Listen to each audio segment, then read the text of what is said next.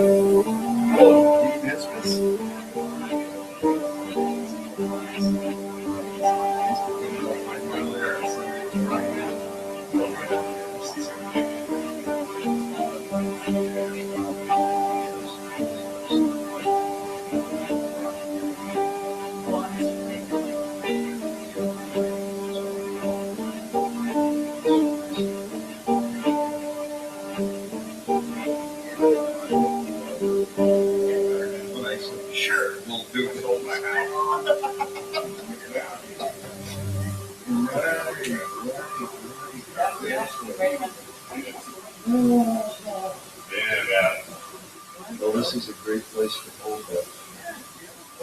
It really was bad.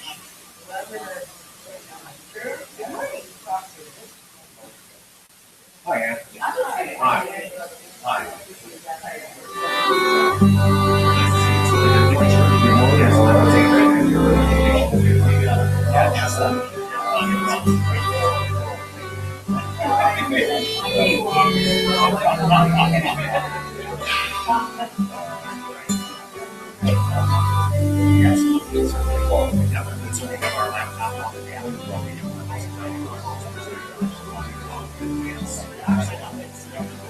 Yes.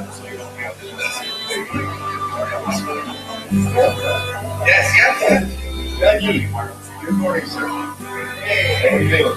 Nice to see you. Yeah, thanks. Yeah. I In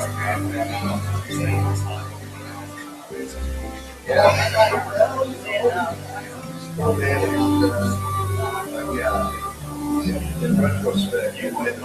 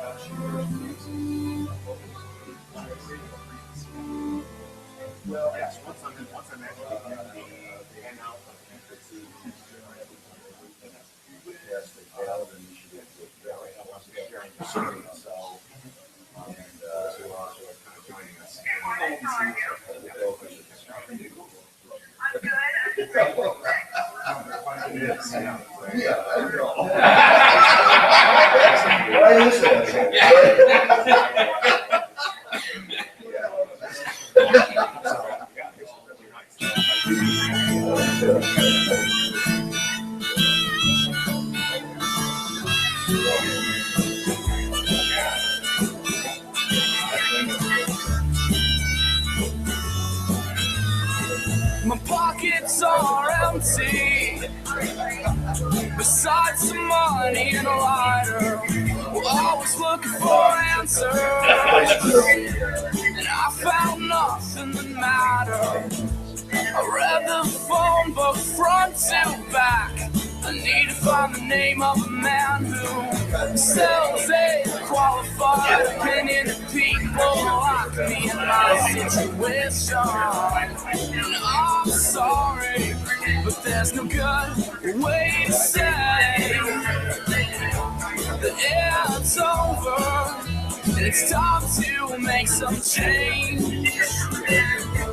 I hope you realize life's a game of cards. You play your best hand. I'm sorry that it's over, 'cause I need some change.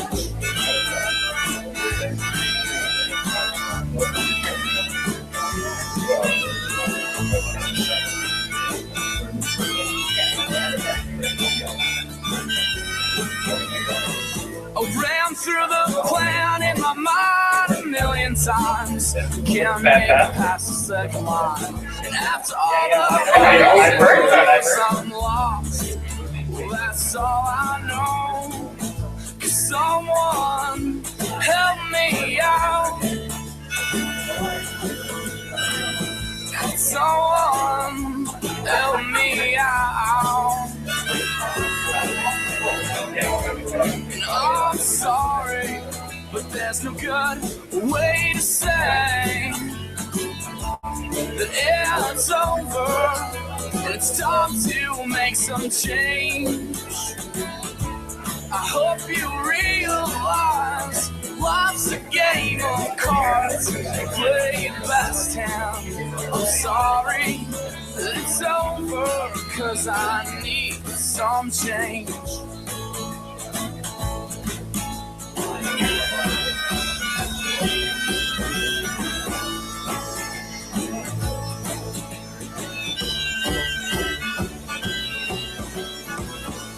I wave my hands in the air. Man, you can't catch a signal. It's gonna hit you like a ton of bricks and knock you out like a stone, but we could still be friends. It might not be easy, Lord, but we can still be friends. Yeah, yeah, right. Yeah, yeah, oh. And I'm sorry, There's no good way to say it's over. It's amazing change. I hope you realize that life's a game of cards and you play your best hand. I'm sorry, it's over because I need some change.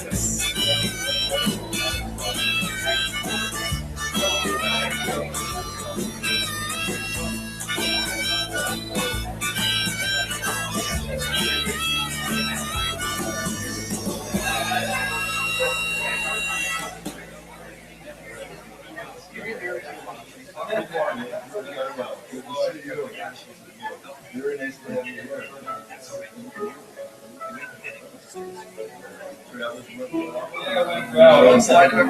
Hello, sorrow, feelings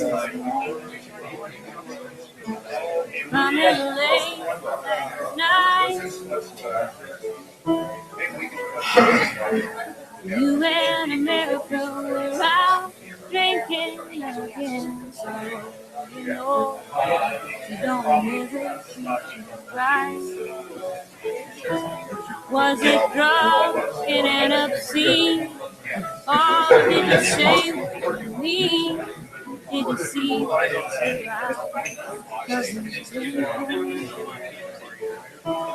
Was it fair? Was it clean? Did you give her breathe that small world? Don't hang your head, sorrow. I need you to sing for a while. You won't sing it for yourself, sing it for me. Let the thing go. You've got to throw it out the door. And if good for you, it will be back tomorrow. Oh, you know I'm sorry, sorry.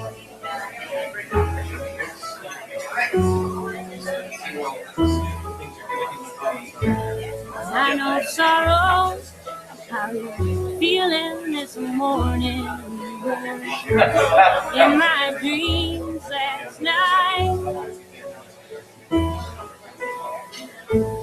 you and America were out walking again. Sorrow, it's sure something just ain't right. Was it too fast to be seen? Oh, did she even mean that? What she said? And will it last like my dream? Can you hold her while she screams? Did you give her a reason to be?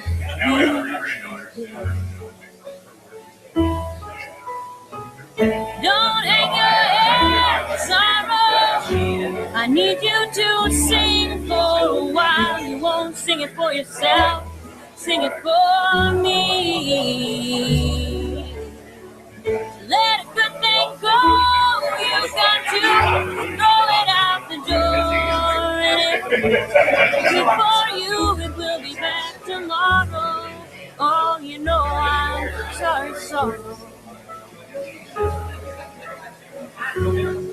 Yeah, you know I'm sorry, sorry.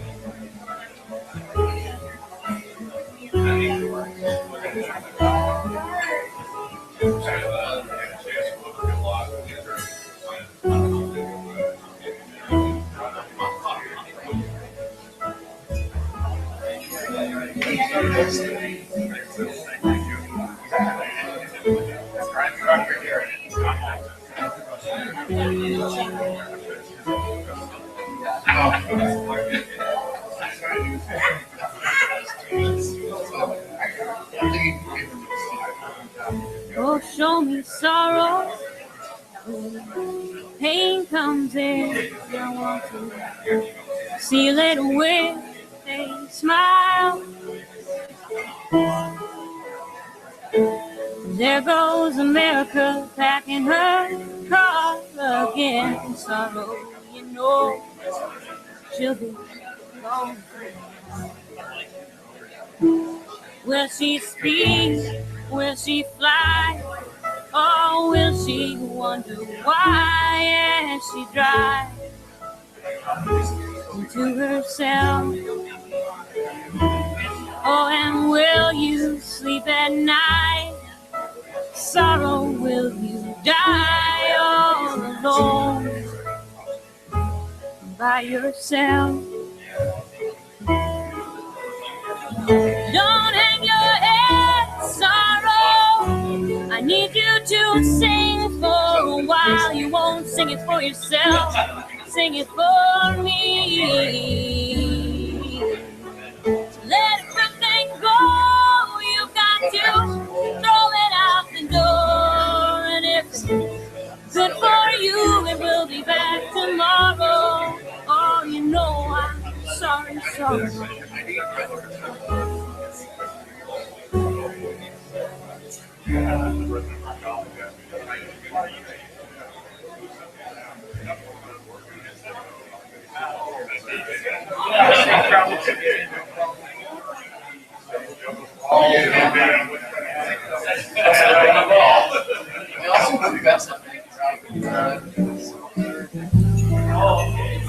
Well, here's just a few.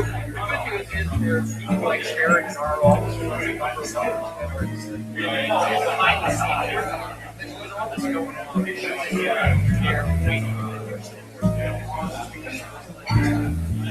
They're doing administrative stuff. That's around. See, that's why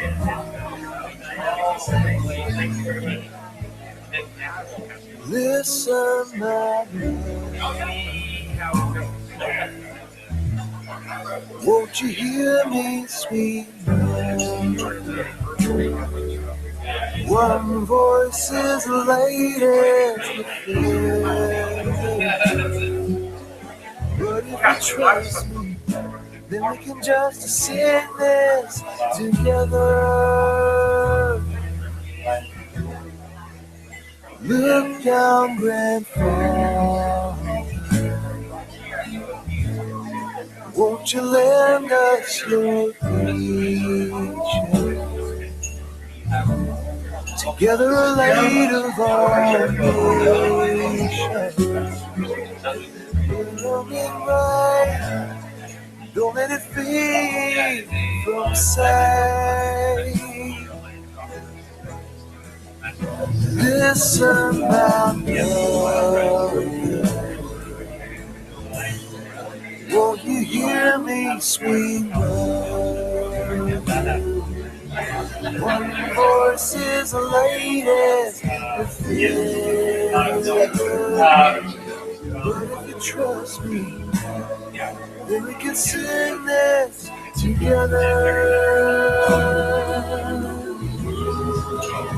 Look down and fall.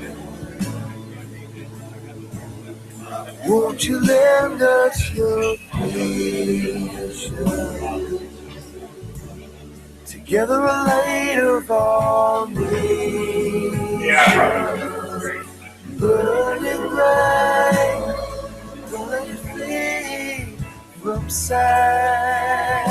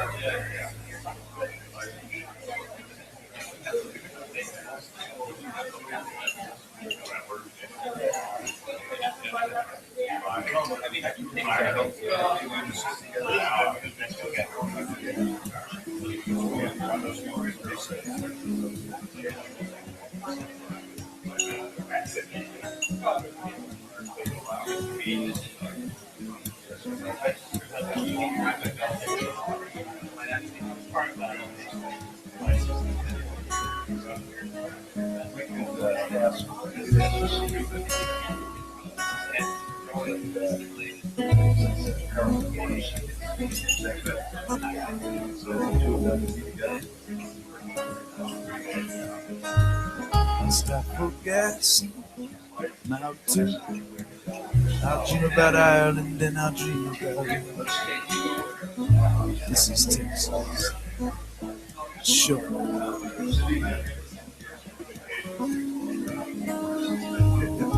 Blue is blue. Green is green. The prettiest black haired blue eyed girl I'd ever seen. How we try, how we try.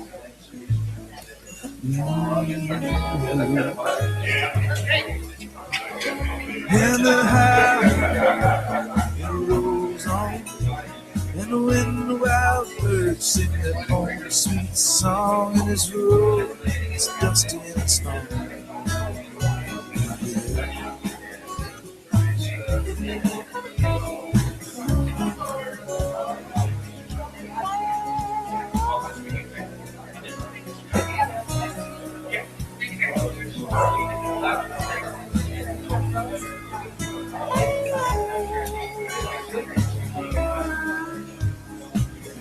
Through this rain sheet, nothing's clear but the memory of a cottage and you staring in the mirror, me in the door, you with the TV.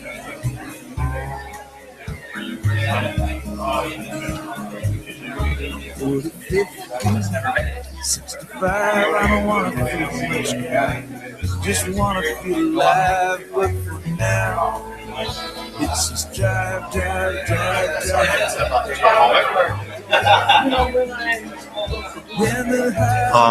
As soon, well, I guess there's another group. You're going to be the first one, correct? Yes, that is correct. So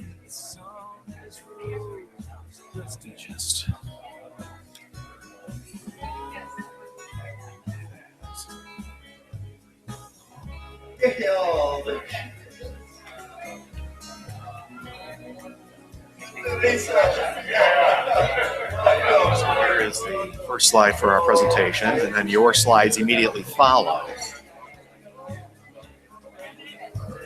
And then once you're done with your last slide, if you could then just advance it to the slide immediately after that, and that'll just be a generic slide then that we'll have going into the break. And Mayor Hartwell is also going to be speaking, I guess, following you as well.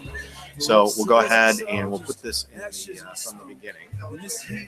And so here is the remote control. And then you just use this right button, right? Correct. Is it doing it? Let's just double check it. Yep. And then you can use this one to go back if you need to. All right. So,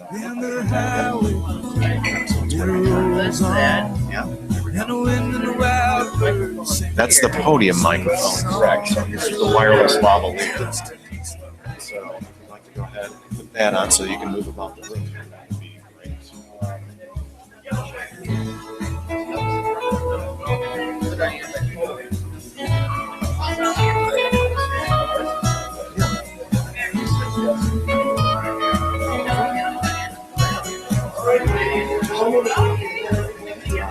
Turn that on for you then. Yep. Just put it in my pocket. Yep. Perfect. Okay. I can hear your voice coming through this. Good morning. I'm one of the speakers. I just have my slides of the question. I was wondering what I should do. You're scheduled to speak this morning? Yes. Yes. What we'll do is we'll get that when we go to after the mayor that's actually going to Sounds good. We're going to you. Okay, perfect. Thank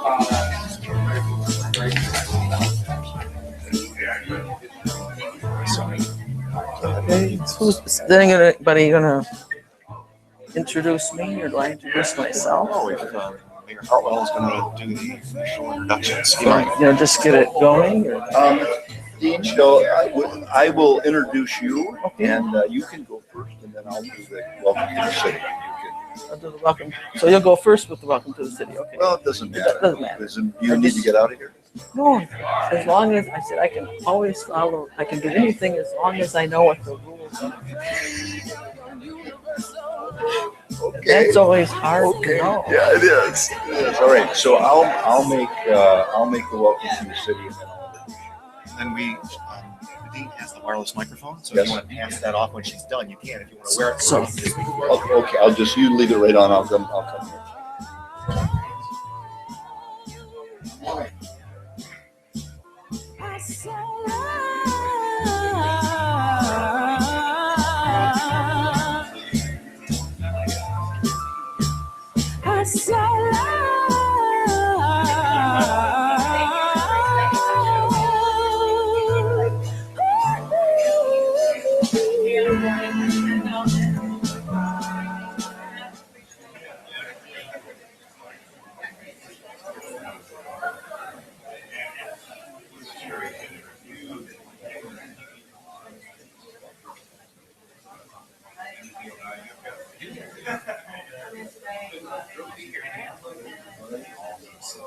All right, second call.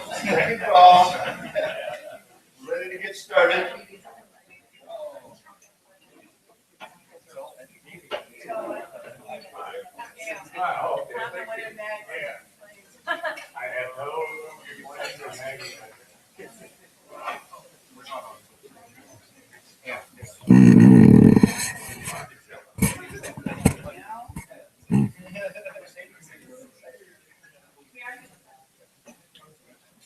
Teresa, you were right over here. Okay. Well, good morning, ladies and gentlemen, and welcome to Grand Rapids.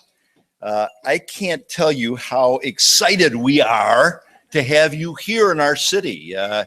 From the time that we suggested to Chuck Hopkins that we would be happy to host the Conference of the Americas here in Grand Rapids, the excitement has been building, and we've had a great team that's been working on this, preparing this, working with the UNU staff to prepare the conference.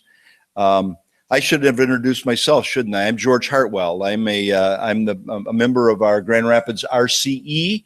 I've been chairing it from its inception, and I serve as the mayor of Grand Rapids.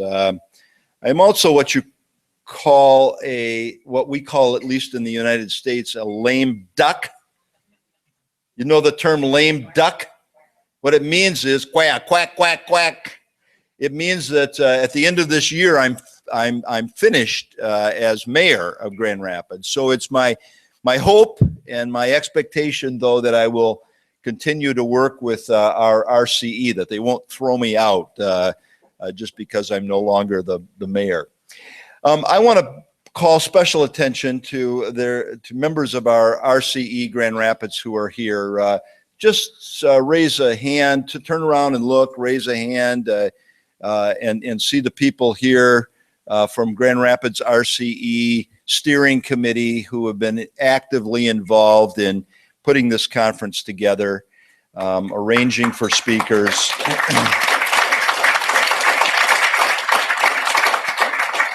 Arranging for venues, producing the materials which you received in advance and materials that are here today. A special call out to Gail DeBryan. Gail is a professor at Kendall College of Art and Design, and Gail, working with some students who are here, right there, taking a picture now. Everybody wave. Have really managed the logistics, put together the program, and I know Gail and Norman Christopher were making runs back and forth from the airport yesterday to make sure you were greeted appropriately when you arrived in our city. This is, I think, a very, very interesting time for this city and to be able to host you in our city. Grand Rapids is becoming an international community, if you will. We today in Grand Rapids, one person out of every 10 was born outside of the United States. We're becoming all the more an immigrant community. from Eastern Europe, from Africa, from South and Central America, from Asia, people around the world coming to Grand Rapids. I hope you'll see some of that diversity as we get out and about in Grand Rapids. And speaking of getting out and about, you're going to get a chance to do a lot of walking. So I hope everybody's in good shape and ready to, we're going to move to several venues throughout the city in our downtown for conference events and meetings and programs. You'll get a chance to see Grand Rapids firsthand. You'll get a chance to try some of our cuisine, and you should know that Grand Rapids is Beer City, USA. Beer City, USA. Now, that may not be important to some of you, but it's interesting to see how it's become a part of our economy as micro brewers are opening up all the time, and you'll want to perhaps taste some of those good beers from Grand Rapids.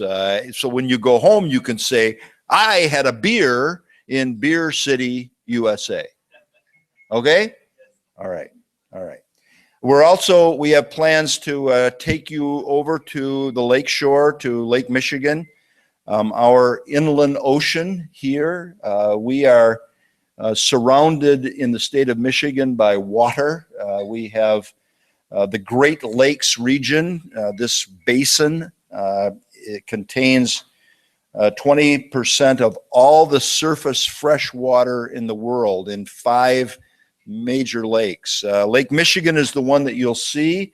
We will be there for a reception at the home of one of our Grand Rapids business people and a good friend of mine, and then we'll be going to a restaurant. The weather is supposed to be gorgeous, beautiful, spectacular that day, and so we should see a beautiful sunset on Lake Michigan if all goes according to plan.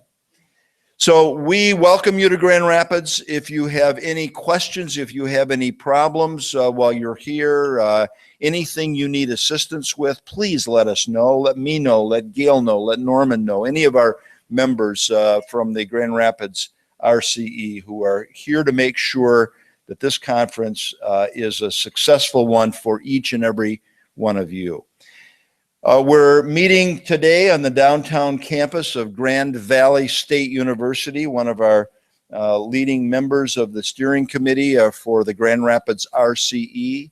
And here to welcome you on behalf of Grand Valley State University is the Dean of the Brooks College of Grand Valley, the Interdisciplinary College, Dean Ann Hiskus. Please welcome her.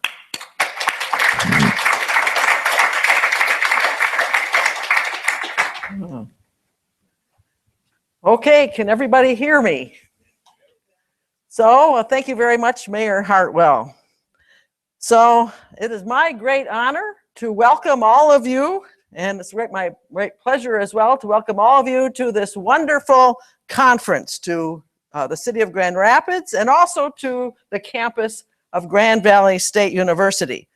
I want to extend a special welcome to all our RCE partners from South America, North America. It's wonderful, and some from Japan as well, and other places. So it's wonderful that you could all come together to talk about these wonderful, important issues and to share your expertise and your ideas.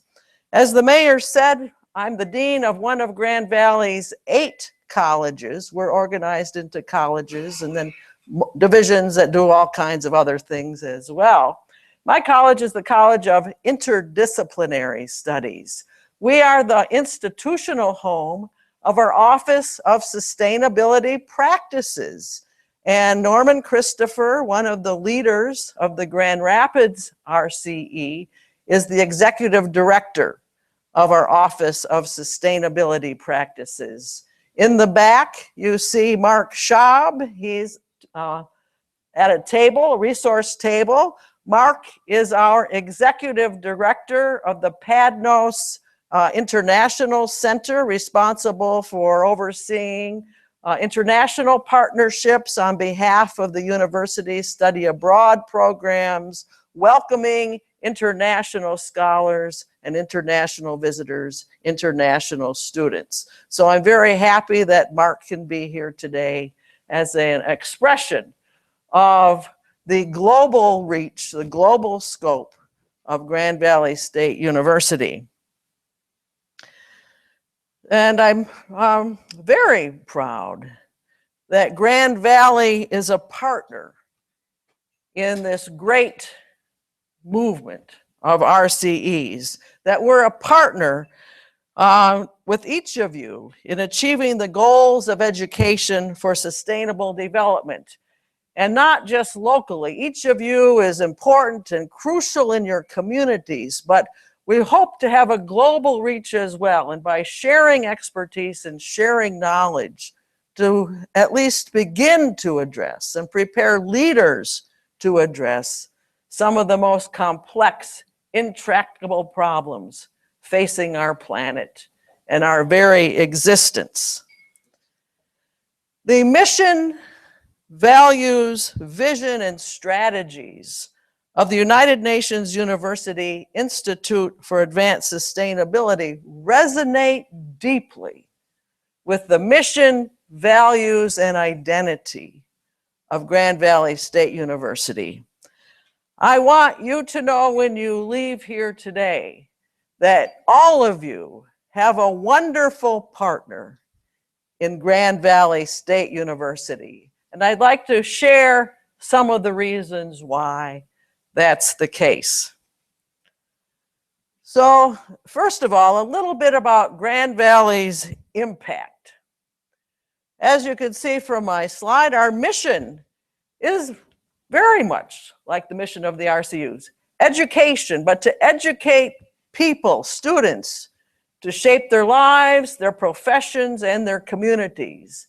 And so we very intentionally focus on all those parts of educating the whole person. First, they know who they are, what their values are. They come to understand their abilities, their capacities to be agents. They come to be leaders, those skills that will lead them in their professions through problem solving and innovation. And then they leave this place as lifelong learners to have an impact in their communities.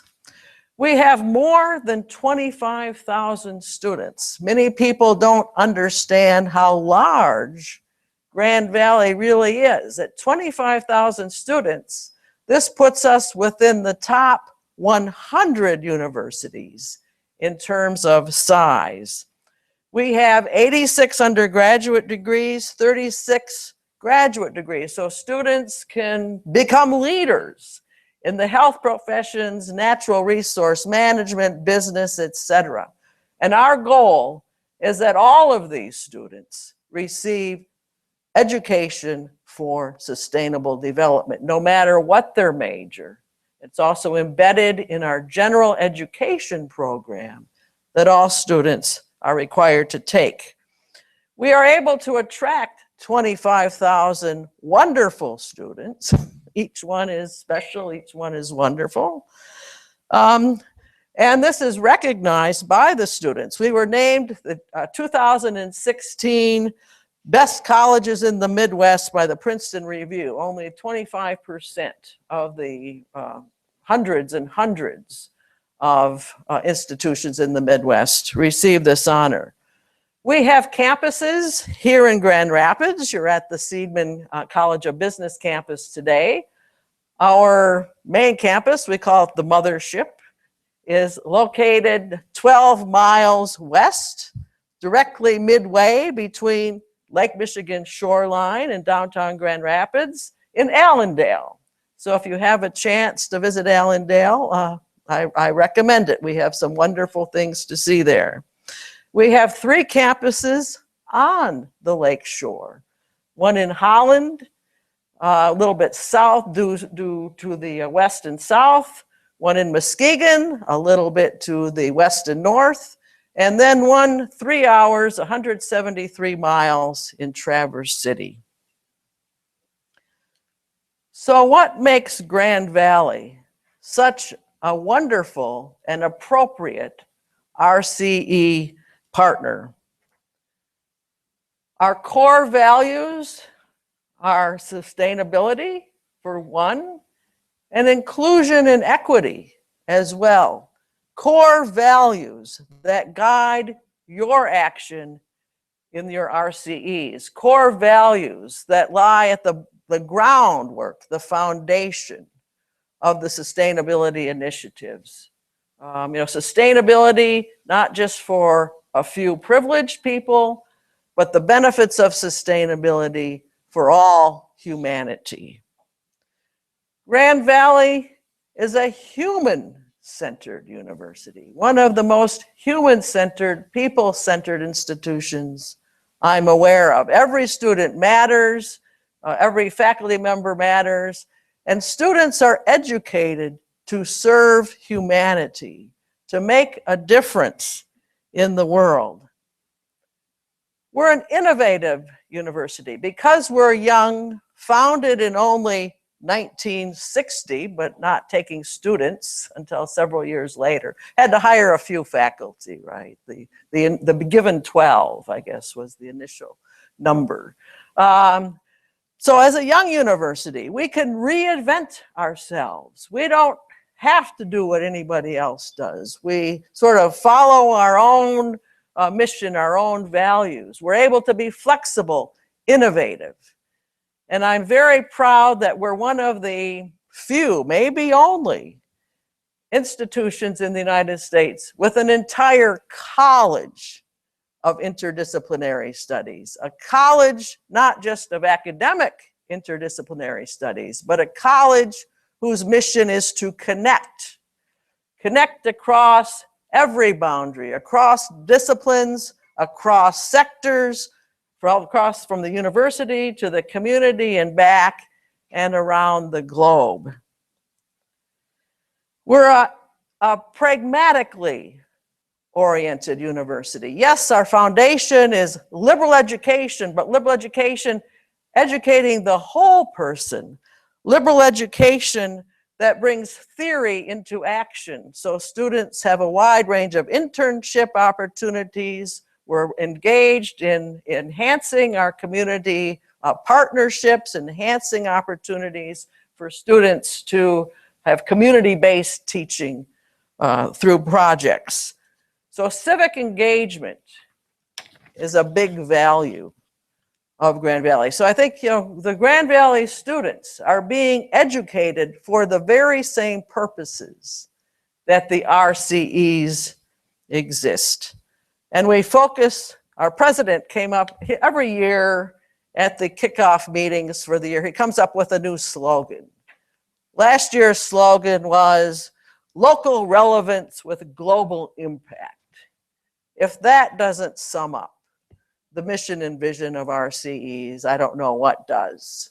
So yes, Grand Valley, in its DNA, in its identity, a great partner with all of you in your sustainability work. We have an Office of Sustainability Practices headed by Norman here. And I think the vision of the office, but also the vision of the university, is that sustainability education be embedded throughout the university, not just through courses, but through student life, through facilities and operations, everything we do. The university is a living laboratory for sustainability efforts. Triple bottom line sustainability, care for the environment, social justice and equity, and also economic development. We provide the workforce for the region. Here's an example of one of our great opportunities. The Sustainable Agriculture Project is a project in the Brooks College of Interdisciplinary Studies. Here you have students working on some of the crop at the farm, as we call it. It's about 1 acre being expanded into 2 acres. This really is a synthesis It's student-driven, student-directed, student interests, but courses are integrated with the work at the farm through sustainable agriculture practicum, volunteers work. So it's part of student life, it's part of academics. Facilities is involved in providing the land, making, helping with find machinery, helping find resources. The community is invited, day schools come here, high schools come, people from around the community come and see. It's a model. So right there, you synthesize all the different parts and aspects of a university around one project.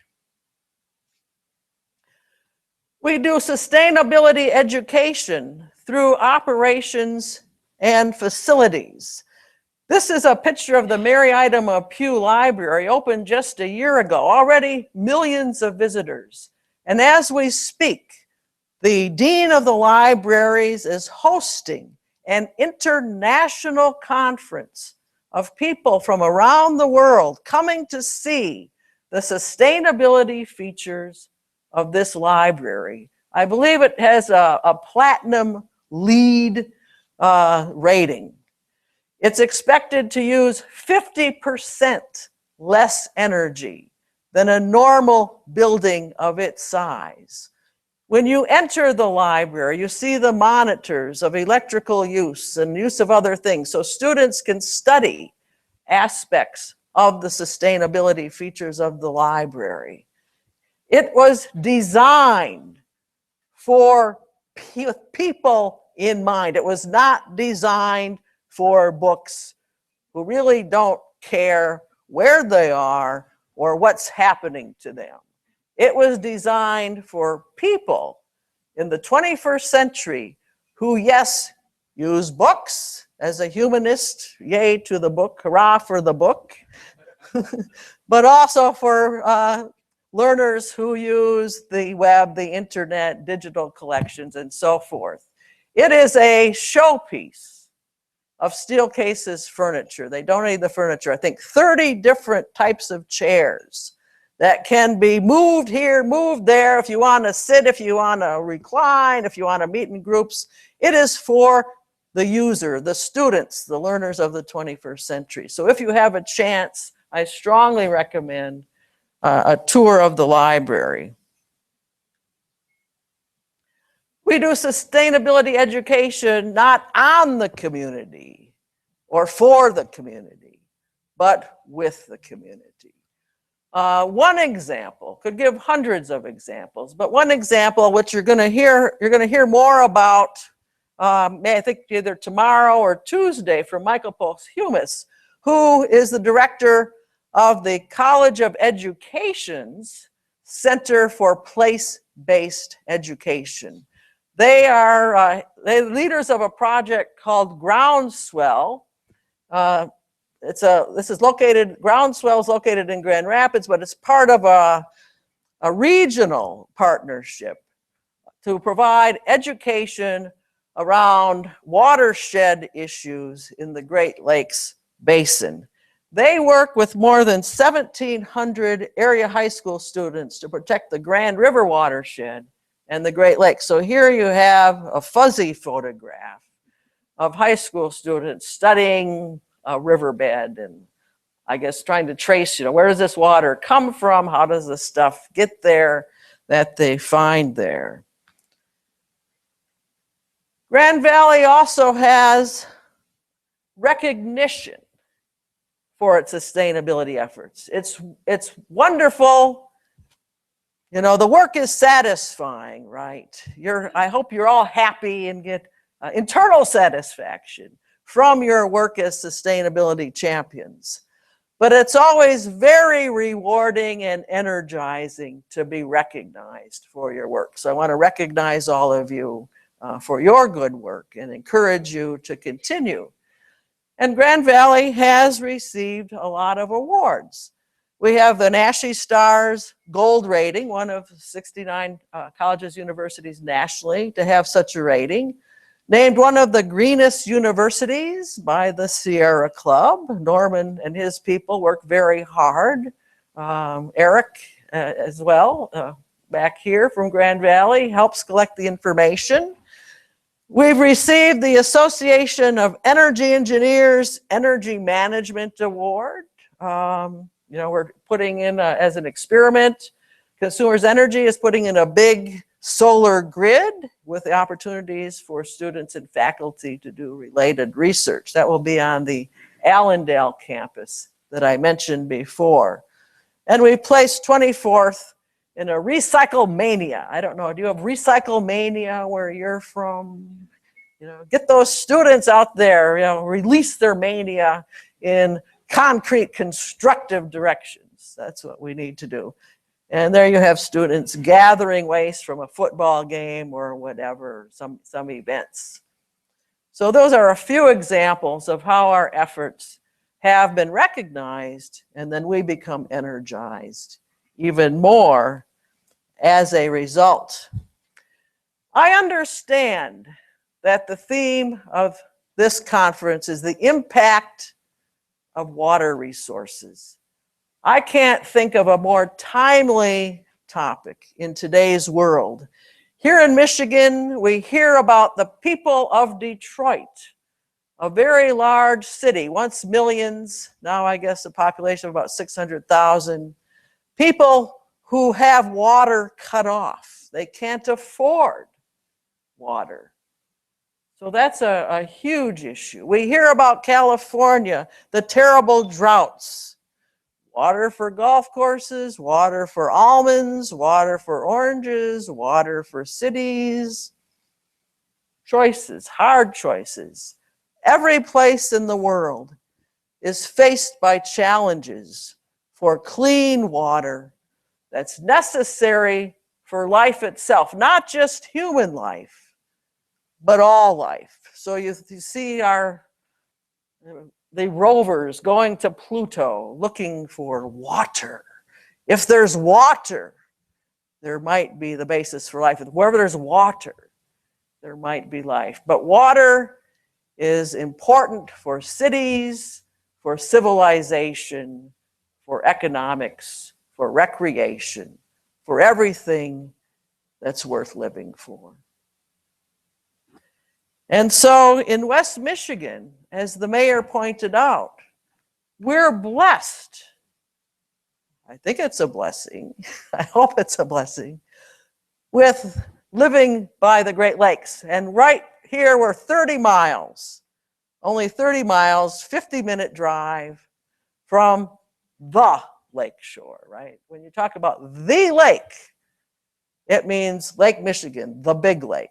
And we're blessed with multiple small lakes as well.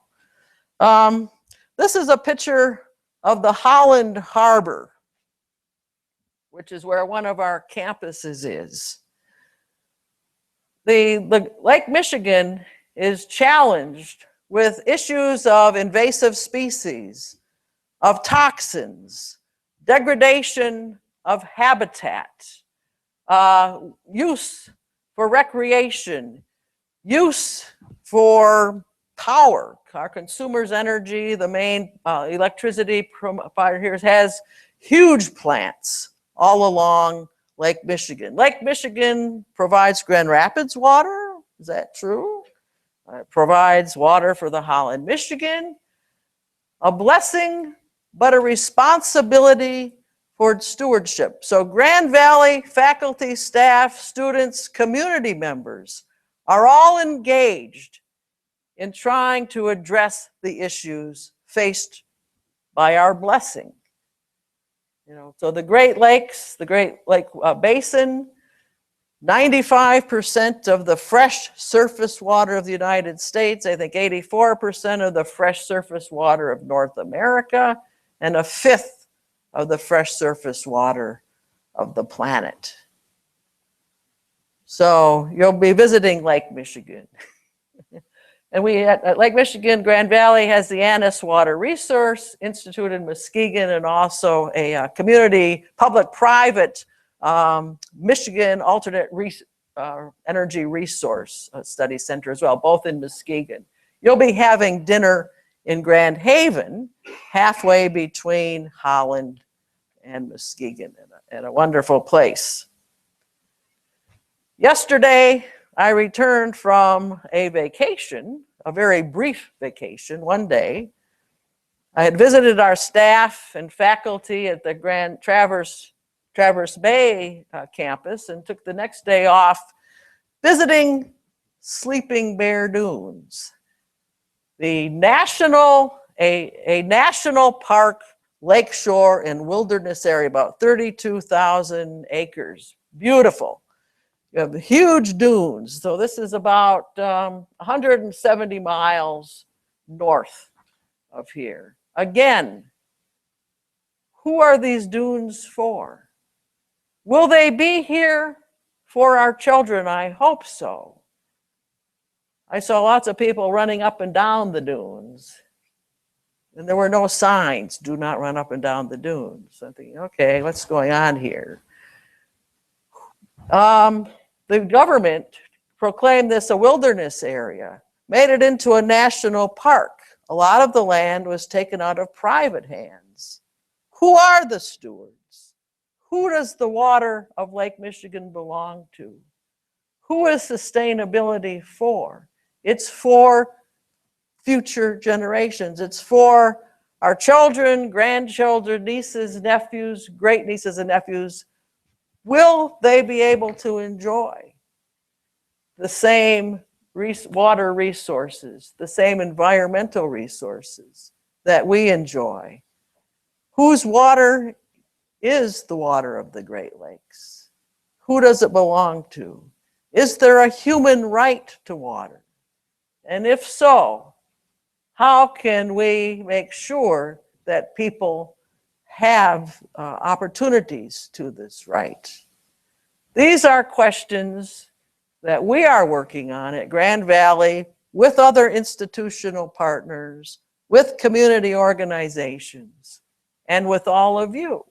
We need to share our expertise across universities, across sectors, across disciplines, across national boundaries, across socioeconomic boundaries.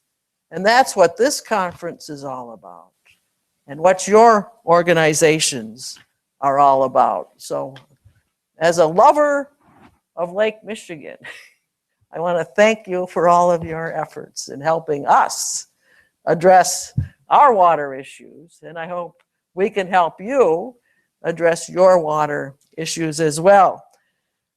And so with that, I want to wish you all a very productive, fruitful conference.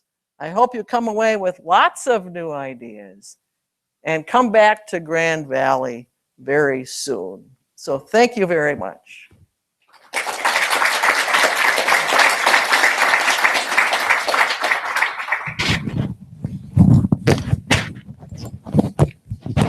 Thank you, Dean Hiskus, for that excellent presentation on Grand Valley State University. We're certainly grateful for the work and the energy that you all have put into making this a successful conference. The agenda calls for a break now, but let's keep going for a little bit, shall we? It seems too early for a break. Yeah? Okay. So I'm going to, with that now, that surprises perhaps Kyoko and Philip, but I'm going to invite Kyoko Shiota and Philip Vaughter to come up to the table here, please, for your presentations. And we'll, I think we start with Philip. Okay. I'm going to, these microphones, Vincent, are working? Yes. Okay. All right. Very good. I'll shut this one off for a minute then.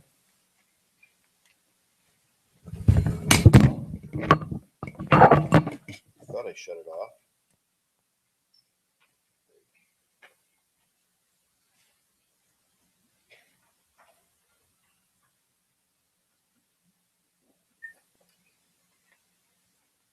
So I have a PowerPoint. We're going to get that loaded in just a minute.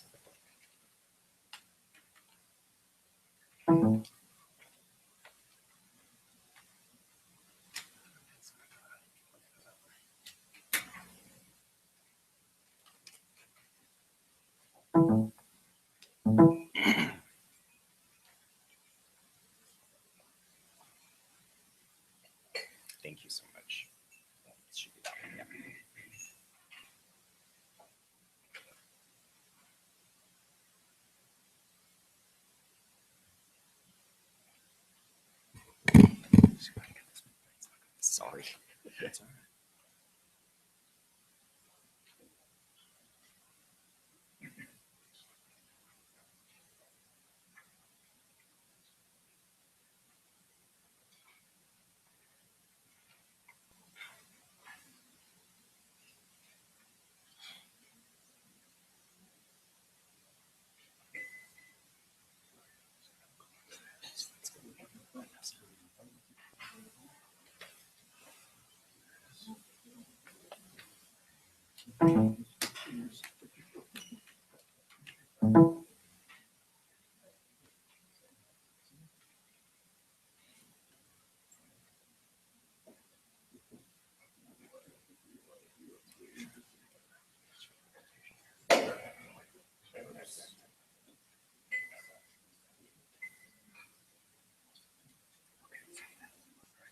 Forward, backward.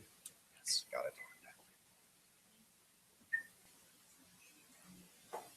All right. Thank you very much for your patience.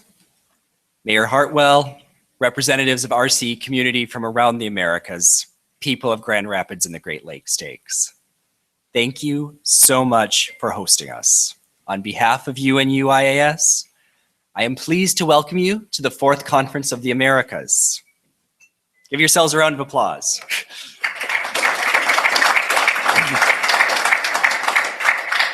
We are so grateful to RCE Grand Rapids for having us and for hosting this conference. We'd like to express our special thanks to the mayor and to the whole RCE community here for their generous support. Many of you have traveled from 6 different nations and spent a lot of time and energy getting here. That time and energy is a reminder of the important work that RCEs do as a network and individually. RCEs operate at the local level while tackling global sustainability challenges. It's because of this inherent link between the local and the global process that RCEs have regional meetings such as this.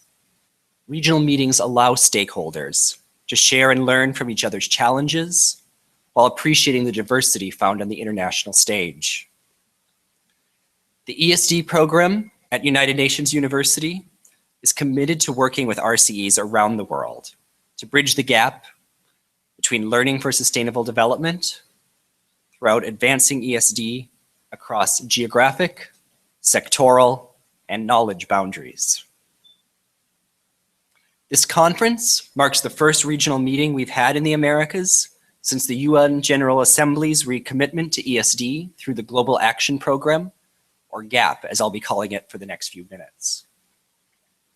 It's also the first time the Americas has gotten together since the recently adopted Sustainable Development Goals, another portion of international platforms that ESD is going to play a huge role in.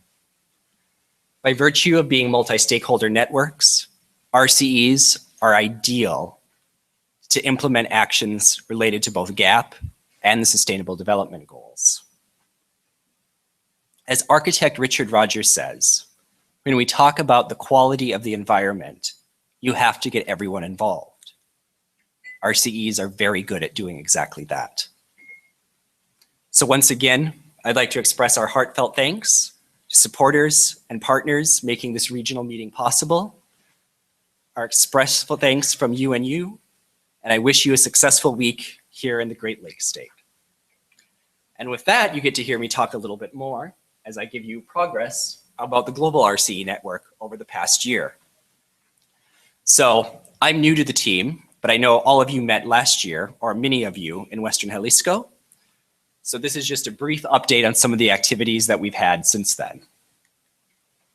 So really briefly, I'm going to talk a little bit about development of the RCE network for those of us that are less familiar with it.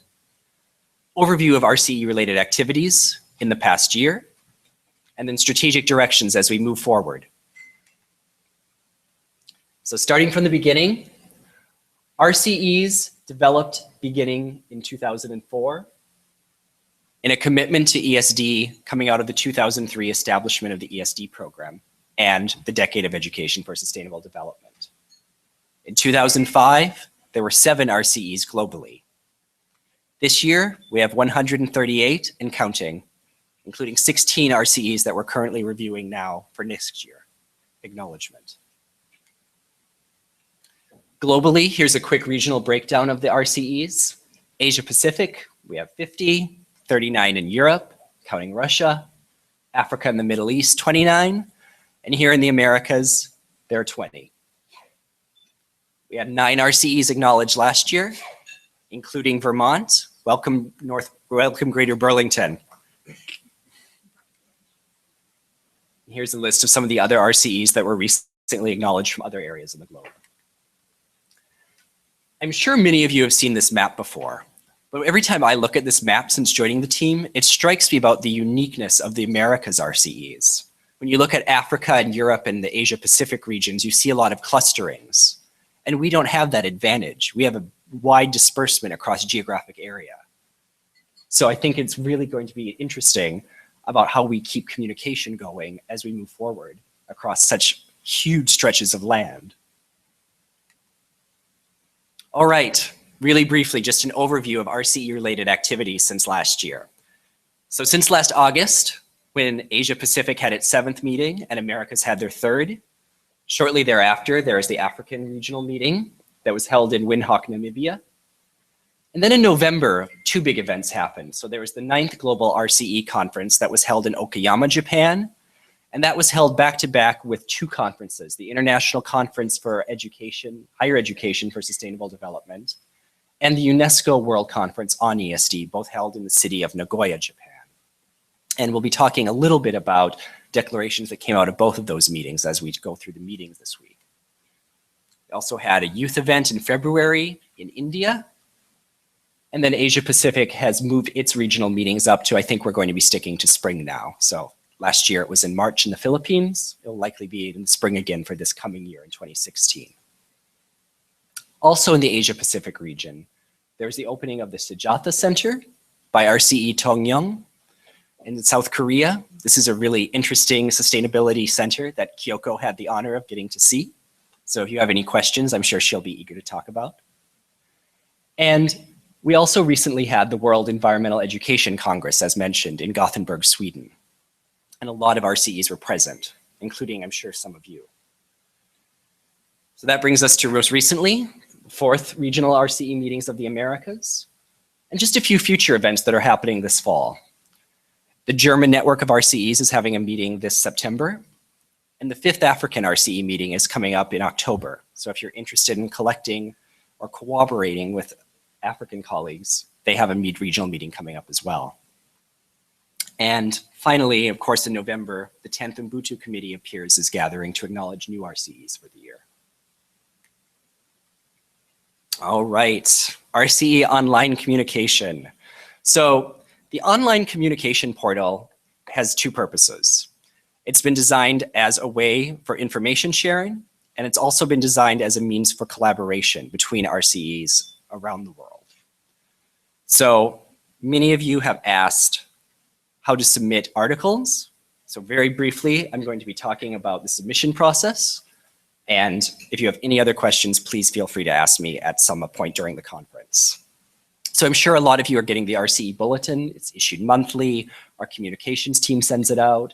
We have a lot of late news, innovations, and collaborations, as well as new publications and resources for people that are interested in ESD and sustainable development. We've also developed a template for submitting articles to the RCE portal. So it's quite easy. If you're having any difficulty, please let us know, but you should be able to just go on the portal, click News, click Submit RCE Bulletin, and then it's an issue of filling out submission form. And if you're having any issues with translation, I'm sure we'd be happy to help with our team in Tokyo. Our one catch is that we do ask if you would like any information going out in the next month to please get it to us by the 15th, so our communication team has time to get it into the newsletter. All right. So now moving up from the past to the present, we're going to talk a little bit about what's happened with the closing of the decade of education for sustainable development, as well as the post-2015 development agenda and the ways forward. So as I mentioned, the 9th Global RCE Conference was held in Okayama, Japan. And there were 2 objectives that went into that conference. First, it was to reflect on the amazing achievements of the RCE community. And second, to identify tangible commitments to further advancing education for sustainable development. So Okayama was very committed to not resting on our laurels, but to keep moving education for sustainable development forward around the RCE communities globally. The resulted document coming out of Okayama was the RCE Declaration from Okayama, and it committed to 5 points moving beyond 2014 and the closing of the decade. So we have an advancement of ESD beyond the decade, implementing the 5 gap areas that UNESCO has committed to. We'll talk about those in a minute. Address sustainability issues and contribute to the implementation of the Sustainable Development Goals. Enhance capacities and quality of the RCE network and their commitments. And of course, continue to accelerate and mainstream ESD across all disciplines. Here's a brief encapsulation of many of you. Not sure if anyone here was actually in this photo, but you might be able to find yourself. So again, there was a lot of activity happening in Japan on ESD this past November. So right after Okayama, many of the contributors moved to Nagoya, where the UNESCO World Conference was. And so UNESCO, beyond the RCE network, was looking at education for sustainable development for many networks. And of course, they were similar objectives, so celebrating the decade, but there's also a big commitment towards moving forward and what was going to look like for sustainability education as we progressed beyond 2014. So the major outcomes coming out of this World Conference was the adoption of an Aichi Nagoya Declaration on ESD. I'm not sure if you're familiar with it, but we do have the document that you can look at online. It was also the launch of the final report on the decade. So Shaping the Future We Want. I'm sure many of you have read that as well. And if not, again, it's a resource available online. There's also an establishment of a UNESCO prize. So this is a separate entity than the RCE awards that are given out to recognize outstanding contributions to education for sustainable development. And then finally, which I'm sure many of you are eager to talk about, there's the launch of the Global Action Program on ESD, or GAP. So there are 363 commitments from 80 countries, and UNESCO has a roadmap for implementing them.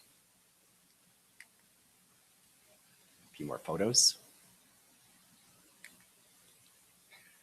So the ESD program beyond 2014. As I've mentioned, the general objective was to scale up and generate actions relating to ESD that had already begun during the past decade. Strategies that are engaged are looking at building new momentum, harnessing partnerships, fostering new global communities of practice, including an online clearinghouse for sharing resources, and showcasing good practice. So business as usual with a little push to implement and scale up. The GAP Priority Action Area. So these are the 5 areas that came out of GAP.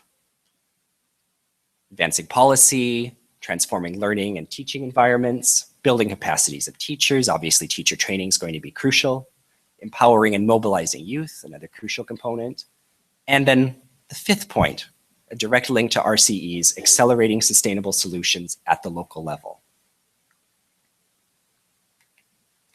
So, during this past November, UNU, on behalf of the Global RCE Network, with the RCE Network's commitment, has signed up for making Priority Action Area a focus for the RCE Network.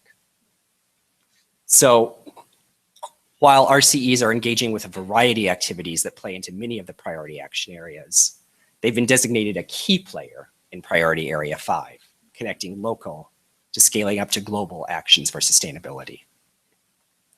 UNU as an entity has also committed to several areas of the GAP, including, I believe, advancing policy.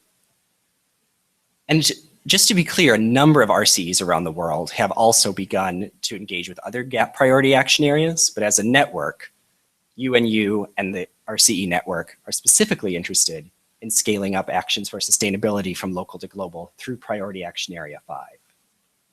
And one of the really interesting things about ESD is there's great potential to contribute to other sustainable development goals that are recently coming out of the United Nations through both the GAP and individual efforts. All right. Now a little bit about us. So at UNU, at the ESD program, our goal continues to be bridging the gap between knowledge and learning and sustainable development actions. And then we want to break across geographic boundaries, knowledge boundaries, and sectoral boundaries in doing this. This hasn't changed. The ESD program aims to actualize our goals through meeting the following objectives. So we're keen to accelerate local and regional cooperation on sustainability issues, hopefully through all of you as an RCE network. We also have a big focus on reorienting higher education, not only to transform higher education, but to transform higher education to push society to transform. Innovations comes out of colleges and universities, and our hope is to move that into communities and to aid all of the RCE network and the amazing higher education institutions that we partner with in doing this. Finally, developing ESD and SD competencies and capabilities. All right. So the ESD program recently has tried to sharpen our focus with a strategic direction. And 3 areas that we're very interested in the coming years is enhancing leadership capacity development for decision makers. So we're really interested in making sure leaders and policymakers have the information they need and are able to evaluate based on a good science policy interface. And beyond that, a look at sustainability as a holistic concept. We also are looking to further advance ESG sustainability issues through multi-stakeholder networks. So of course the RCE network, but we also work closely with ProsperNet, which is an alliance of universities in the Pacific Asia region. And those are universities that are looking at sustainability research with applied focus in communities and cities around Asia Pacific. So RCEs and ProsperNet are both ideal candidates for developing this vision and this mission. So because they develop such innovative modalities, they're able to create thematic networks, so you're able to work amongst each other and within your own organizations on issues that are varied, but also have a lot of commonalities like climate change. We're also really happy RCEs are in such a fantastic place to engage policymakers, both locally, regionally, and of course internationally. As I've mentioned, you have ideal positions to undertake joint projects through the RCE network. If someone in South America is interested in working with someone in Europe, the RCE network has the capacity to build those bridges. And finally, as always, acknowledging and sharing outstanding ESD practices.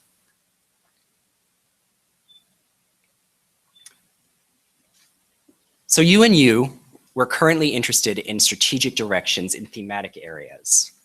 So this is not all of our interests, but it's the ones that we've identified for the coming years that we're going to be focusing on. So thematic areas in Global Action Program, of course, the GAP. We're also interested in sustainable consumption and production, biodiversity, ecosystem services, and traditional knowledge, climate change and disaster risk reduction, and pushing forward higher education initiatives for sustainability.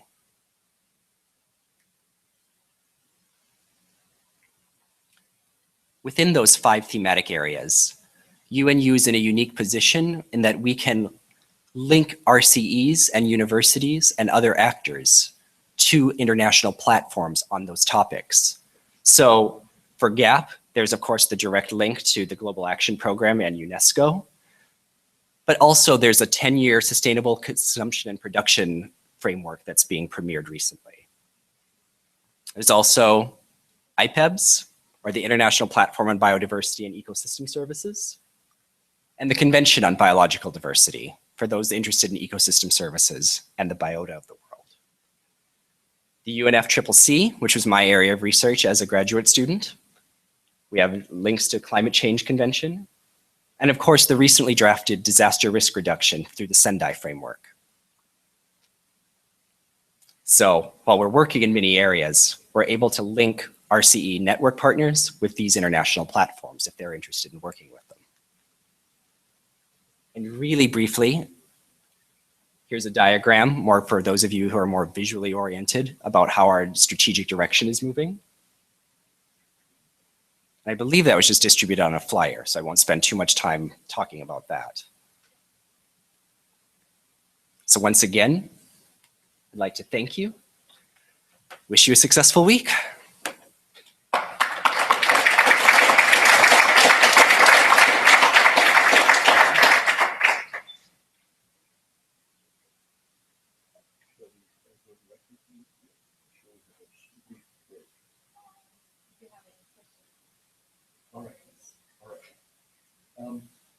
Let's, if we could get the two of you at the table, because we need the microphones in order to get the translators looped into this conversation.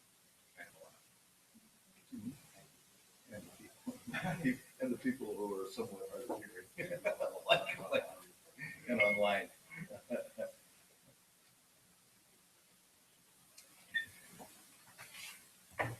Thank you.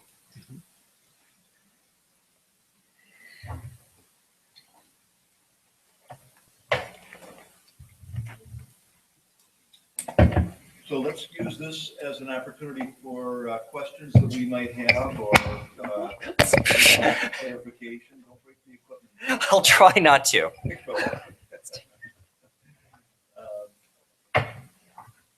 Open for questions. Please don't be shy. I'm a child of the Midwest growing up, so I feel very at home here. So let's start right here with Stephen.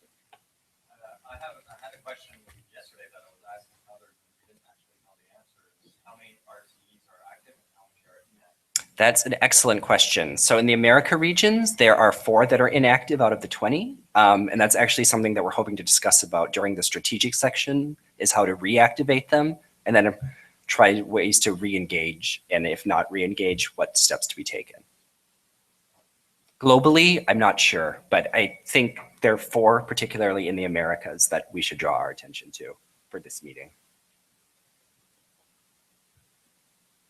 So in the early years of this of the decade, there was a lot of discussion, angst over the role of RCEs. Are we primarily research and support organizations, or are we primarily change agents, active participants in our communities and nations? I hear much less of that now, and I was pleased to see that you said that the RCE role in GAP is scaling up actions for sustainable development. Okay, we got a microphone. Thank you. So would you just please describe the sort of this intersection of education and action, research and action, if you will? Certainly. I think you asked the question about the angst and are we research or are we action? And I think the answer is, as you've kind of pointed to, we need to be both. So I think there's a lot of great research that's happening at RCEs, but I think the focus after the decade has been to get that research out into action in the form of some kind of mechanism that's going to get people to act sustainably.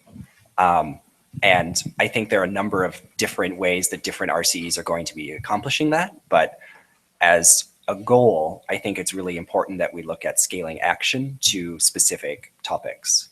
Kyoko, do you want to add anything to that? We needed to add, oh, is this microphone working? If you pull a little closer. Okay.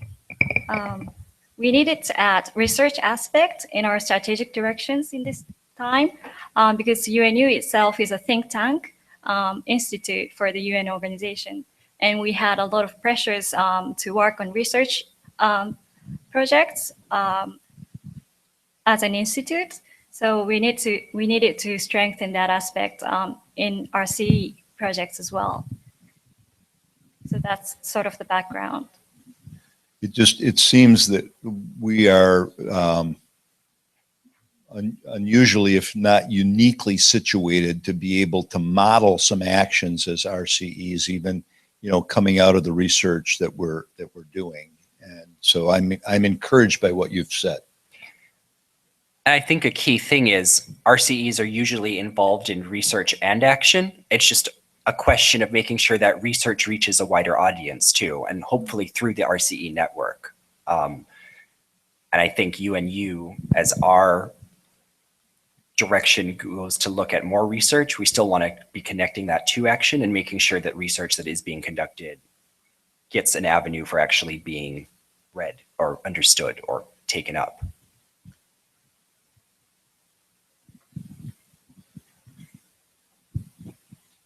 Thank you.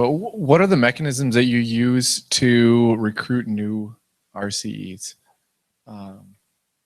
And what else? I'm speaking as someone Yes. who is, our region is interested in establishing an RCE, and I know how we became part of the conversation, but it strikes me that there's so many places that it seems like probably people aren't even aware that this is an opportunity that they have. So I'd love to hear more about that. And that's an excellent question. And as I was gesturing, our greatest resource is all of you as RCEs to be recruiting colleagues, networks, regional neighbors. That's something I'm really interested in, is seeing RCEs spread geographically. I think Europe, Asia Pacific, and Africa have had really interesting examples of that, where one actor has gotten in and then had a lot of RCEs pop up in a region because they have connections there. So around the rest of the world, it's been geography and networks connected to geography that have played a really important role. And in the Americas, there's still that network aspect, but less of a regional. So I think moving forward for this region in particular, it's going to be getting our neighbors involved, getting neighboring regions and jurisdictions interested, building bridges. And in terms of UNU, we're always putting out calls, but calls through our network are the most effective ways at bringing on new recruits. I know the UNU participates in a lot of the UN systems. And I guess, do you want to talk a bit about some of the structural networking that you do with the UN system to promote what the RCEs are doing? And also, how do you bring in, for example, with the Sustainable Development Goals, how are you structurally going to have us connecting to those goals, with some of the UN partners? Sure. And Kyoko can add, please, if you anytime you want to. Structurally, UNU, we're a UN organization, but we network, as you mentioned, with a lot of other organizations. So the General Assembly of the UN just adopted the Sustainable Development Goals. Our focus at UNU in particular is going to be on a few of those thematic areas that I mentioned briefly. So our own research, our fellows working there, the students working there, we have 5 thematic areas that we're interested in contributing to the goals. So for example, climate change is going to be a big focus. Also, the government of Japan is quite interested in that. Formally, we encourage our partners within the RCE network and ProsperNet to work with us on those goals, because we have very specific international platforms that we can connect you to through those. I think right now there's 17 as of last count Sustainable Development Goals, and we're hoping to contribute to as many as possible, but our hope is that with focus, we're going to be more effective at contributing to a few. And so we invite the RCE community to focus with us on those few, but there's no mechanism for dictation. So we can't say you can only work on climate change, you can only work on higher education initiatives. And RCEs are diverse networks, like both as a network and within each individual RCE. So a lot of you will probably be working on lots of things like, I'm trying to think of just a few off the top of my head. So I know gender equality is a big one. UNU is of course still interested in that. So, but our thematic areas are primarily through the links to platforms are the ones that I mentioned in the presentation. So we don't have the same relationships with other platforms for the Sustainable Development Goals other than the ones I mentioned previously. Of course. So of course we have UNESCO's GAP. We also have the Convention on Biological Diversity and IPEBS, which is the Convention on Biological Diversity and Ecosystem Services. And that works a lot with traditional knowledge and traditional cultures too. Yeah, okay. And then really briefly, UNFCCC for climate change and the Sendai Framework for Disaster Risk Reduction. Oh, thank you. Thank you. I just want to follow up with what Roger said. So how do we send RCE delegates to these meetings like the UNFCCC when we're not allowed to incorporate? Because you need to be a registered nonprofit or something to send people. And it's been a discussion forever of how to send ourselves to those meetings. So how do we get involved that way? Yeah, that's a good question. We haven't discussed that far yet. So we are going to think about the mechanism from now on, and your inputs will be really appreciated.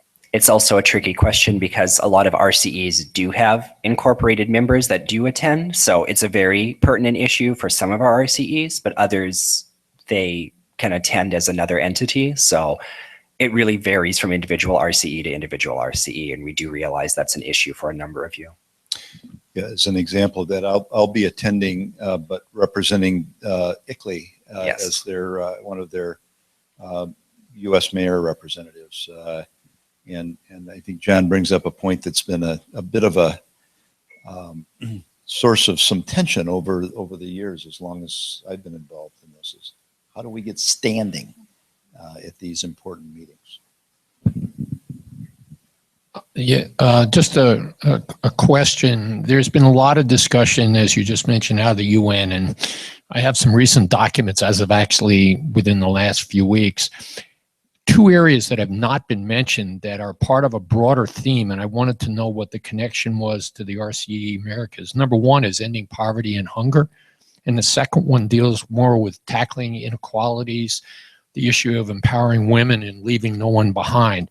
I think all the other areas that you just have been mentioning are included in these discussions, which are now at an intergovernmental level at the UN. So I specifically wanted to know the relationship of the work connected to the two that we really haven't mentioned, and what is the support to go forward with those as, quote, thematic areas. Right. I think those are both crucial areas. In terms of international platforms, UNU doesn't have the same links to UN organizations that are working on those specific areas, but I think the possibilities are endless for innovation in how you can tackle both gender and climate change, or looking at sustainable consumption and production as it relates to poverty reduction and eliminating inequality. It's the combinations of research and research themes, I think, are endless. It's just a matter of using our innovations to try and get there. And thematically, we link to specific platforms within the UN system. And right now, those are the ones that were previously mentioned. So I think the best goal is to try and continue building bridges with other organizations that have a lot of thematic expertise. And then hopefully in the future, we'll actually have platforms where we can link to those issues as well. So I respect that, and thank you for picking some that are some of the specialty areas that you have resources that we can tap into. I'm thinking for the rest, for all of us though, in terms of the SDGs, which I think that they've submitted the zero draft, but they're not adopting them till the end of September when they meet at the UN summit. Okay, that for all of us, that's a recruiting tool. So if you, and we'll have this, I think those are all up on the resource page, right? The SDGs. So you can read through them, and if you can highlight specific areas, that's something that you can say for your partners, hey, how can we align efforts within your own region based on your own challenges and your own connections with folks, whether that's for new RCEs or just how to strengthen those. So that's just a way that doesn't have to be channeled through. Is that fine? I think that's absolutely, that's what Dr. Smith says is absolutely right. It's a way to build bridges. Don't look at it as a limitation. Just look at it as we have these existing bridges. Let's build on those and try to incorporate more what your areas are and interest. Mm-hmm. It's just something we've been doing in Portland, and it's like, you guys haven't even seen yourselves as involved. Look at this opportunity now based on forestry issues or ocean issues or whatever the things are. So make sure you're tapping into all 17 if you have opportunities at least, based Right. on your own needs. Thank you.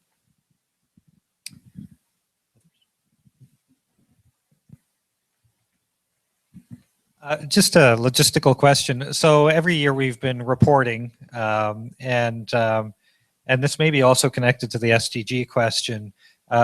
What is our next schedule for reporting our initiatives, and will you be adding some new questions to ask us where specific initiatives fall within the SDGs, for example? Yeah. Our new reporting is going to be coming out at the end of the summer, so the call for reports will probably be out in the next RCE bulletin. And we're hoping to get as many reports collected as possible before the Ubuntu committee meets this November. So probably within the next 3 months will be the schedule for submission and review. And yes, in answer to your question, I think for this year, it's going to be much more focused on how the traditional format has been for reporting, but in future years, as we move forward, we're going to be tagging across the thematic areas and the SDGs.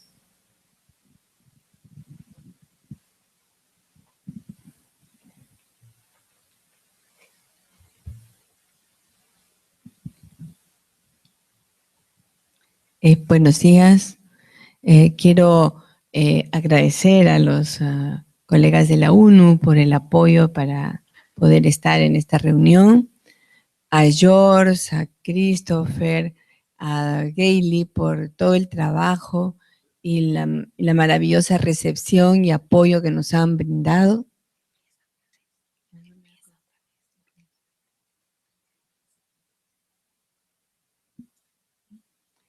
Good morning,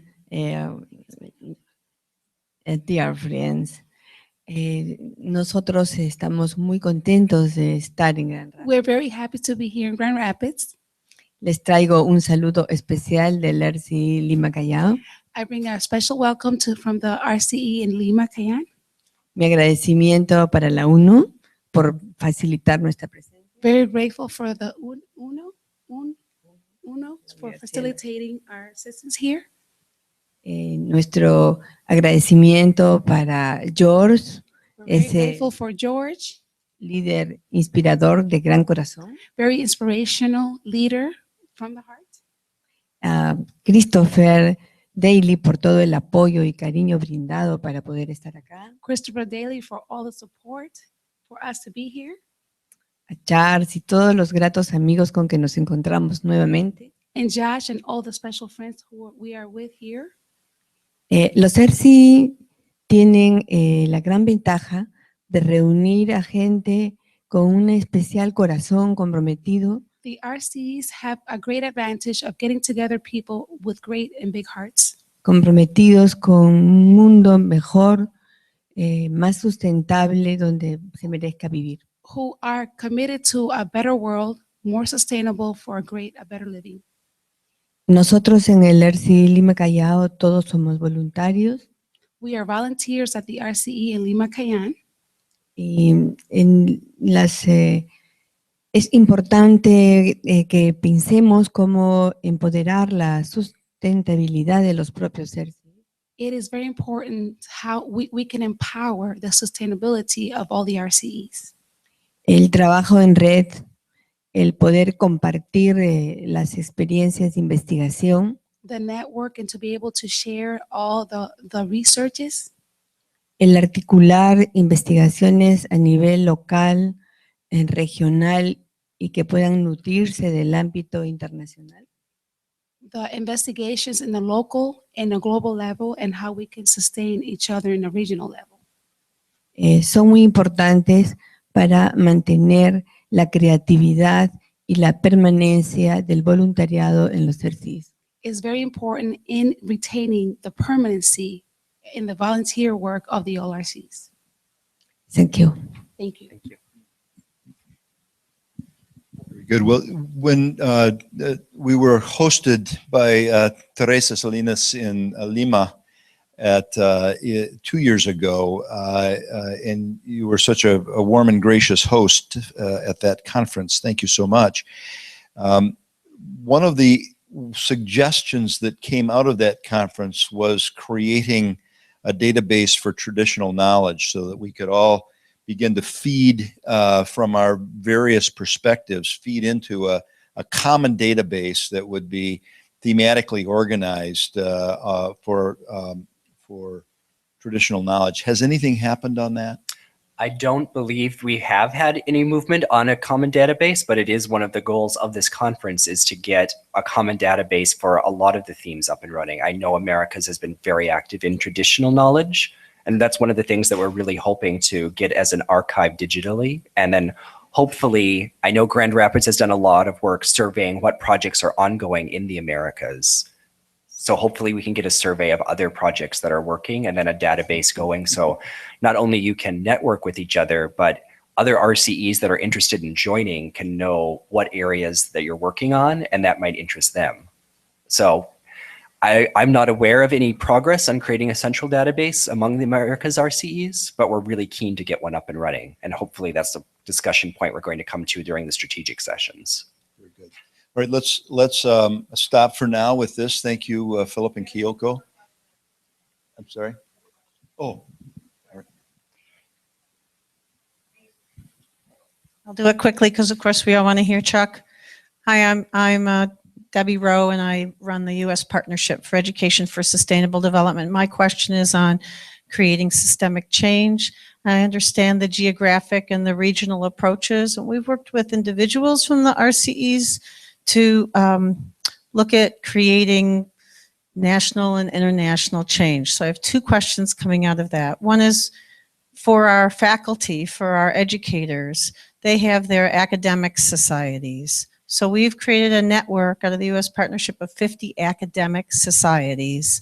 So the educators for higher ed and also the high schools in biology and chemistry and social science, all of them, bringing them all together and how do you get sustainability into the curriculum and also project-based real-world learning so the students can be change agents. We're interested in connecting with those kinds of academic societies around the world, and I see the RCEs as not only catalyzing locally and regionally, but catalyzing those national efforts and then connecting internationally. So is that going on? How can we help? The second is the American Library Association said all these wonderful projects are going on all over and we don't share. The students get graded, they get handed back. It's like an abyss that it goes into. So they are now, we have a call to action with them to set up repositories, sustainability-oriented repositories. So if you want to do something in a community, you can find out who's already done it in all these other communities. Also working with the Urban Sustainability Directors Network so that once again, I can only think nationally because we haven't been able to connect internationally, but we want to. So those repositories are then open, it's searchable for anybody. So how do is there a counterpart in other countries, continents, of those kinds of repositories so that we don't end up doing all this redundant effort and recreating the wheel? So those are my questions. Excellent questions. And that's something I'm always very concerned about is redundancy and efforts to anything, but especially in sustainability where the work is so crucial. In answer to your first question, there's this great German phrase called Jein. It means yes and no. So yes, there are great potential to link to other national and regional networks around educators. Has that work been done? Yes and no. We've seen some regional links in especially within the EU system and within European countries. The Americas, we've been a little slower to communicate, I think. I was just looking before we came about some of the environmental and sustainability education networks. They tend to be very national focused and there isn't a lot of communication for them. There's a huge, I believe it's North America Environmental Education. I couldn't find a single resource in Spanish on it. So we do have communication issues regionally, but there are initiatives happening around the rest of the world. RCEs do have the potential to start linking those bigger networks. We don't actually have a lot of evidence of those bigger networks being linked. And so that's hopefully something we can scale up within the RCE network coming out of this meeting. And in answer to your second question about redundancies and repositories, I know UNESCO's a big hope is to get a clearinghouse online for a repository. That's also something we're interested in getting all the regions and then hooking up those regions locally so we do have a central repository. And then one of UNU's big goals is to try and get RCEs to take initiative in helping us develop that repository. So who's hosting it? What are the criteria for cataloging data there? What are the criteria for storing data there? Lots of things that we need to discuss. And we're really hoping RCE partners will be engaging with us in that creation discussion, because we can't create and without your input. So I think we hopefully will have some of that coming out of this meeting for this region. Okay, thank you, Philip and Kyoko. Let's transition to Chuck Hopkins. Chuck, would you take the front table, please? What's that?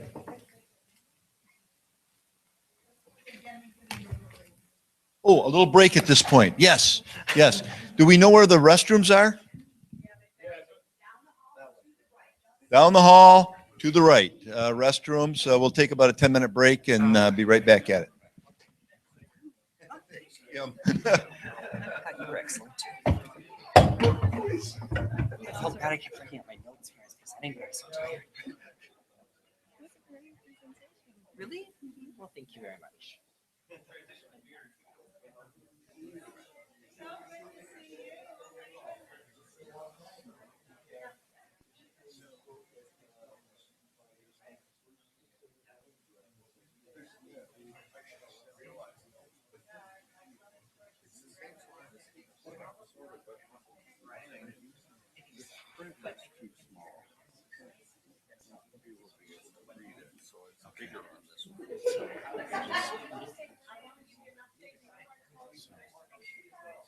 Which slide is this?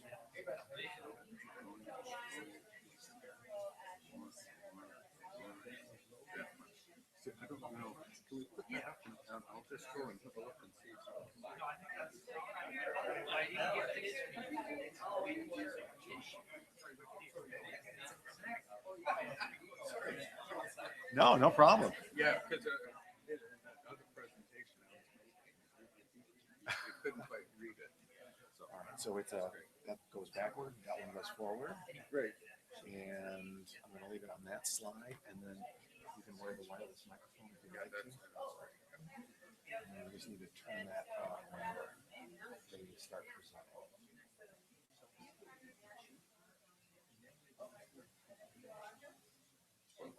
Yep.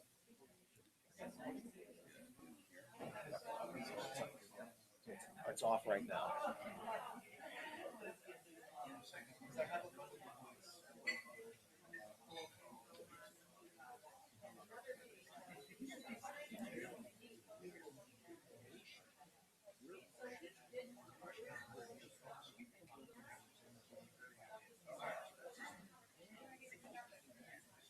Yeah, so what I put my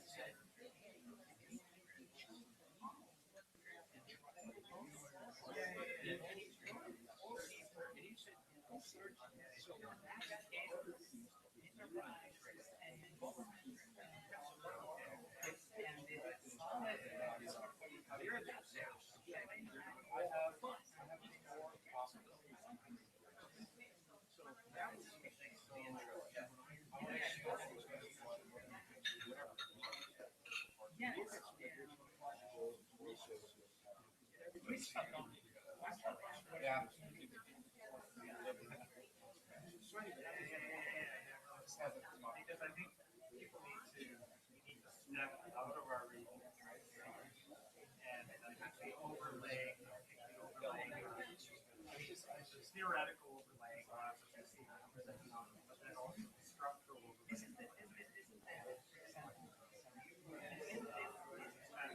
And these are the real things on track. How are they?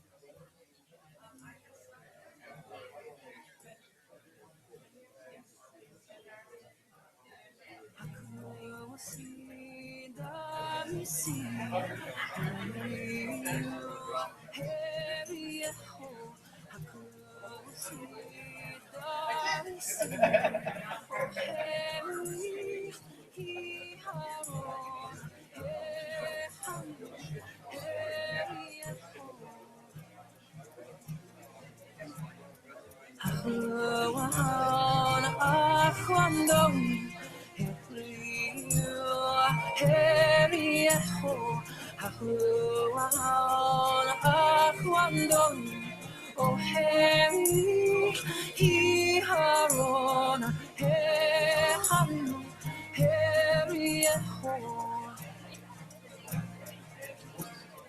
Juana sa eboa, Harry, Harry, Juana sa eboa, oh, Harry, he harona, he hanu, Harry,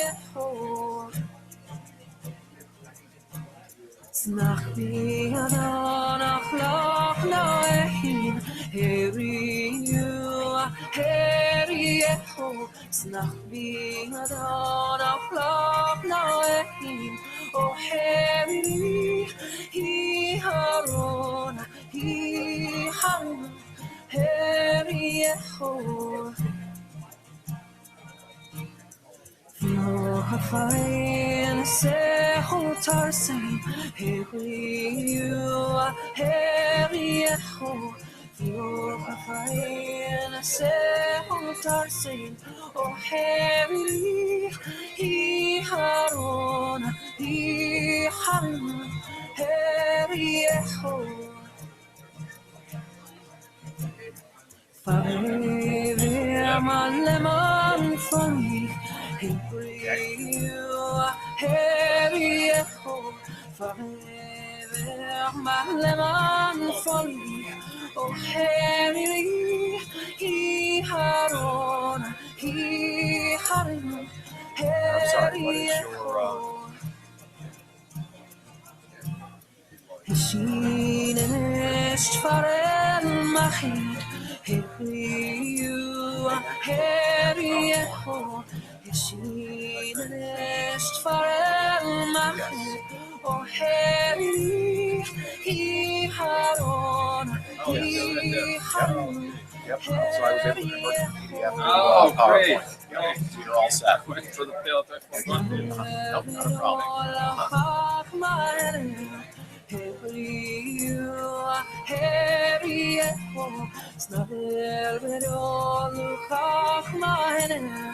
Oh, Harry, he haron, he haron, Harry, oh.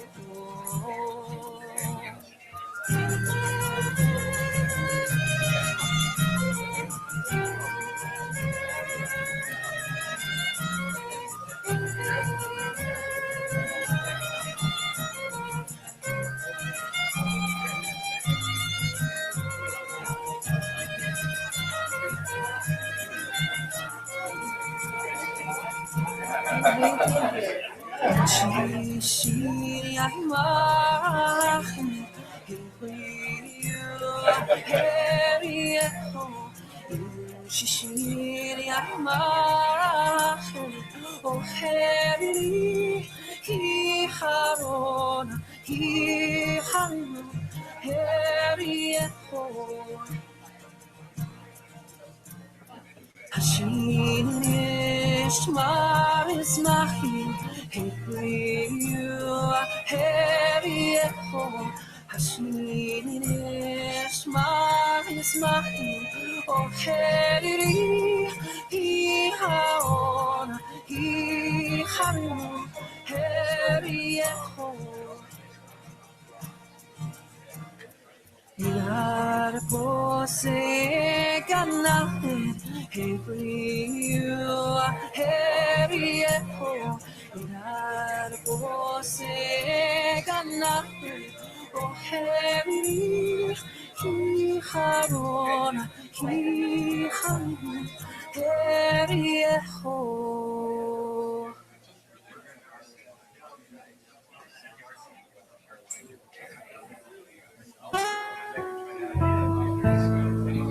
Okay, friends, let's come back together again, please.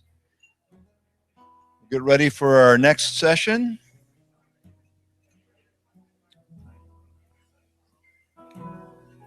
That includes those of you out here in the hall. We're ready whenever you are.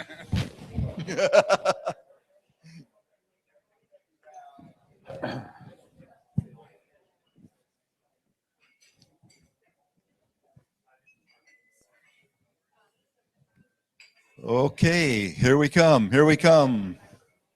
Ready to go.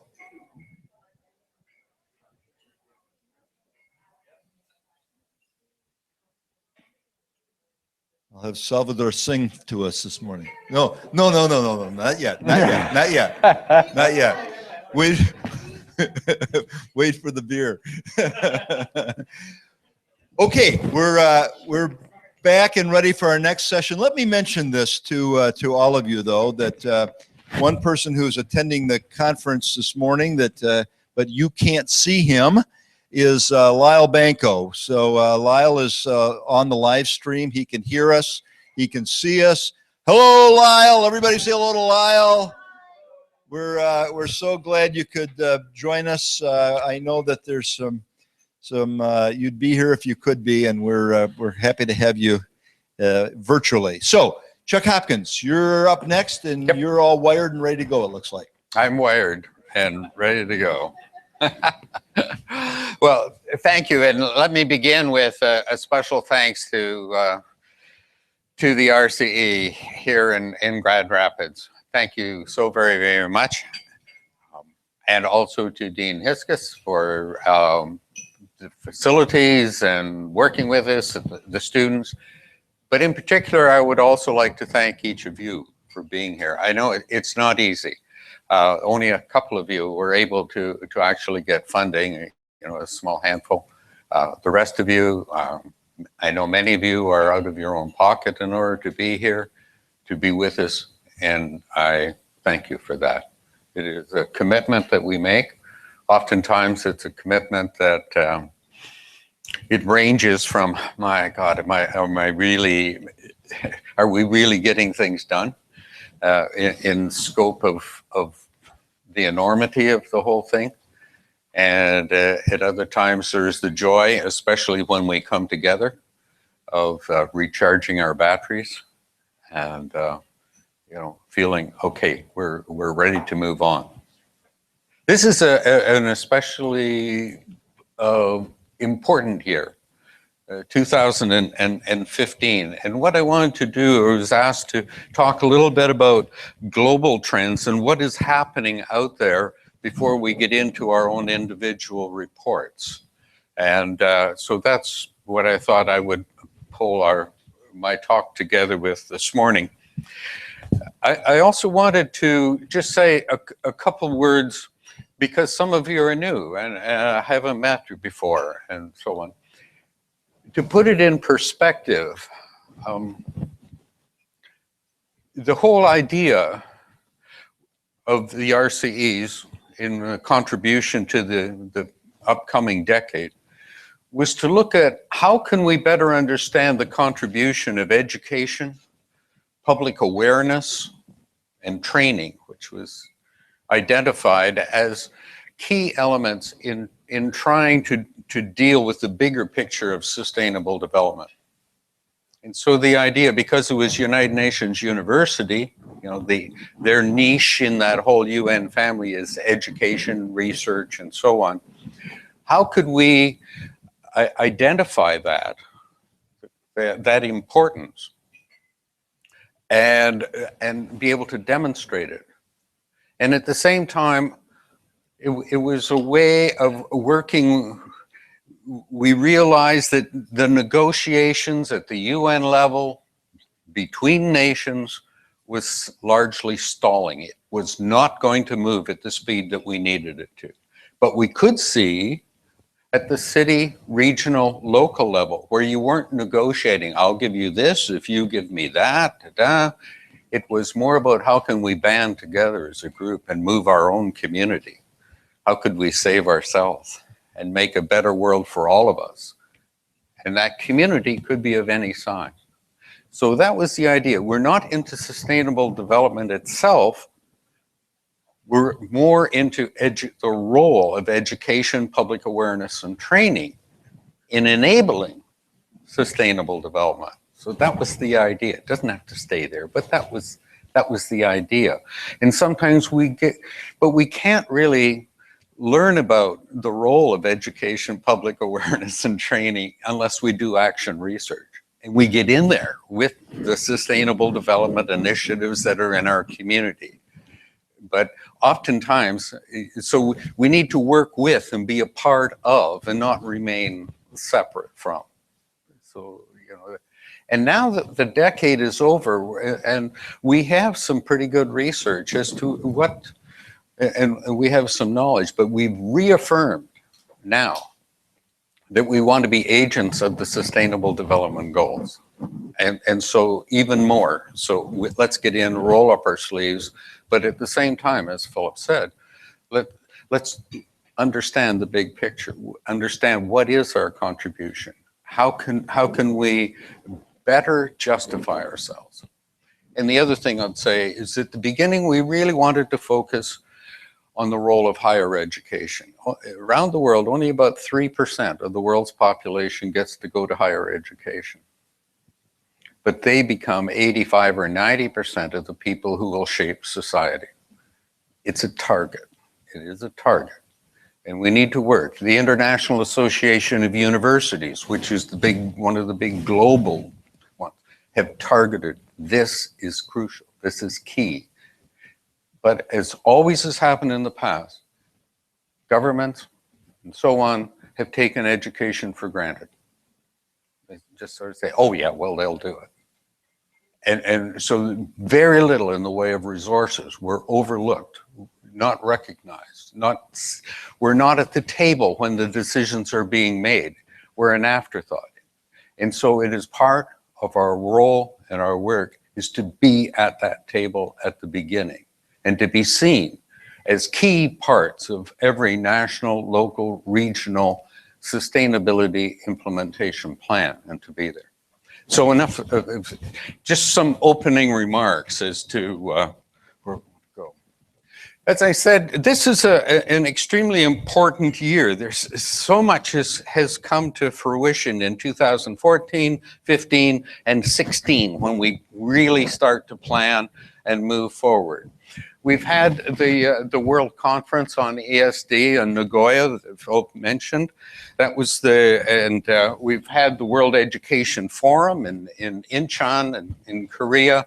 The Global Action Program is launched, and I'll talk a little bit about global citizenship education because this is something we need to know how to talk about. It is a major move that is out there that in many people's eyes is seen as the same as ESD.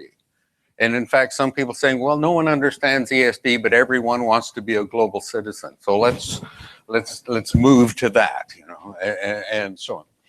And the Sustainable Development Goals, and also the role of RCEs in the gap. Now, at Nagoya, we had the final report, as I was saying, we launched the roadmap, and there was a declaration that came forward on education for sustainable development.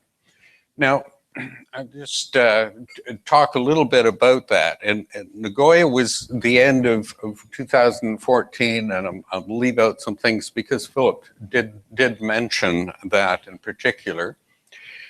In November, that was the largest gathering of ministers of education that had ever taken place. There were over 70 ministers of education there. Most of them hadn't a clue what ESD was, although they had been briefed a bit. But while they were there, it really started to gel and to come together. I had the privilege of chairing the writing of the declaration, and we had about 30 people, 25 people, representing different groups, some youth, women, etc. Then we have higher education, private sector, these different groups. And in it, we were able, and things were coming from the floor, but over the period of 3 days, we were able to get a couple key things in that I thought would be useful to you. One is this has been adopted by ministers of education from around the world and reaffirmed at the whole UN General Assembly, that we urge ministries of education, but also all ministries involved. So that's ministries of agriculture, right? Fisheries, finance, natural resources, right? All of the ministries that produce education, public awareness, do training and so on, to embed the concept of sustainability into their work. So this gives you sort of one bit of leverage, and in particular, higher education institutions and the scientific problem to embed it. So that's in the Nagoya Declaration, but also in it, this came from the floor, from NGOs, and we put it in and it's been adopted. We ask all ministries of education to revisit the purpose. Why are we educating people? Why are we educating? Because there's such a push. It's about math and language. Yes, this is important. If a child doesn't move on from learning to read to reading to learn, it changes their whole directory for life. I'm not against that, but there's got to be much more to the purpose of education.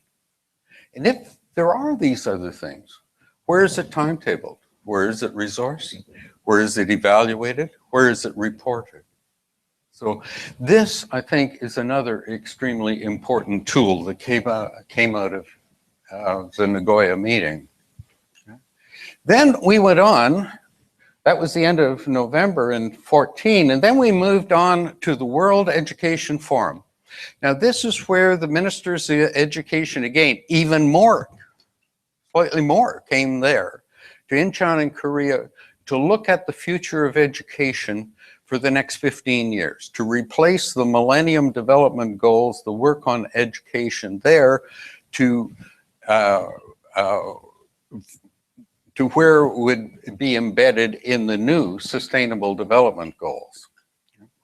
So at Incheon, these are ministers of education. So this is an education meeting. Some ministers from higher education, some countries just have a minister of education who is responsible for everything. Others have a minister for K-12 and another for higher education, etc. These were the three key ones. And in that, as you were talking about, where is equity, where is poverty, and so on, those were embedded. But the one in there in particular was around quality education. Because there's a lot of movement now. Can you have a quality education that doesn't address the future of the world? Can you really have a quality education that doesn't address sustainability in that broad sense? Not environmental sustainability, but social justice. Look at what is raging in so many places: unemployment, unemployable youth, graduates of education systems whose values and ethics are such. So this is an important component, and I'll come back to it around the quality. But there, we also talked about, and this is coming out of all the ministers in that declaration, that quality education also develops the skills, values, and attitudes that enable citizens to lead healthy and fulfilled lives, make informed decisions, and respond to local and global challenges through education for sustainable development and global citizenship. So this is the most powerful language that we've been able to get yet that is there in the face of ministers of education as a purpose of education. So I thought that I would include that so that it would be it may be useful to you. The Director General of UNESCO talks about quality education and so on. You see, the idea of linking education to sustainable development and quality is a strategic move that we're making now, because goal number one of a Minister of Education is to deliver a quality education. Goal number one is not necessarily to deliver sustainability education, peace education, driver education, anti-drug education. That isn't their number one goal. The number one goal is to deliver a quality education.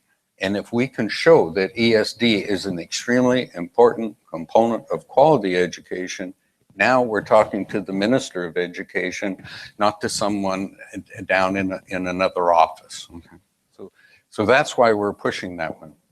Now, Philip also showed the 5 priority action areas of the GAP. I've been involved in sort of developing these, because I'm both the UNESCO chair, and then I also really, my heart is in the RCE program with UNU. I must say, there was a great debate. What about all the stuff that's going on in faith-based education? What about all the stuff that's going on in sustainable production and consumption? What about all of the initiatives?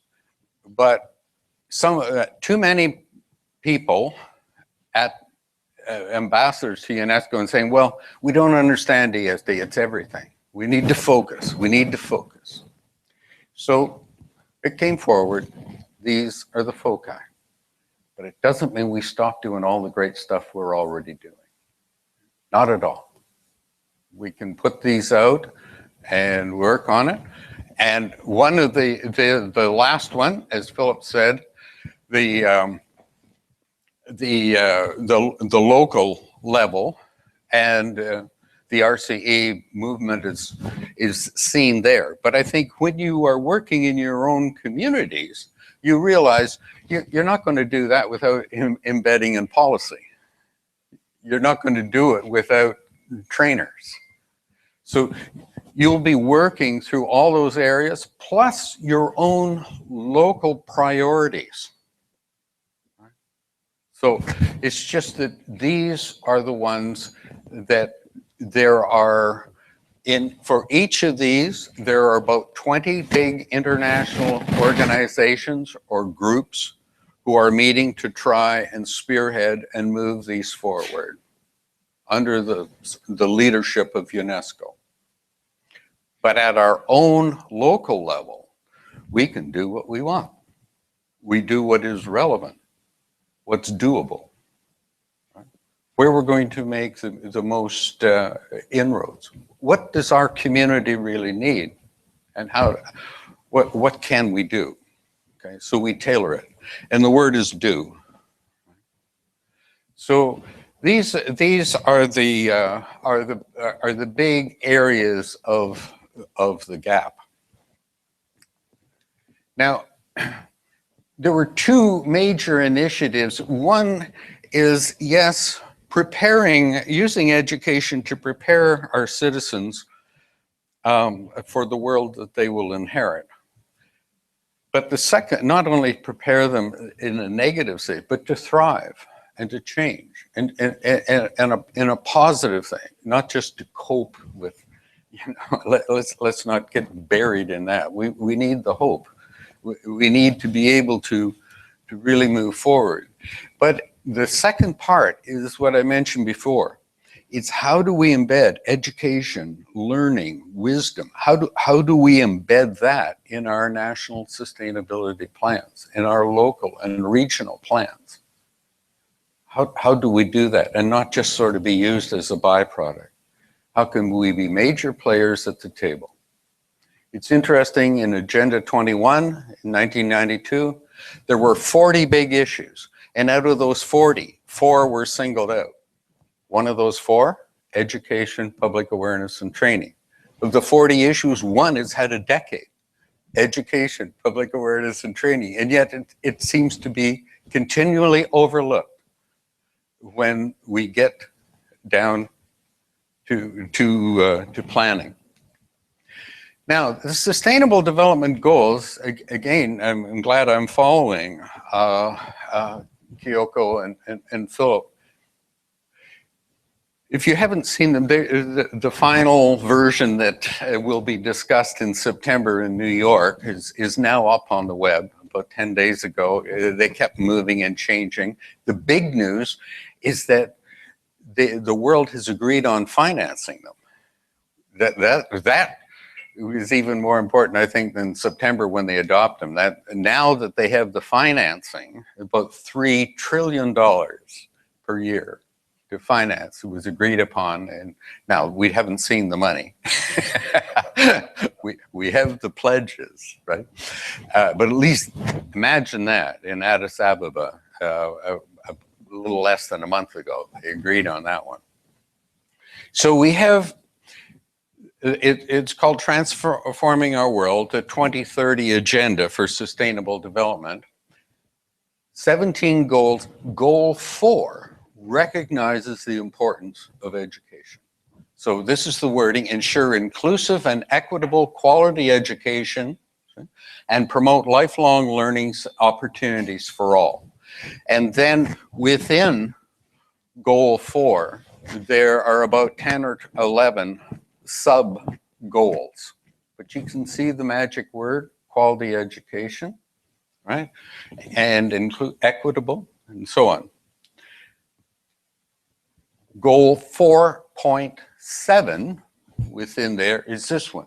By 2030, ensure that all learners acquire the knowledge and skills needed to promote sustainable development, including, among others, through education for sustainable development. It's quite a long wording. I've just tried to capture where we are there.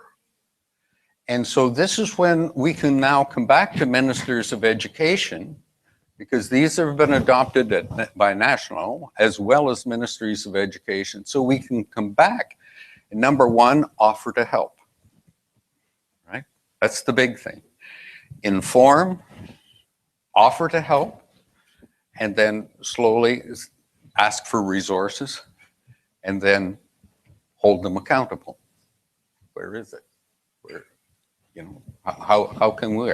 But I think the important thing is to show up and offer to help. So it is there. Now, as well, one thing that may be a bit confusing is the global citizenship, because remember just before, it was about 3 years ago when Ban Ki-moon first came forward and said, look, what we really need is global citizenship education. Right? Now, that kind of resonated with many people. Oh, okay, education for global citizenship. But other people were wondering, well, what does it really mean? There are three components, and this is important that we understand. There are three components to global citizenship education. One, the Global Education First Initiative is the overall banner.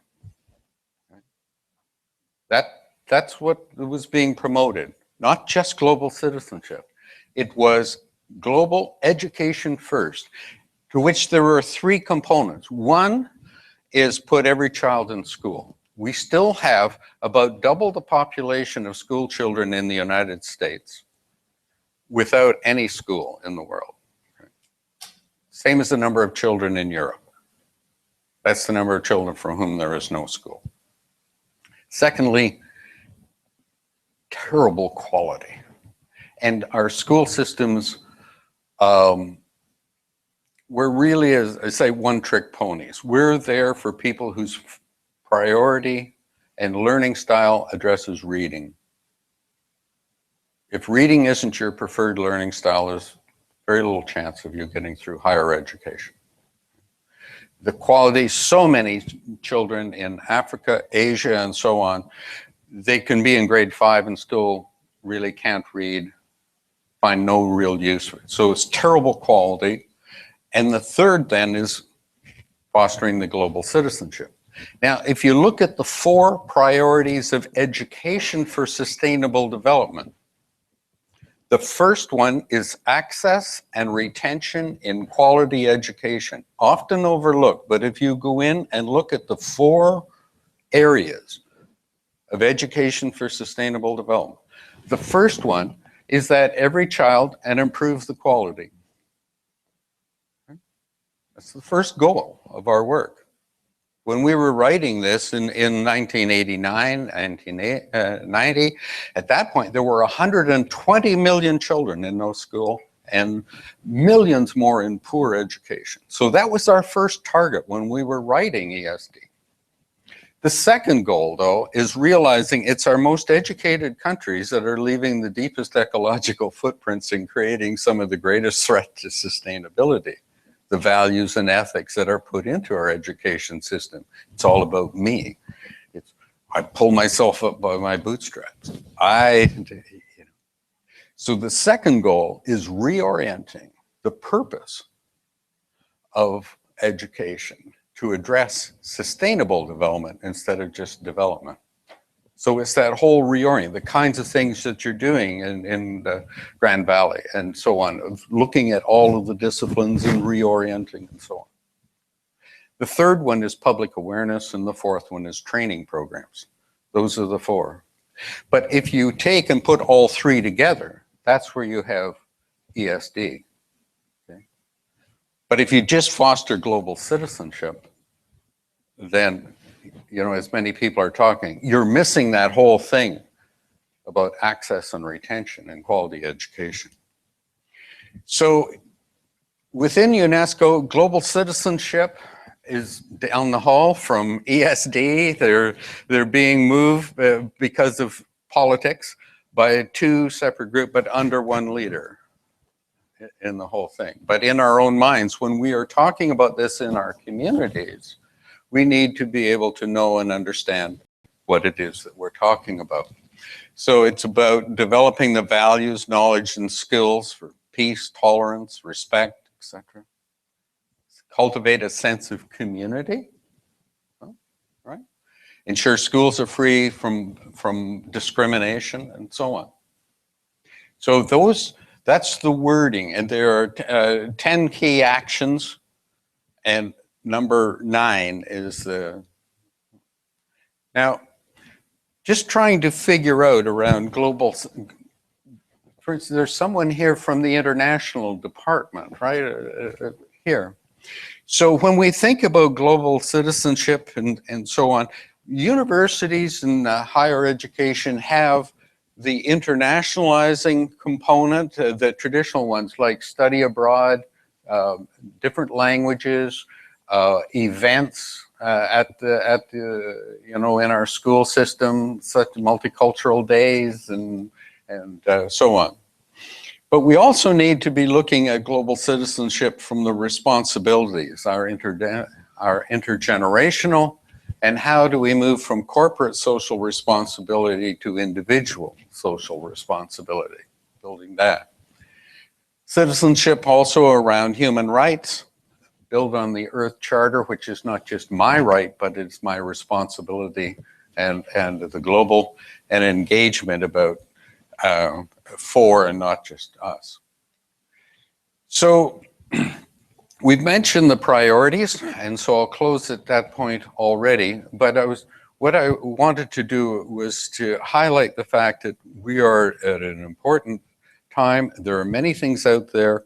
We need to feel secure in where we can move forward and offer our help, where we have a legitimate place to be, and within our ministries of education, as well as others. I'm just trying to focus on that. The training, the corporate training, and those in the RCEs that have good corporate relations and so on. How can we help with your training programs? How can we shift higher education? Is a real focal point. So I'll leave it at that. And of course, I would love to discuss these kinds of things further with you, as George suggested, over a beer. Thanks so much for the opportunity to be here.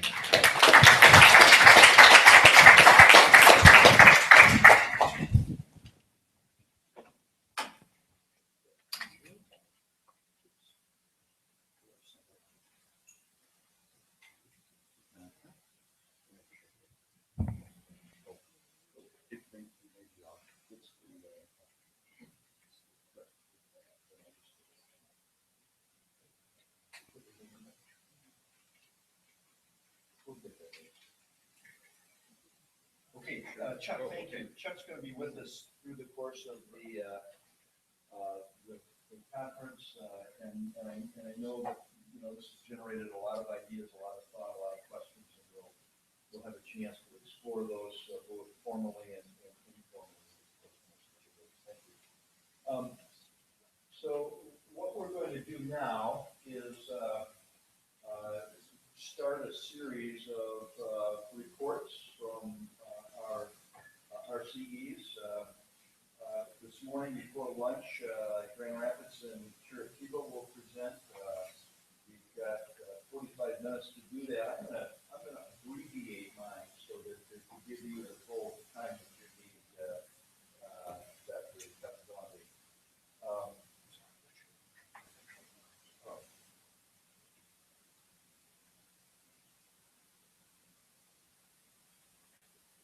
Chuck, turn the microphone off.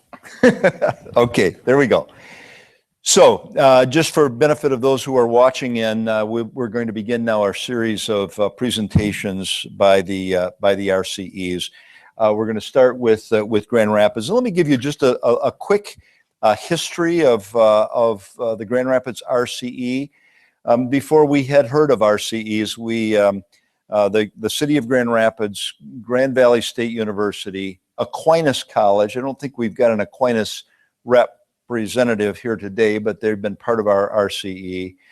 Grand Rapids Community College and the Grand Rapids Public Schools formed something called a Community Sustainability Partnership. And we were all trying to figure out in 2002, 2003, we were all trying to figure out how to do sustainability planning in our organizations. And we realized that we would be stronger and more effective to the extent that we could work together. So these 5 partners formed a sustainability partnership. We developed a template for sustainability planning, a framework for sustainability planning, which is still very much in use today. And then we opened the doors and we said it's important for others to join this partnership because we are government and we're higher education, we're public education. And so we opened up the, whoops. Oh, there's my title. We opened up the, and I don't expect that you can read this, but I put the slide up there to show you that today we have 270 members in our Community Sustainability Partnership. They are business, they are NGOs, they're faith-based organizations, they're other governmental units, they're all the higher education institutions in our area are now members of the Community Sustainability Partnership.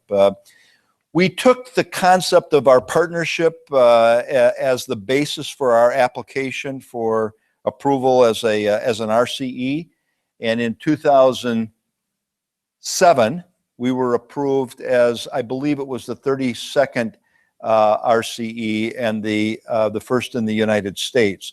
Quite honestly, we didn't know what to do with it. It was kind of nice. You could wear it on your lapel and brush it off and say, yeah, we're an RCE.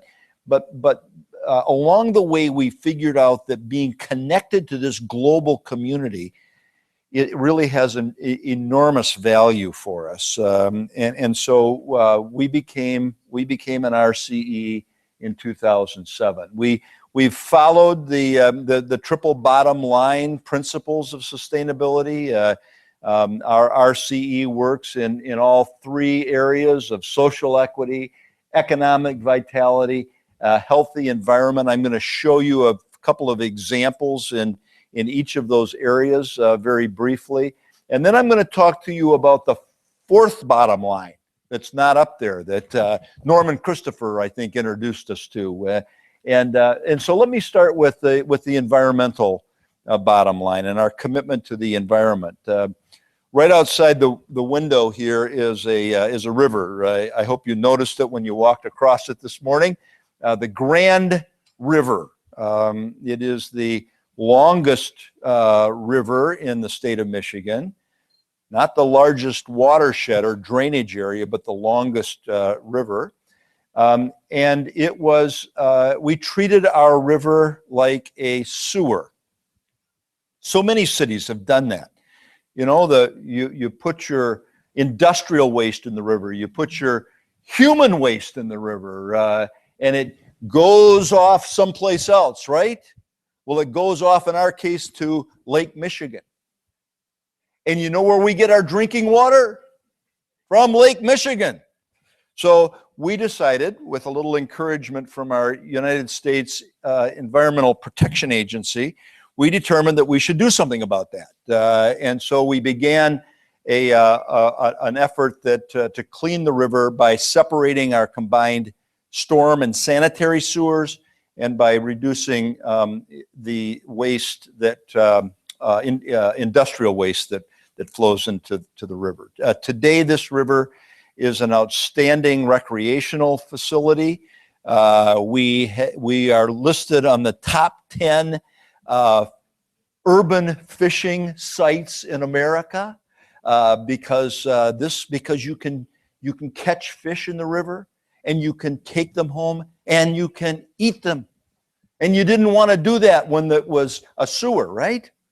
So protecting the water in the river and making it a great environmental asset has been a commitment of our RCE, a commitment of this city. We realize that river is part of a larger watershed, and so we have been one of our RCE projects that was presented this year at the conference in Japan by Gail Hefner. Where's Gail? Not this Gail, the other Gail. She had to step out for a moment. Is the Plaster Creek Watershed Initiative, which is truly an educational initiative, bringing students from the college, students from the public schools, primary and secondary schools, and giving them an education in cleaning up the river, protecting the river, making sure that the water that's coming from the Plaster Creek into the Grand River is clean water. And other areas of sustainable development that this community has been committed to is that of renewable energy. Today, the city of Grand Rapids takes 27% of its electrical power demand from renewable energy, that is water and sun and wind. This is just one of our buildings. We've put solar panels on our buildings, but we're also right now getting ready to build a 38-acre solar display just outside of town. Those are a couple of environmental initiatives. Let me talk a little bit about our social equity initiatives, and I've chosen this photo of one of the neighborhoods in Grand Rapids and kids playing in a little water park in the city of Grand Rapids to illustrate the work that we're doing through an organization that we call Seeds of Promise. This also has been highlighted in Japan last year. Norman Christopher presented on that. Seeds of Promise is I think it's a great example of a sustainable development project in an impoverished neighborhood of Grand Rapids, where the residents are being empowered to take control of their own environment. And so it's the neighbors in this area, many of them with very low education levels, but they're being trained in governance, and they run the board for the Seeds of Promise.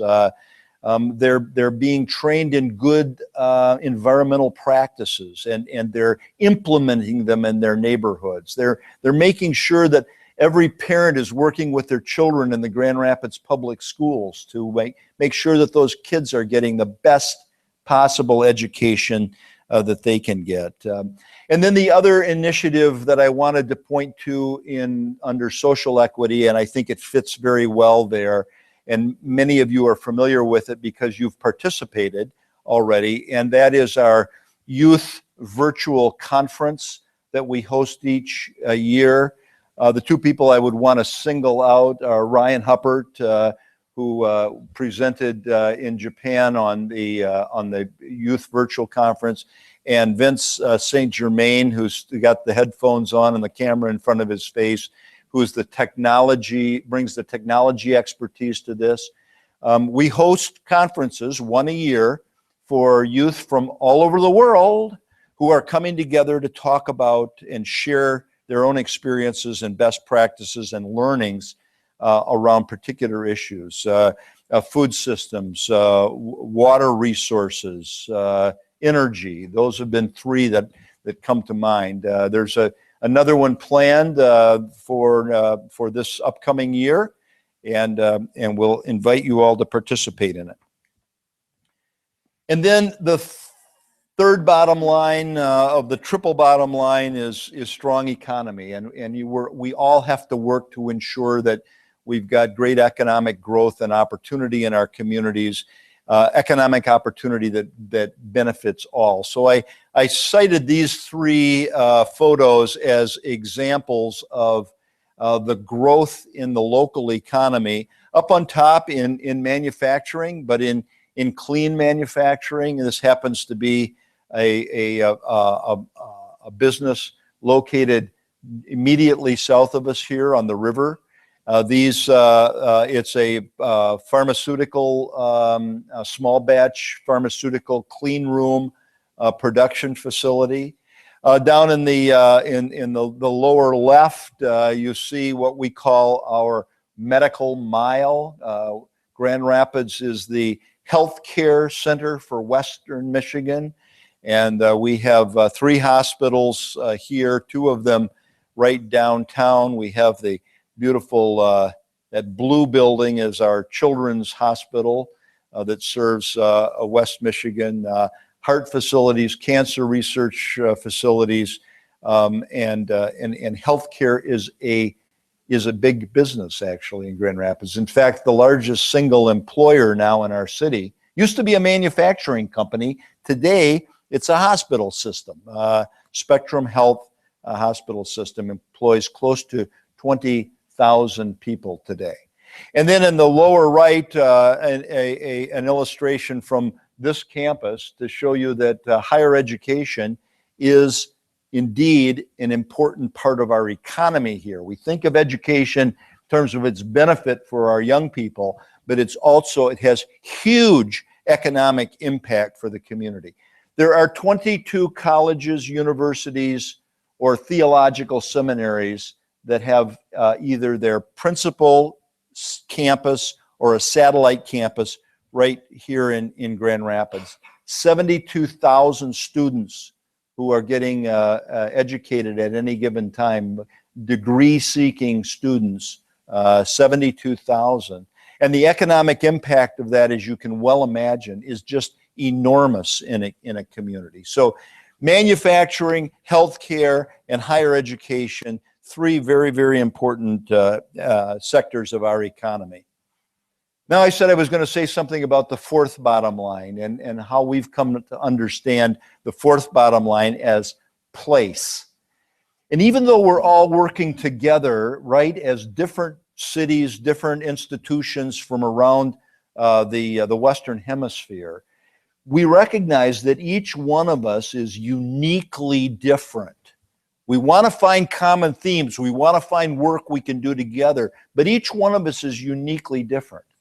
And so with our RCE and our Community Sustainability Partnership here in Grand Rapids, we've helped to form 7 other community sustainability partnerships in West Michigan and even outside of the state of Michigan, in Ohio and Alabama, where we've launched new community sustainability partnerships.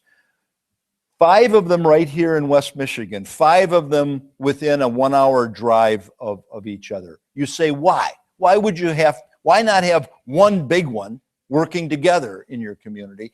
The answer to that is because of place.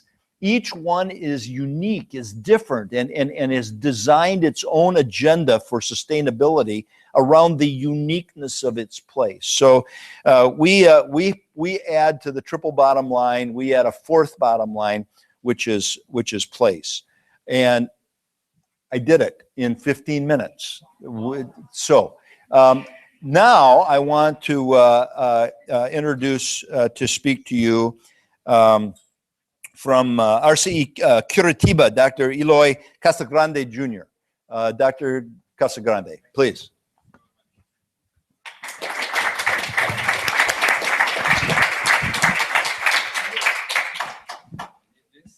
Yes. We got to hear you.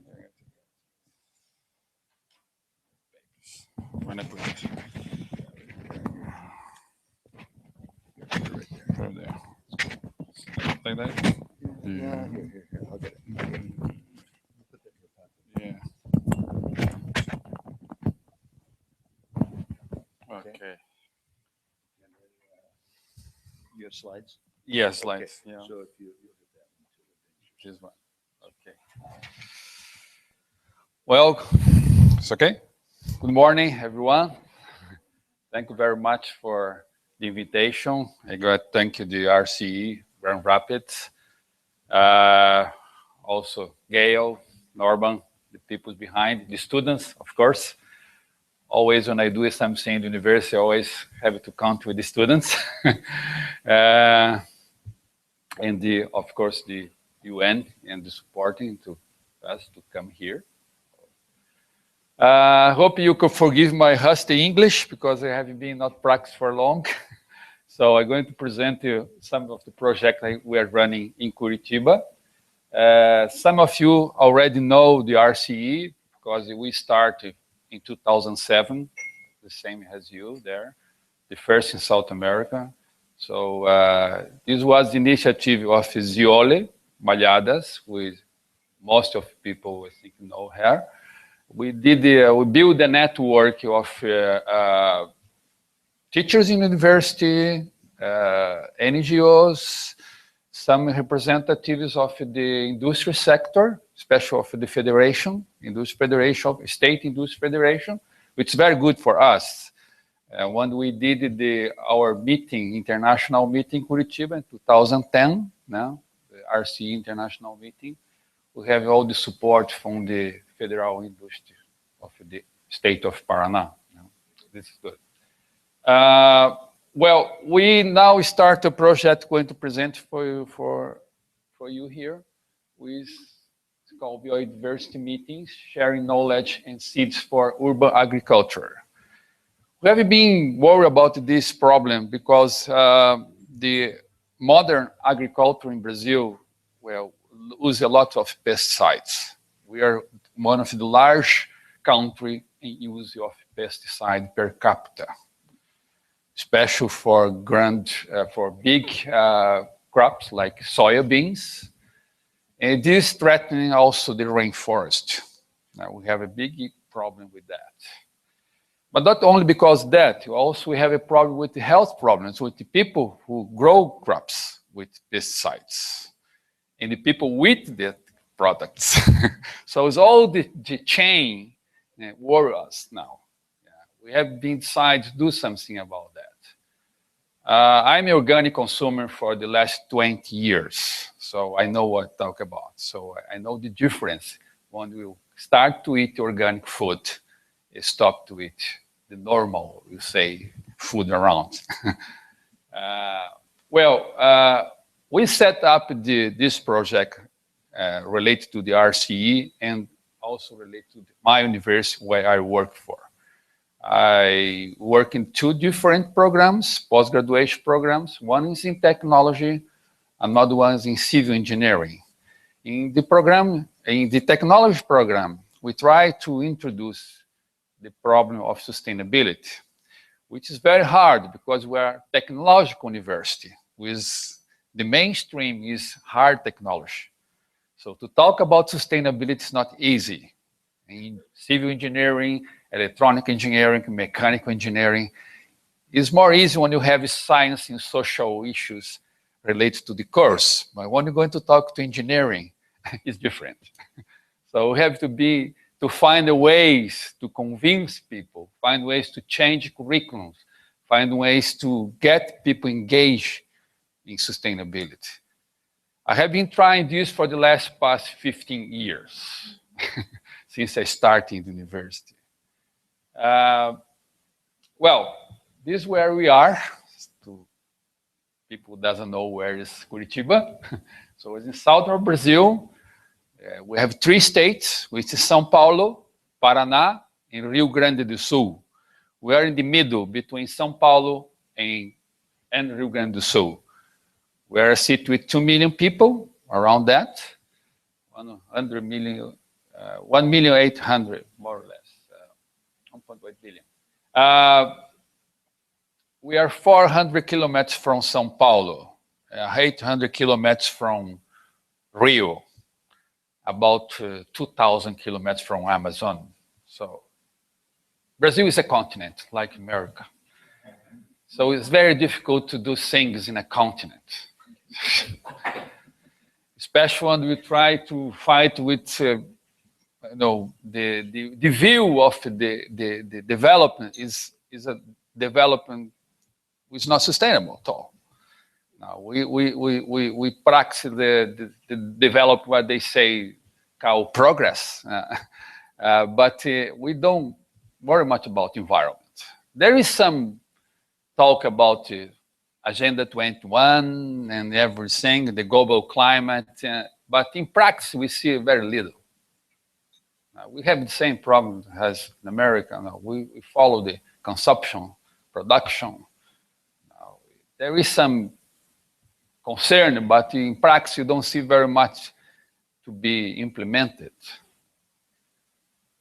This is the city. Well, you all know city is famous because of the urban planning in the green areas. We have a lot of parks, around 33 parks. That's good. We call our beaches. Now, Brazil is a long country, but we are 100 kilometers from the beach, from the coast. So our park is our beach.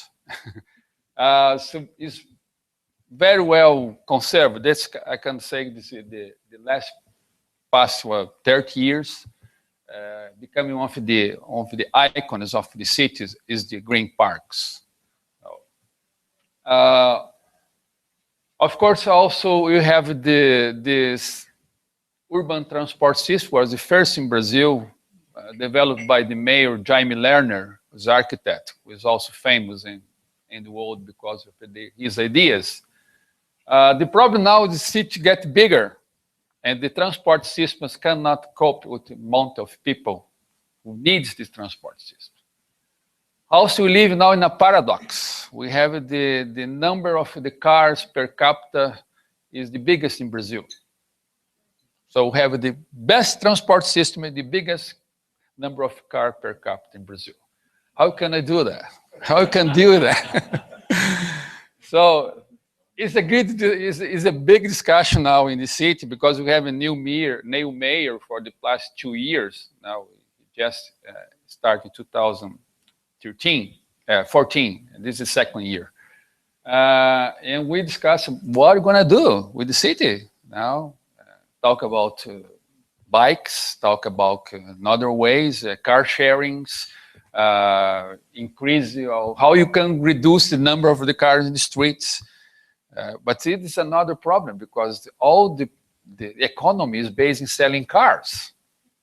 The economy world is based in selling cars. And in the federal government give you lots of incentives to people to buy cars. So it's a big challenge. It's a big challenge. Every day you have a new challenge there. Well, it's one of the icons there. Also, the first pedestrian road was in the 70s. Was a really big novelty, I think you should say that.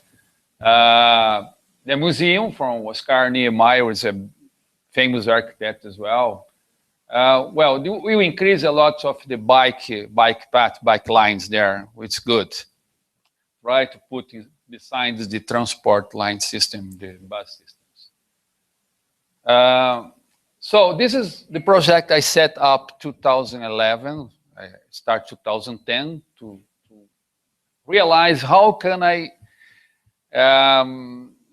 getting more people involved in the university in the green issues. So I decided to do a green build inside the university. The first problem, we don't have money. Okay, now everybody knows the university don't have money, especially Brazil because they're public university. We have most of the people, now it's in the private university, but we have a lot of public university. And you have the budget from the capital, from Brasilia. So every time you have a crisis, you know where they cut the budget. Education and health. That's the main problem. So we had to find ways to do things without money. So I decided anyway to build it. And I approached to the industrial sector. We start to grow special green materials, green technology, and I invite them to come to the university and to sponsor the project. Well, I got some success on that. We built the project with more than 50 companies. Doesn't cost, I would say cost to the university 5% of the cost. 95% was supported by the companies. So they just gave me the materials, they gave me the technology, and I told them I would put my students to evaluate it, to do a kind of green lab or living lab, and to give them results. How is energy is efficient, how water, use of water can be better, how is the environment comfort, everything you could analyze with different students. So it's an interdisciplinary project. It doesn't belong to any department. I call all the teachers, all the students, well, you want to participate of it, you come over. And I put all my students in master degree and doctor degree students to do her thesis on the subject of the green office. So we have it now around, we finish around 5 research. We are going on with more 7 or 8 research related to the building. One of our issues, main issue, was to put energy, photovoltaic, PV system energy in the building, which is not normal for the south of Brazil, because they only think about solar power in northeast of Brazil. If you see Brazil from Bahia to go up, or Rio to go up, you see the irradiation, solar irradiation is big. In South Brazil is less. So I have to convince people that solar power can work in the south of Brazil, and people doesn't believe, because they only see when you have solar power needs sunshine. It's not true. You need the solar irradiation for solar power. And we have enough in our city, but you have to prove it. So I built this roof, which is not big, but it's enough for the building. The building is 150 square meters. It's a small building. We have also a trailer. We try to go to the schools with that trailer over there, which is showing people how solar power can help, how solar power works. One of the main objectives of the project, which the RCE involved, was how to go beyond the walls of the university.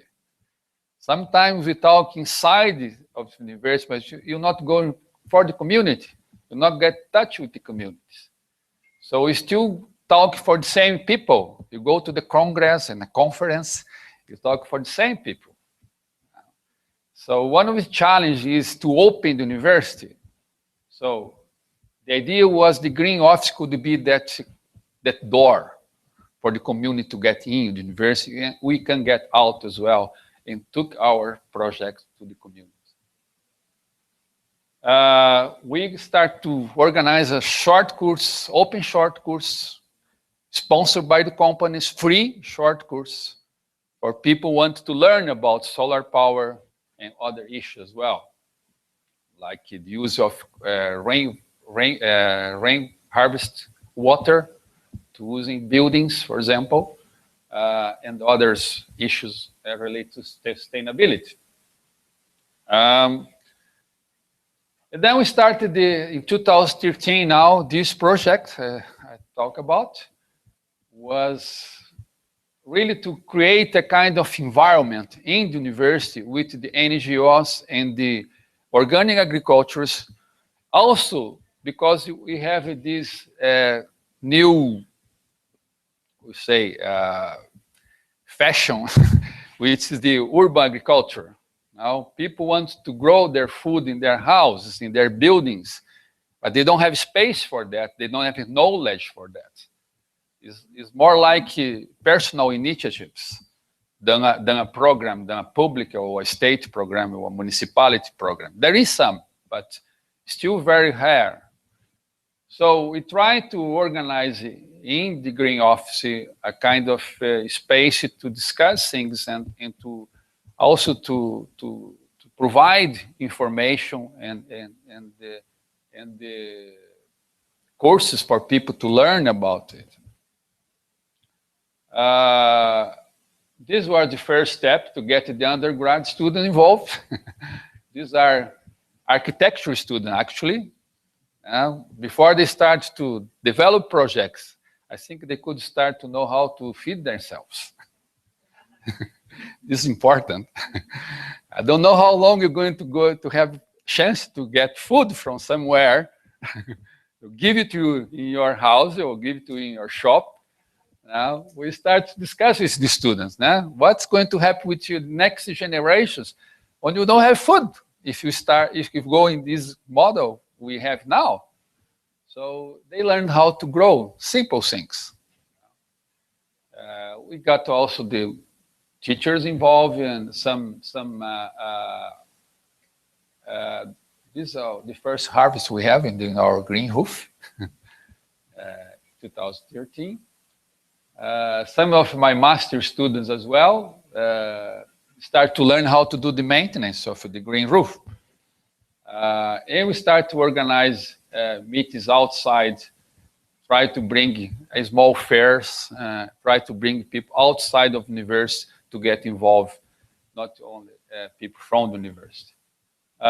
This is one of the short courses we run to prepare in the same space other garden there. People can learn about all the products we grow. And the second part of the project was to visit initiatives in the community, which we found quite a lot. People who grow their own food, even in small places over a more large place. Actually, this man there is my neighbor, just live in front of my house. I'm very lucky with that, because he was agricultural in the past. He used to live in the countryside for 40 years.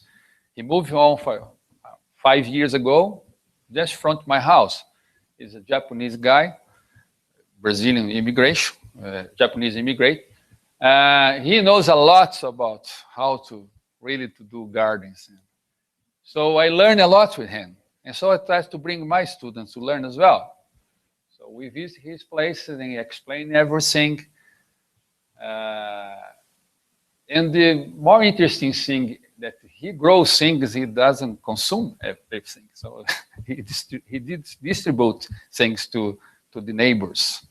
This is interesting because we start to build a network. People can help him, and at the same time can receive the products, green products, organic products.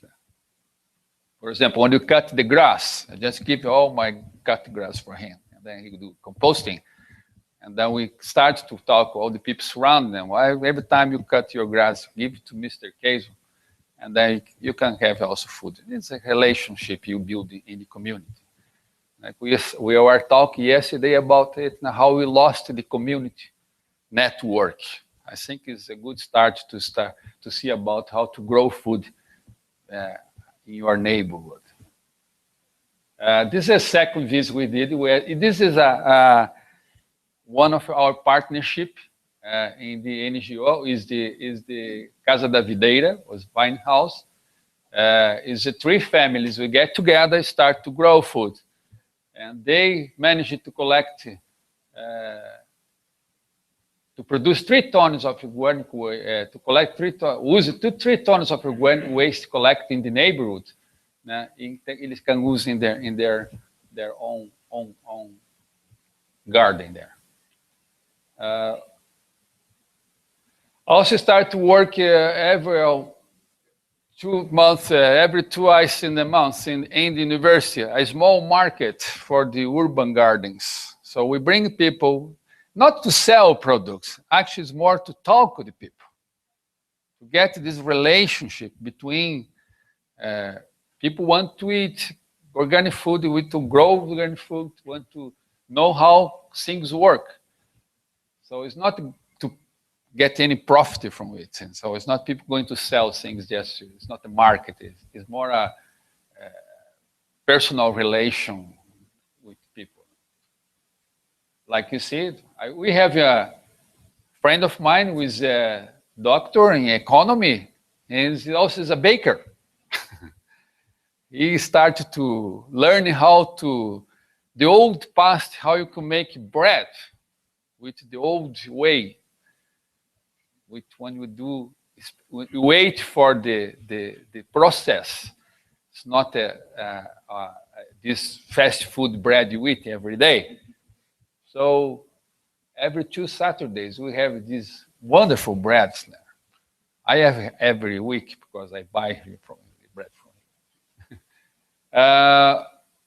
So we also invite schools. We start to do short course, and for people who have interest how to grow in small areas. For example, this system we call capillary gardens, with a box of styrofoam, which serves to transport fish for the restaurant, Japanese restaurant. We have a lot in Curitiba because of the Japanese immigration. So we use this box to do small gardens. You can do it in your apartment. You can do every small place. So people learn how to do that.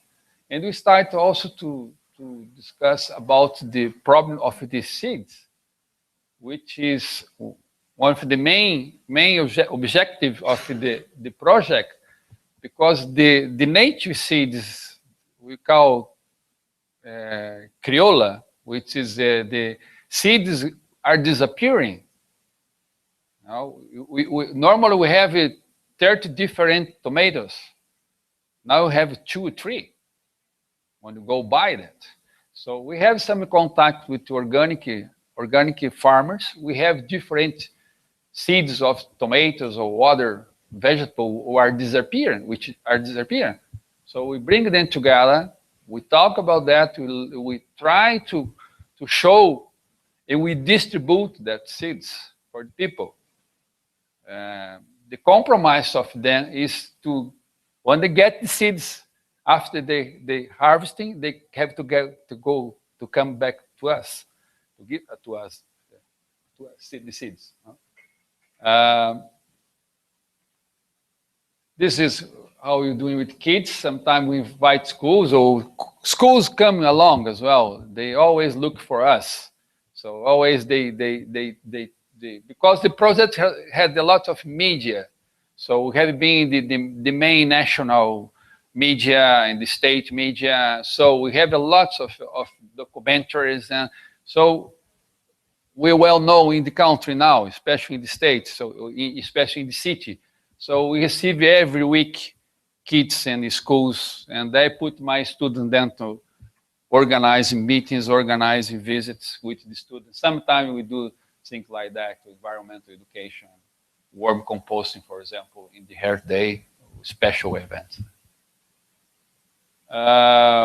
This is what we start this year, trying to support the organic farms who have difficulty to sell their products in small towns. So we have a small town in 6 kilometers from Curitiba, where they sell their products in the street fairs, but it's not enough to support their own economy, to say like that. So they still plant organics. At the same time, they plant things with pesticides, not the same place, of course, because all this organic food, fortunately, is certified. We have a good system for certified organic food in the state, in Curitiba. So, but they need to increase their selling. So we start to develop this, we call relational food project. Try to bring we have 3 different baskets of food. They can, this is part of, is partnership with the NGO. So they bring the 3 different baskets for the people who can collect in the green office. So you pay monthly, you have your food every week. We have around now between 20, 25 people in the university is already consuming the green baskets, the organic basket. It's going to grow. I'm sure it's going to grow, because when the world is going on, now world is past, people start to getting better and better.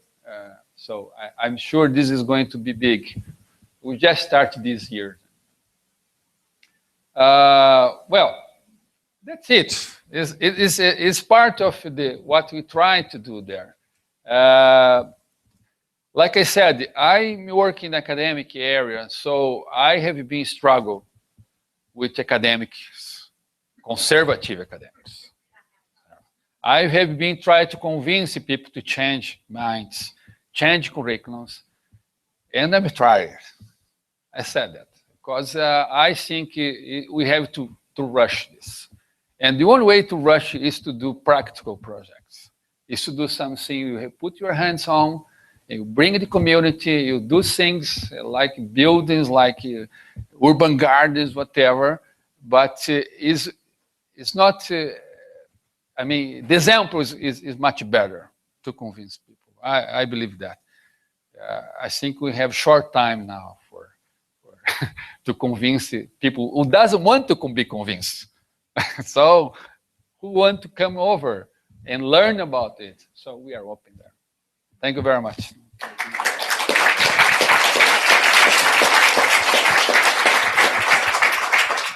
All right, thank you very much, Sure. Eloy. We'll take this from you. Yeah, sure. There we go. This. And this, sure. Do you have a hand?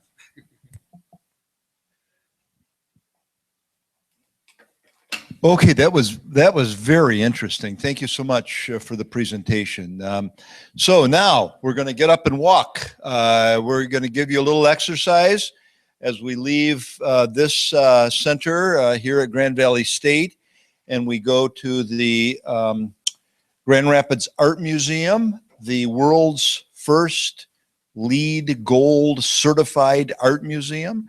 And Gail DeBryan is going to tell us a little bit about logistics. I also understand from Sharon Munsky that we're going to stop on the front steps here as we leave and have a group picture. Is that right? Or the river? Oh, the river. Yes, yes. So we'll go right out on the porch here and have the a group picture by the river. Gail? Dr. Eloy, that was the perfect segue for dinner, for lunch, right? So we think we're foodies here, so we're gonna talk food. Our walk is about a 10-minute walk. And so I want you to know that your stuff is safe here. You don't have to carry a lot of things, just your camera probably, right? And we will come right back here. So it's just a quick walk into the city. And then camera will take a quick picture. Before we go, Dustin's in the back. He is your leader. Look at Dustin. Everybody look at Dustin. He's one of the students who helps develop this conference with us. And he's going to lead us to the gram. And then I'll take up the back. So you stragglers, I'm going to push you along because we don't want to be late. Okay? All right, let's go.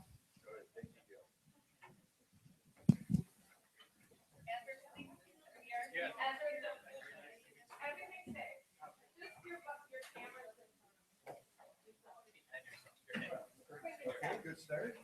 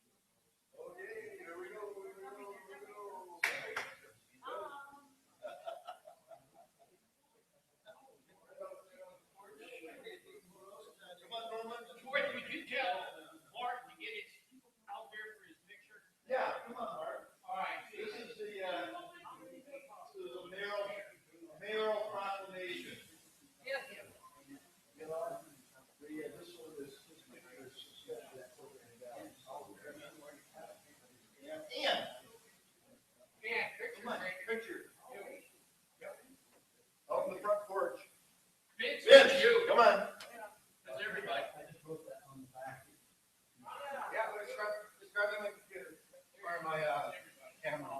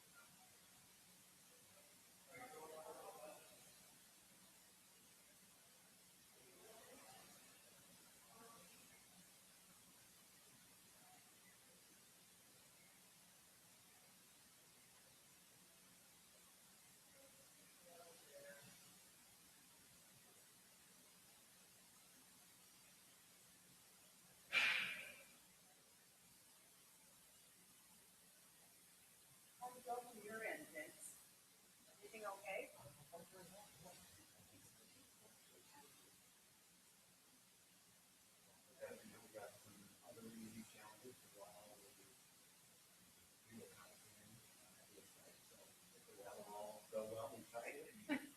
Just gotta hope it all goes together well. Seems like everything's flowing. Yeah, absolutely. Good.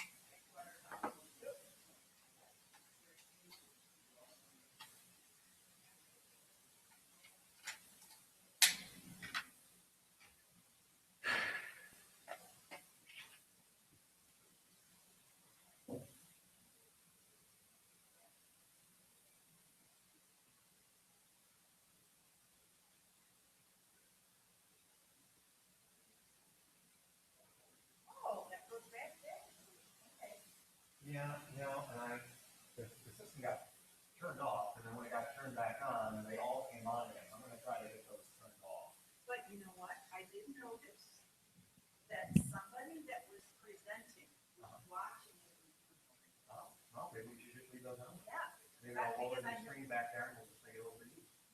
I noticed a couple of times he Glenn showed it okay. as he was presenting, then he didn't have to turn around. Sure. All right, well, we'll just leave those out then.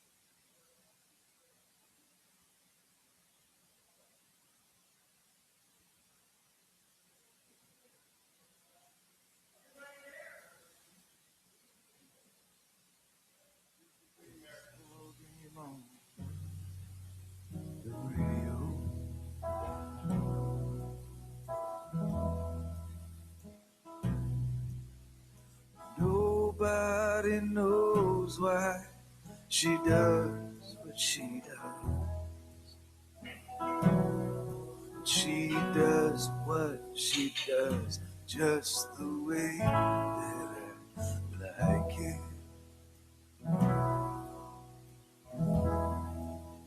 So much love, so little time. Show me your heart, and I'll show you mine. Break me open, there's only one thing you'll find. So much love, so little time.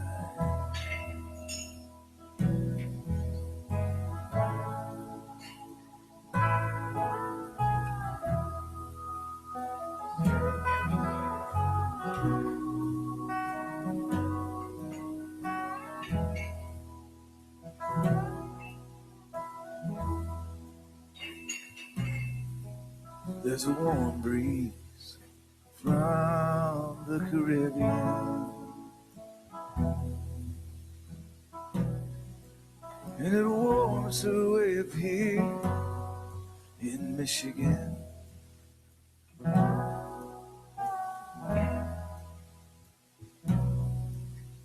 She's talking crazy as she drifts off to sleep. She does what she does just the way that I like it. So much love, so little time.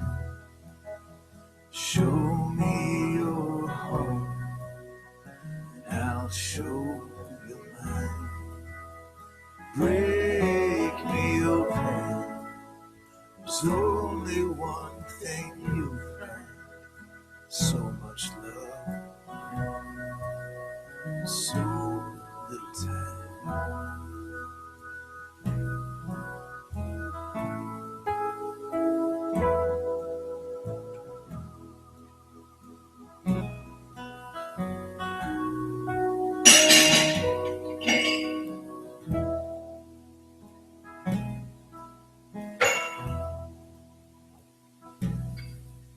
There's a sunset with her name on it.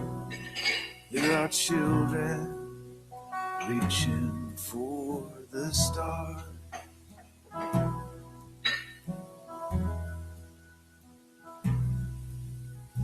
Then there's the way she drives me crazy.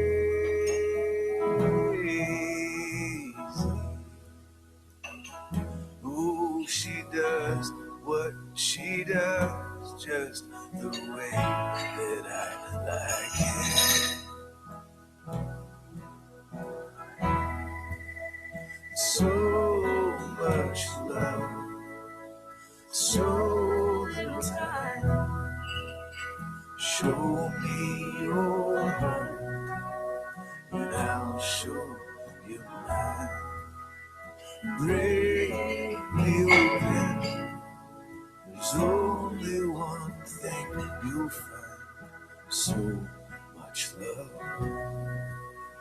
so little time. La la la la. La la la la. La la la la. La la la la. La la la la.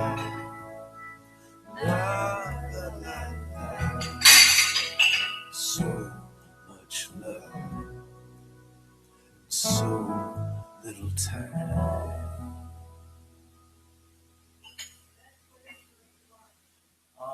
I brought some lunch. Yeah.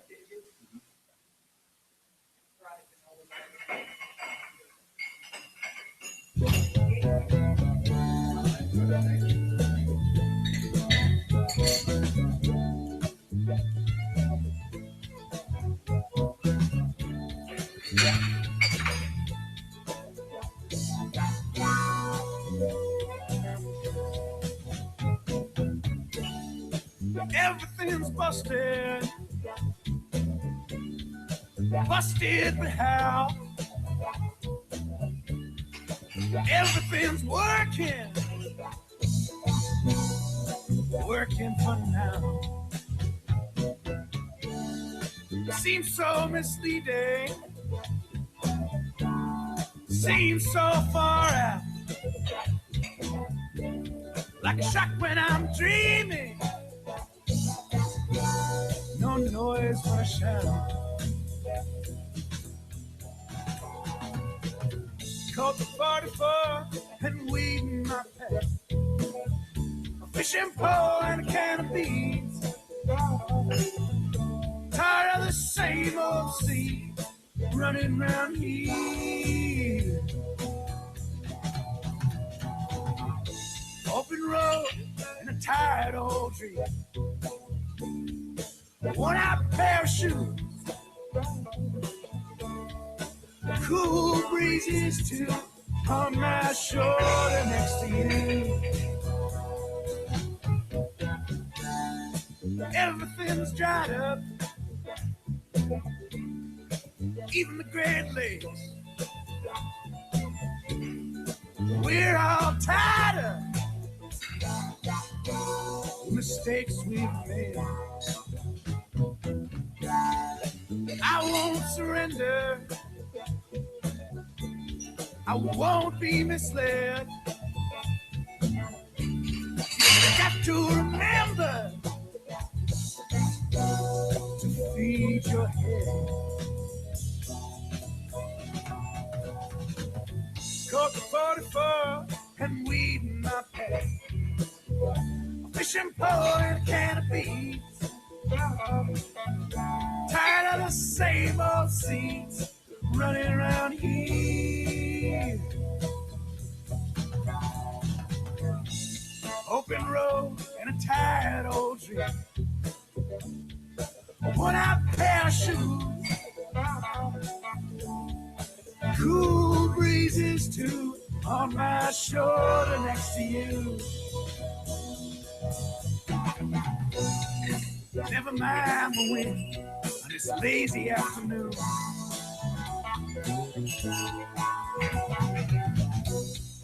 Not canning when they come too soon. I'm not a savior, not in the lead. I went into the well to get back to the end. And it's only broken if it's got no use. You're only dying, you're not singing the blues. Colt 44 and weed in my pack. A fishing pole and a can of beans. Tired of the same old scenes running around here. Open road and untied old dreams. A worn-out pair of shoes. Cool breezes too on my shoulder next to you.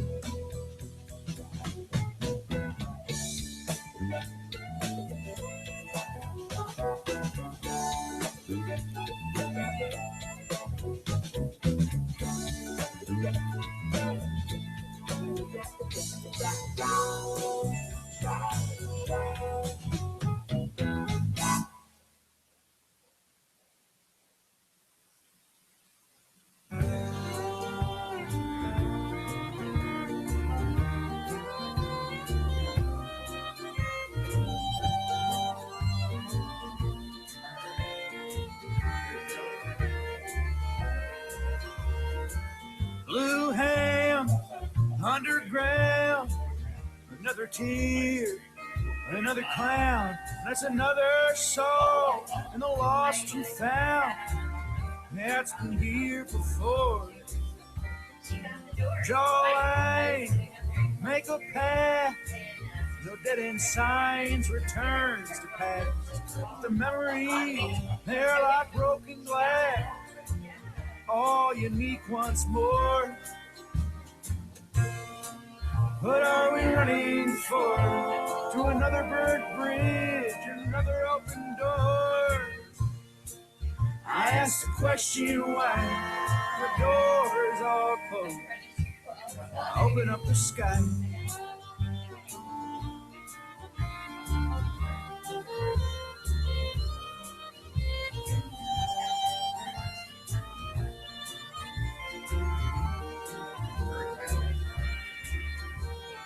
And the remnants come to pass, lying naked in the field of grass. And the band tunes up, you can't hear the brass, sounds of ancient lore. Path picks up, speeding now. Never thought about slowing down. You stop to look around, and you start to drown. It shakes you to your core. What are we running for? To another burnt bridge and another open door. I ask the question why the doors all closed. They open up the sky, won't be up there forever. In times and rhymes and measures, whatever stops to say it's great. There's two seas underground, life and death, blue hands they found. And within the blood, it still makes a round. The soul, it never goes. Some receive, some commit. Others close their eyes and sit until some holy Lord brings them up to kiss the rays like Icarus. What are we running for? To another burnt bridge and another open door. I ask the question why the doors all closed. They open up the sky.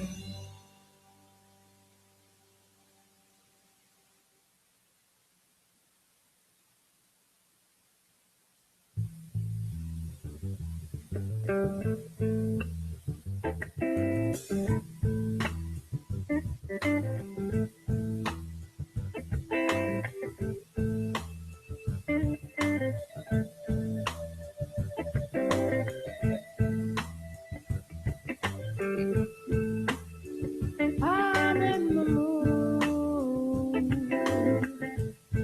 I'm in the mood for love.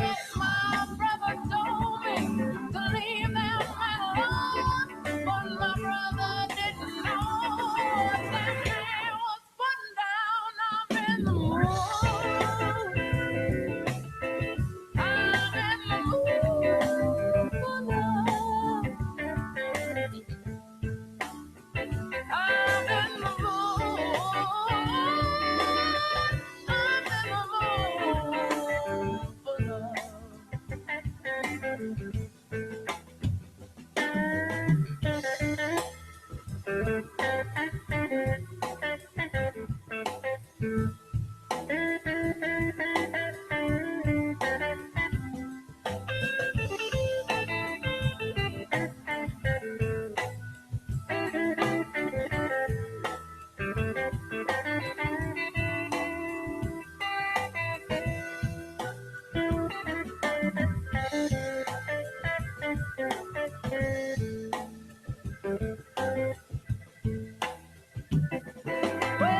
time I see the man walking, just walking down the street, I get that funny little feeling from my head down to my feet.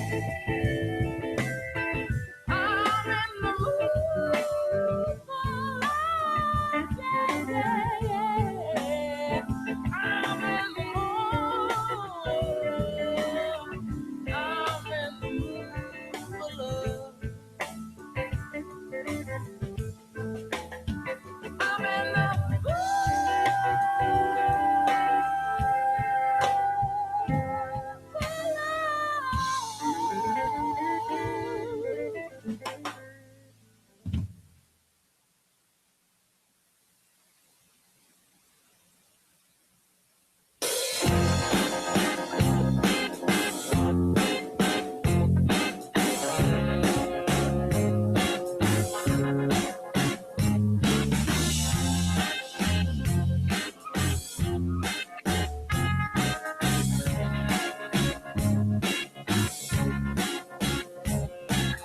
Valentine's Day, sitting at some dirty cafe, all alone, feeling cliche. Outside is cold, ugly, and gray. It reflects the light I don't have. I did, but it went away. I want a numbness to love. I want a numbness to hurt. A jacket from the cold got my heart in desert.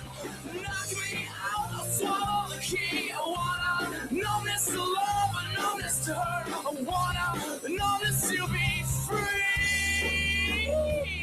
Yeah.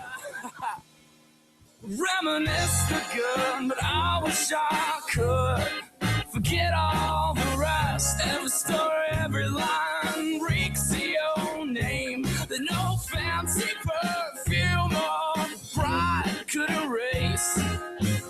Everything went down the drain. Your hands cold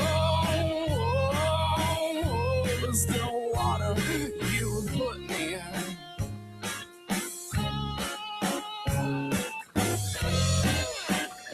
And I'm oh so blue. I want a numbness to love. I want a numbness to hurt.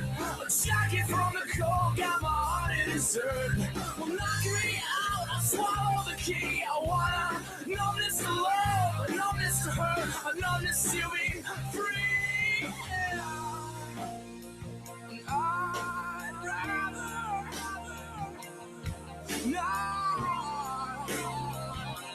I'd rather not feel at all. I want a numbness to love, a numbness to hurt. A jacket from the cold got my heart in desert. Well, knock me out and I'll swallow the key. I want a numbness to love, a numbness to hurt, a numbness to be free.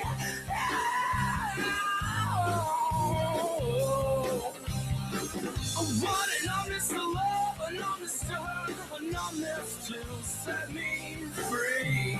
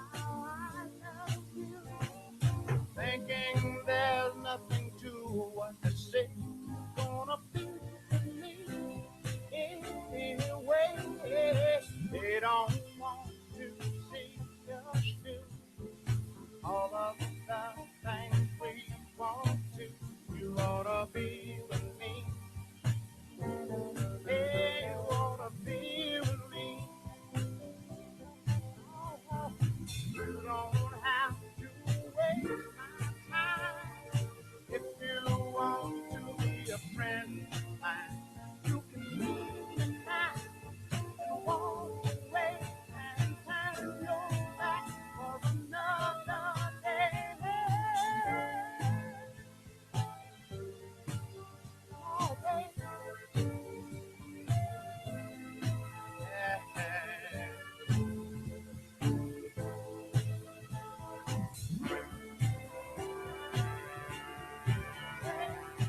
Ought to be the kind of girl that can brighten this old world. And it's hard to see how you and me can't be together happily.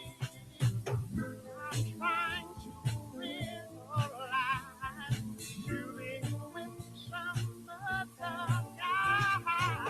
I don't know the reason why you ought to be with me until I die.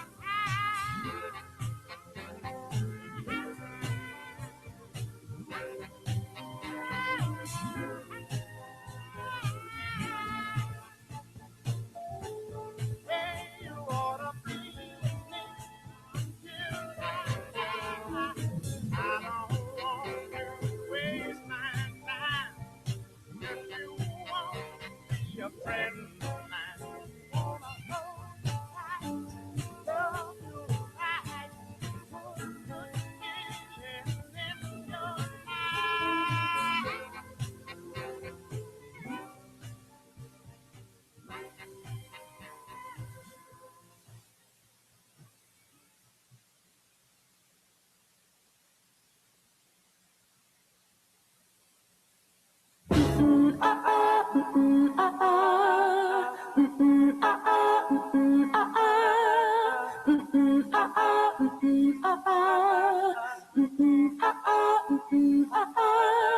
I have this idea, came to me in a haze. I watched time pass by like it was just a phase. It's a song that keeps me home. Like I'm never, never letting you go, because I miss you when you're gone. Because I miss you when you're gone. Before I had so much time and my tears were falling down, I would hang on every line like my heart was a drum. Ooh, we're so lonely. We're so lonely. We're so lonely.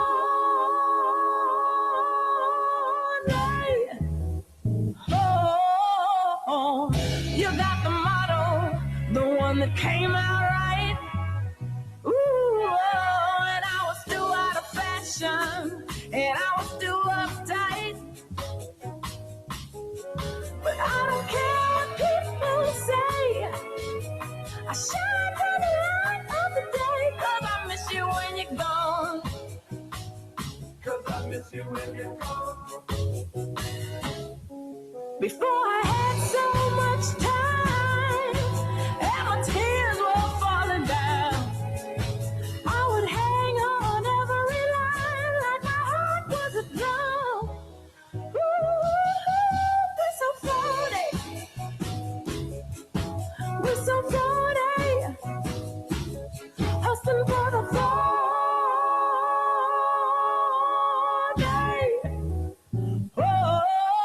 Oh,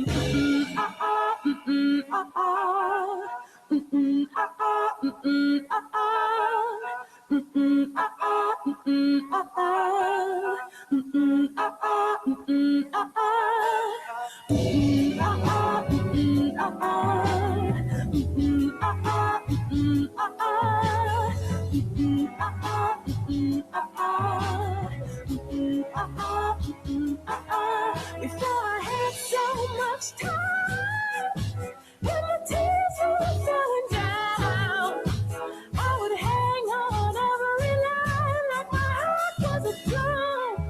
Ooh, we're so lonely.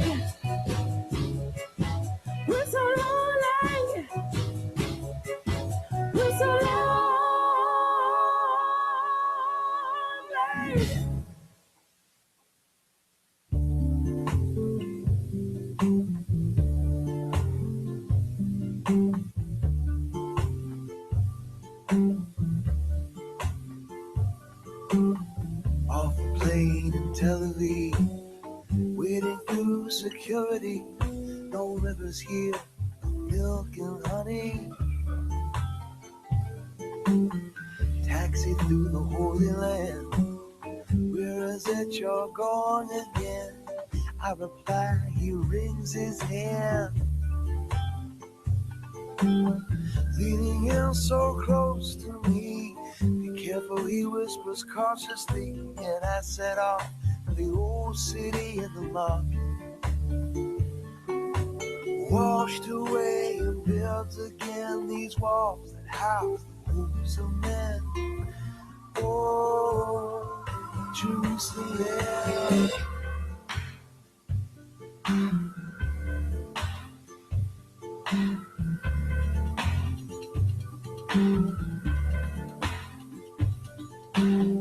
Neon lights and oil lamps glow, casting shadows on the ancient stone. I'm holding by the undertow. Through corridors under the ground, follow the river of people down, drift among the sights and sounds. Down through the Damascus gate, sinking down with all this weight. Can I swim free? Is it too late? Washed away and built again these walls, house, hopes of men. Oh, Jerusalem.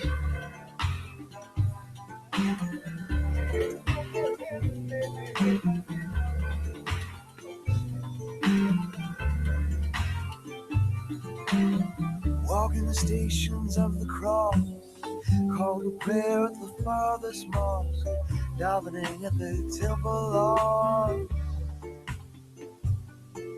I trap the air inside my lungs, climb on all these holy rungs, bite my lips, hold my tongue.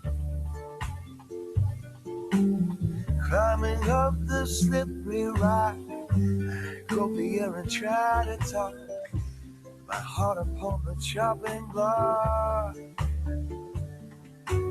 Washed away and built again these walls that house the hopes of men.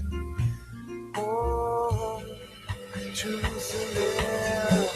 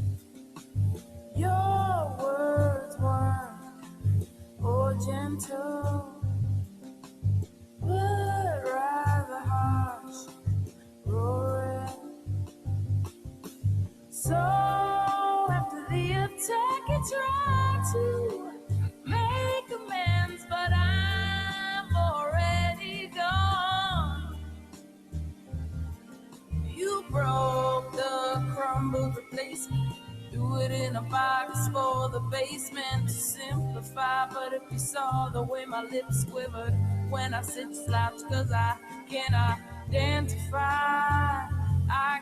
identify my purpose or my own thoughts. So maybe you just let me be.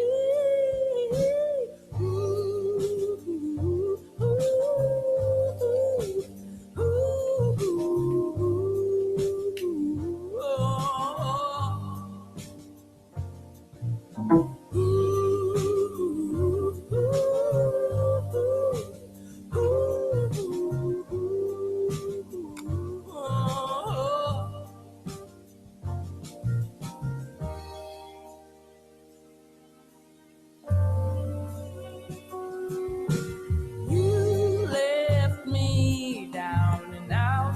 I've fallen through the cracks of these deceptions. I guide myself through the narrowest spaces without dated directions. You came here with nothing good to offer. You shoot me down, but I lived through it all. You think I'm just colored and complacent. Put me in a box cause you don't want to face it. Simplify, but if you saw the way my lips quivered when I sit slouched cause I can't identify. I can't identify my purpose or my own thoughts. So maybe you just let me be.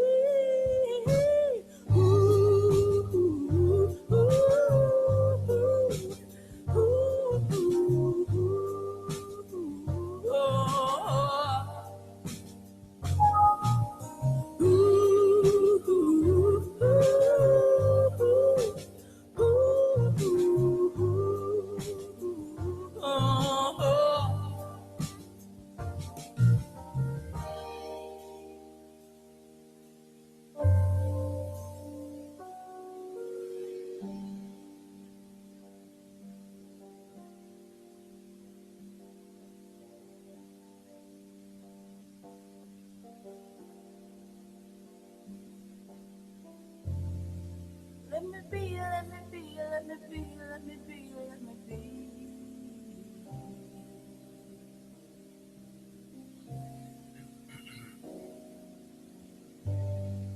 Let me be, let me be, let me be, let me be, let me be.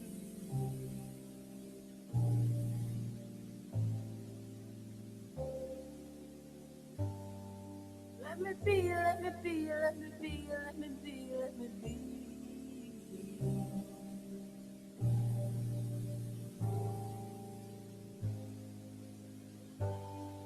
Let me be, let me be, let me be, let me be, let me be.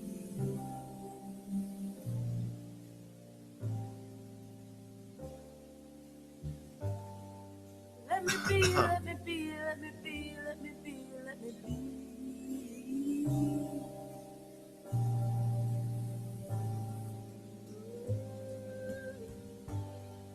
Let me be, let me be, let me be, let me be, let me be.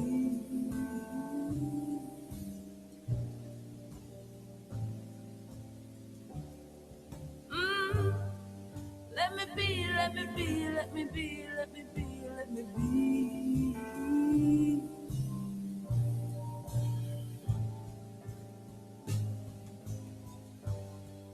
Let me be, let me be, let me be, let me be, let me be.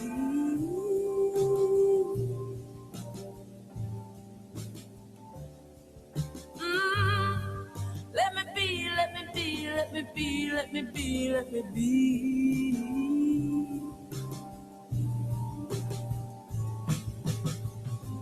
Hey, let me be, let me be, let me be, let me be, let me be.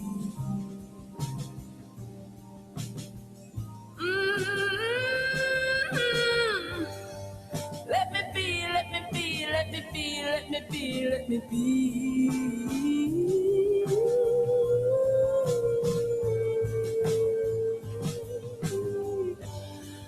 Let me be, let me be, let me be, let me be, let me be. Oh, let me be, let me be. Ooh.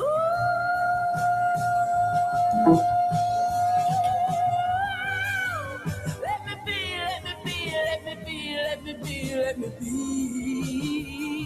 Yeah.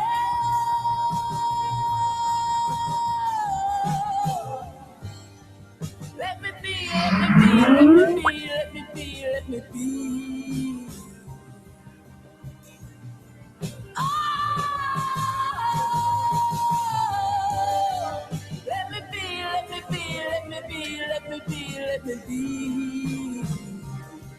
Ooh.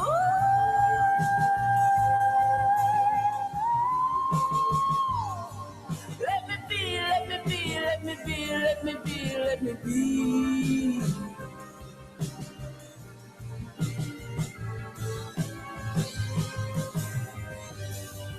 Let me be, let me be, let me be, let me be, let me be. Oh yeah. Let me be, let me be, let me be, let me be, let me be.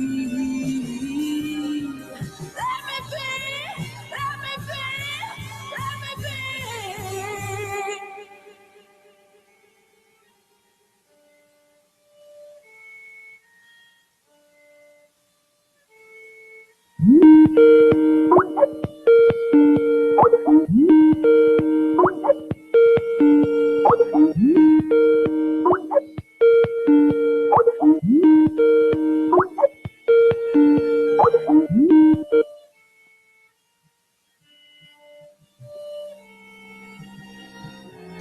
Hi, Vince. Anybody there?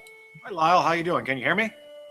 I can hear you good. I was just getting some things ready, and I saw the Skype come active, and I thought, oh, maybe you're just wanting. I can see you now.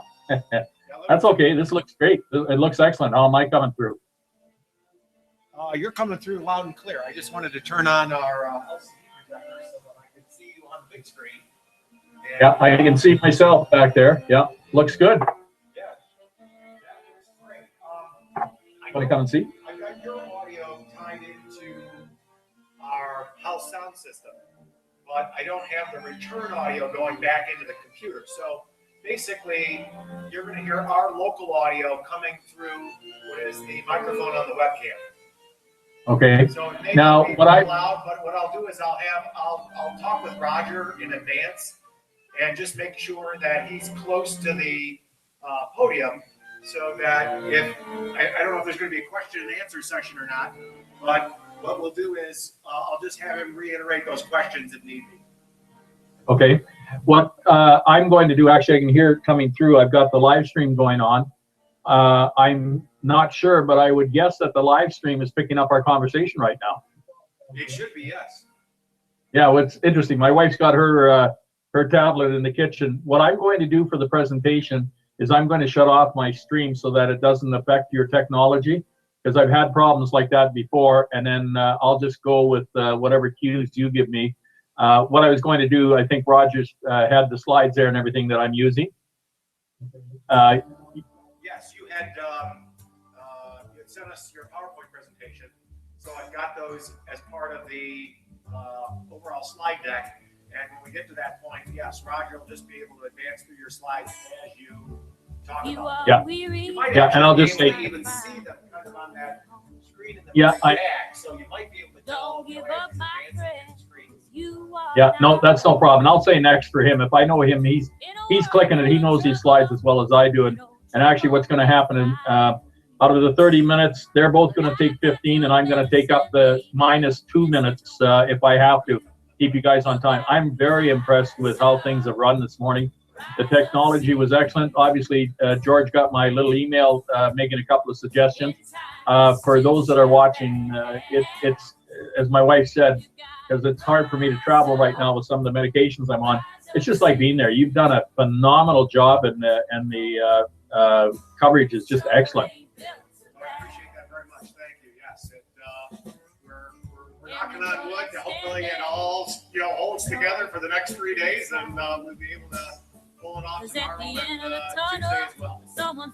Okay, well, I got a little fun just starting. I'm going to check and see if this shows up. Uh, Yeah, here, let me, I got a window that popped up here. Let me just minimize that. okay. Yeah, that's very nice. Yeah. Okay, what I'm going to do is because George has been highlighting the sense of place in Beer City, I'm gonna start with a little bit of tribute to several of the people I know personally in there. This one is from being in Japan in November, so I'll just mention like Shioko's that's there, so that they recognize that that's the only reason I come to these things. This is for Salvador, and if he starts singing they'll know that he recognizes that too, because that's right from where he's from. So yeah, and yeah, so I got about a minute and a half of just a little fun to begin with. So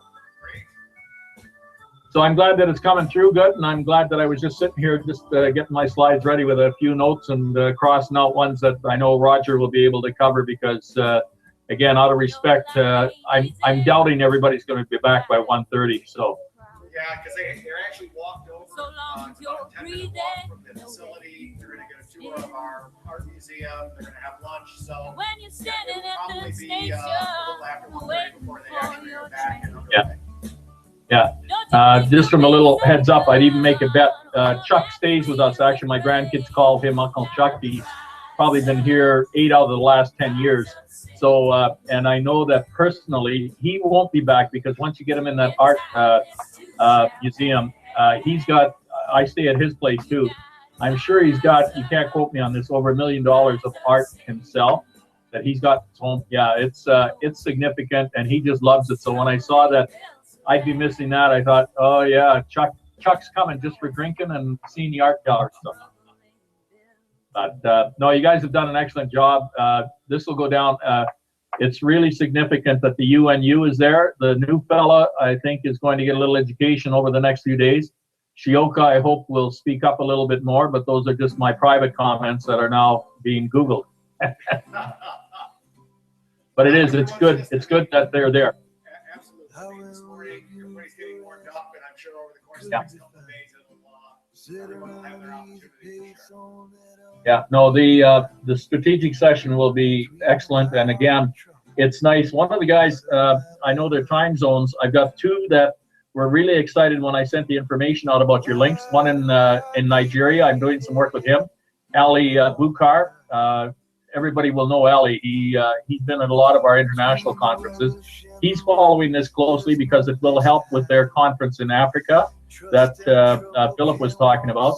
And the other one is Joss Hermans, who is similar to Chuck. He's the one that sits on the Ubuntu. Chuck sits for us in the Americas, and Joss Herman sits in on the one for Europe. And Joss was in contact with me on the weekend. I actually wanted to Skype with my grandkids when they were here. It's interesting what you're offering is setting the bar for the UNU, because this is the kind of communications we've been asking for, and you guys have modeled it. We did the same thing in Curitiba, Brazil, and it wasn't as efficient as and effective as what you're doing for the whole series of sessions, but it still showed that if it could be done for a few meetings, it can be done for all of them. So I'm glad I got a chance to talk to you briefly, but you better go get something to eat, and I'll be back on, and when it's time, I'll just click off the web stream and come back on Skype, unless you want me to stay on Skype now. Avoid any potential problems. Yeah, why don't we just go ahead and disconnect, and then just before the presentation, we'll reconnect and make sure everything works out. Okay, when we say we, do you want me to do like this? Do you want me to connect with you, or do you want to connect with me? Which is better? Yeah, why don't I call you, and then that way. Okay. I'll be at the front of the room by then, and we'll make sure that everything that's on our side is all set ready to go. Okay, just give me a clue that you're going to be doing it, so I'll shut off the live stream and be ready to receive it through Skype then. Okay, and if there's problems, then I'll connect with you. That'll be plan C. And if there's a plan C, I'll be drinking beers here. So, and put John Yee in charge of my presentation, because he can do it in his sleep too. No, this is a newer one, so he doesn't know all of the stuff. Have a good one, and we'll talk to you later. Okay, thanks again, Ben. waiting on the dove. I've seen people caught on both sides of wall. Must one side rise and another side fall? Can there only be peace when one side is silenced in blood? Why do I keep waiting on the dove? I'm flying home with the leaf clutched in my hand. In Evia side, there's no sign of dry land. The water keeps rising and there's nothing but darkness above. Why do I keep waiting? Why do I keep waiting? Why do we keep waiting on the dove?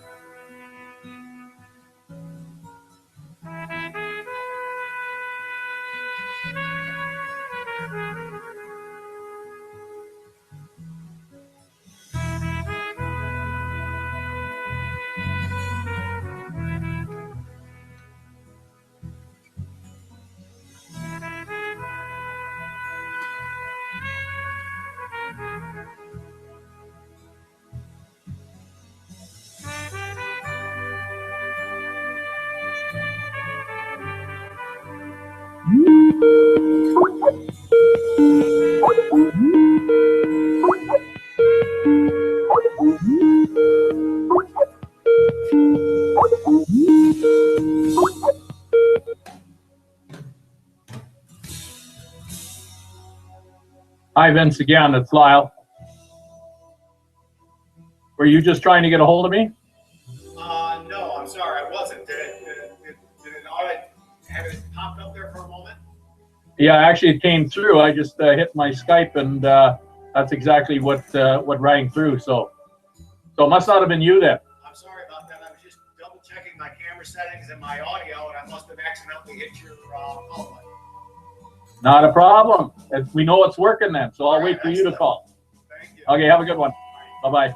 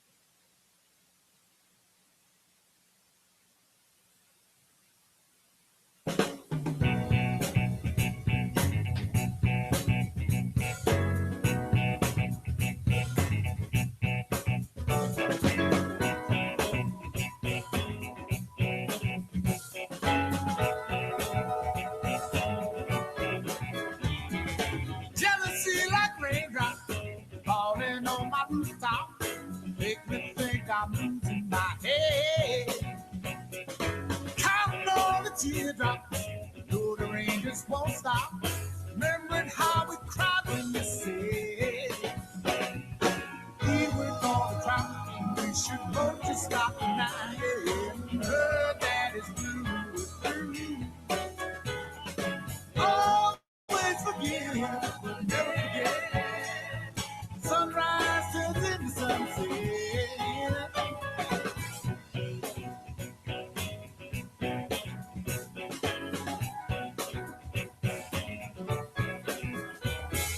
Today the grass is greener than the love that's in between us.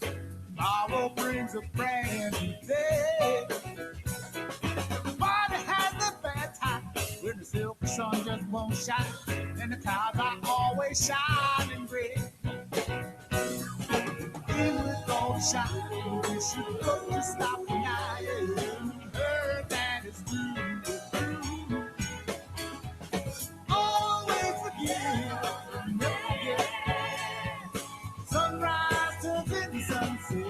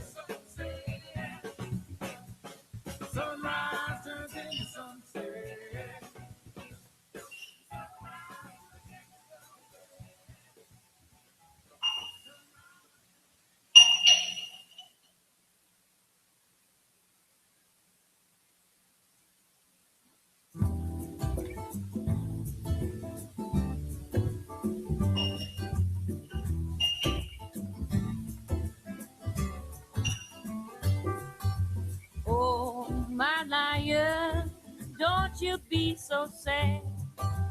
No, you got the powers of healing in your head. Oh, my sweet boy, don't you dare give up. Know that you are more than good enough the way you are. You are just the way you are, the way you are. You are just the way you are.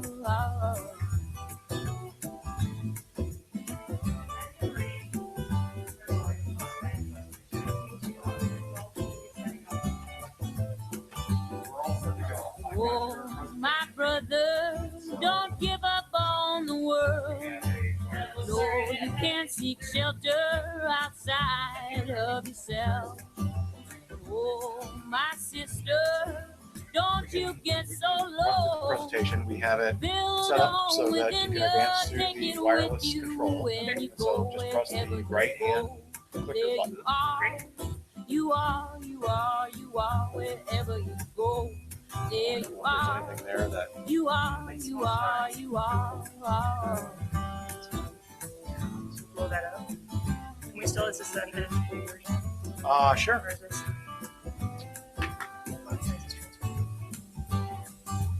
Oh, my people, don't you judge a face. Know that God is with us, no matter his name. And oh, witness, please forgive us for everything we've done. For all the shame inside us is hurting everyone, everywhere we are. We are, we are, we are, we are, everywhere we are. We use in our office. We are, we had a download. we are, we So are, I've had we are.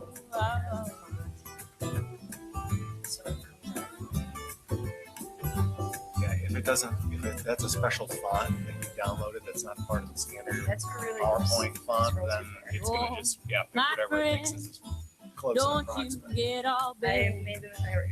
You have got the mixture for your medicine. That is a really good thing to keep in mind. Oh, my lover, don't you dare get scared.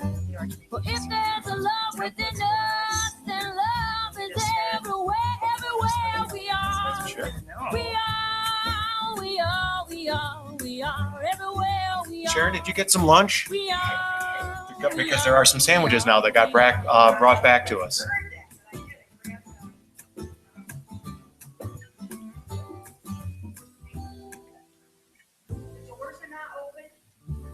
They are not open. They're unlocked. Oh, they are unlocked. Yes. Okay. So one on the side, get warmed up a little. All right. They're unlocked.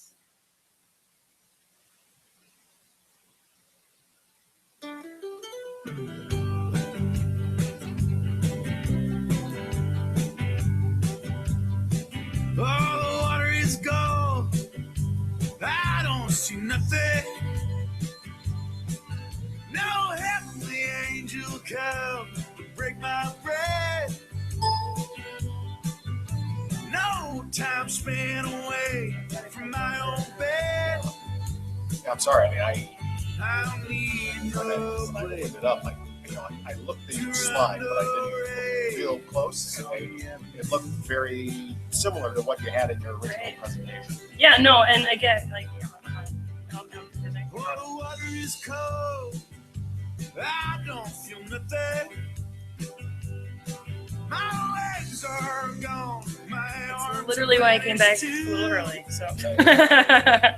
It is no problem with me. Pretty good. Otherwise, the dance is great. I have no man or a boat that sail. I just have. All right. So let's go ahead and just hit the old save icon up there in the corner, and that way it's done. Right. If something should happen, and all of a sudden it's. Yes, that's just because. Yeah, for some reason that's not popping up there. So Come on, mama, I got no time to give. Whoa, and I can't sit still.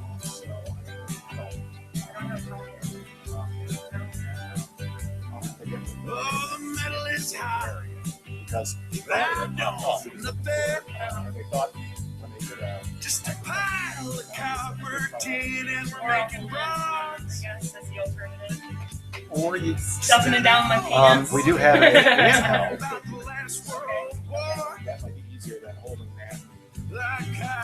And, I mean, the trouble is you're going to be okay. Sorry, but we'll try to find it. Okay.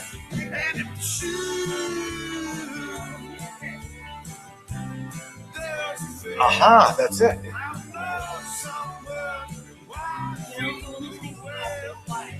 Yeah. Great. Come on, mama. So we will be able to would like to. And I can't see it still.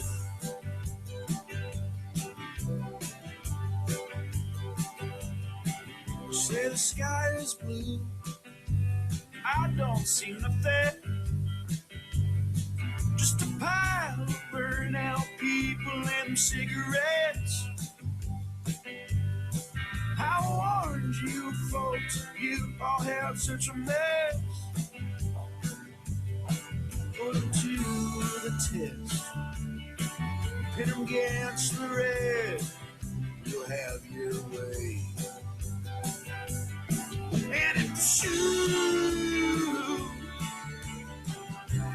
doesn't fit, I know someone who I think would well.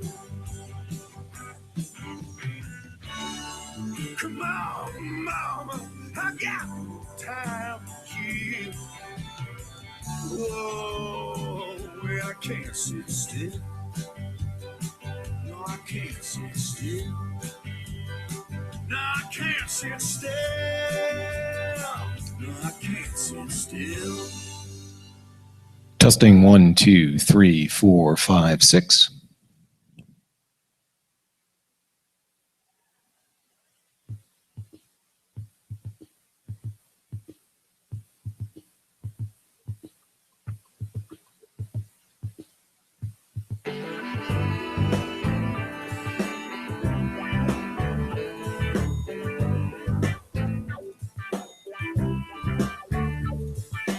Oh, to have peace, peace like you do, as you live out your days and face your truth. There's no way of righting all that's been wrong, and there's no worthy writer can write the words to your song. What makes you alive? It's not what you take, it's all that you give. If I lift your name on high, what makes you live? And there's no judgment of fate, just together we pray. No broadcast, no outcast to cast your demons away. The same simple truths stand for now and all time. Thou shalt not kill, be honest, be kind. What makes you alive? It's not what you take, it's all that you give. If I lift your name up on high, what makes you live?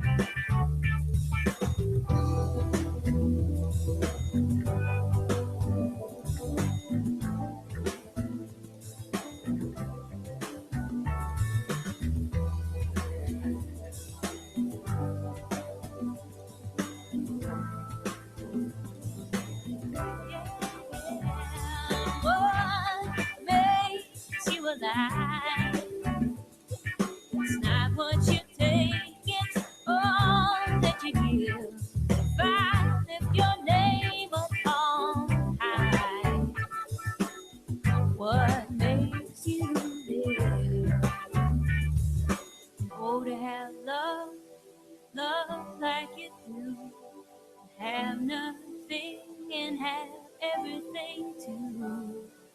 Look at your brother and see God in his face. Look at your sister and see your saving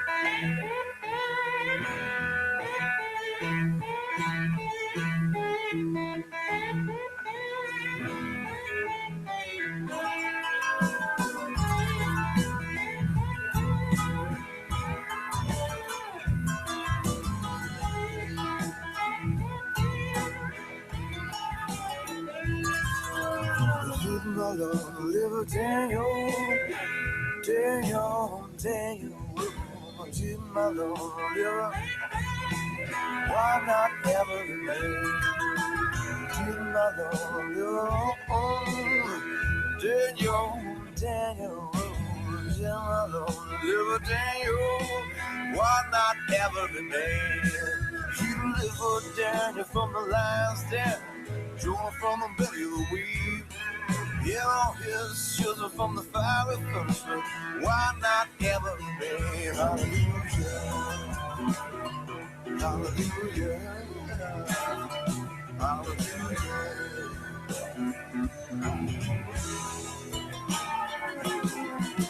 To my Lord, little Daniel, Daniel, to my Lord, little why not ever remain? Daniel, Daniel, Daniel, why not ever remain? With the moon on down the purple street, the sun refused to shine. Yeah, his children stood up and screamed and said, heaven shall be mine.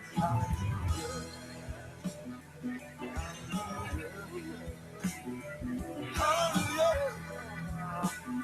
Hallelujah.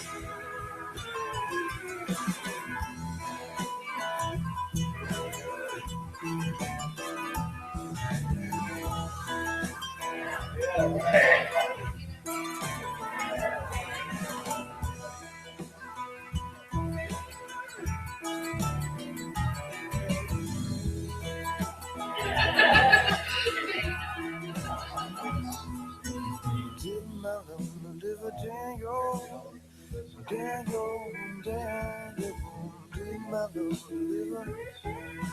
Why not ever remain? Did my liver. Daniel, Daniel, did my liver. Daniel, why not ever remain? Keep the little Daniel from the land's den, drawn from the belly of the weed. You don't have children from the fiery furnace. Why not ever remain? Hallelujah. Hallelujah. Hallelujah.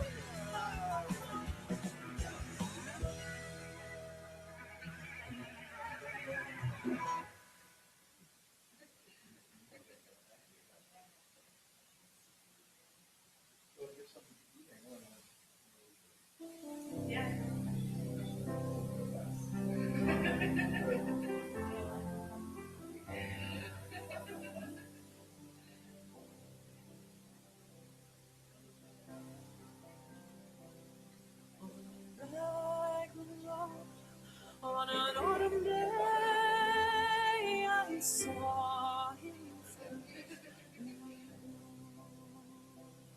that his light hair would never see, that I might wonder. I saw the danger and yet along the enchanted way. And I said, let grief be a falling leaf at the dawn.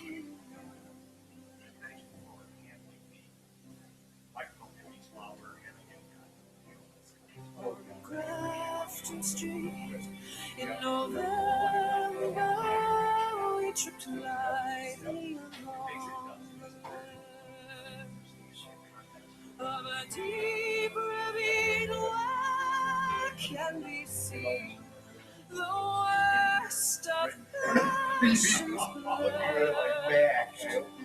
The queen of hearts still making to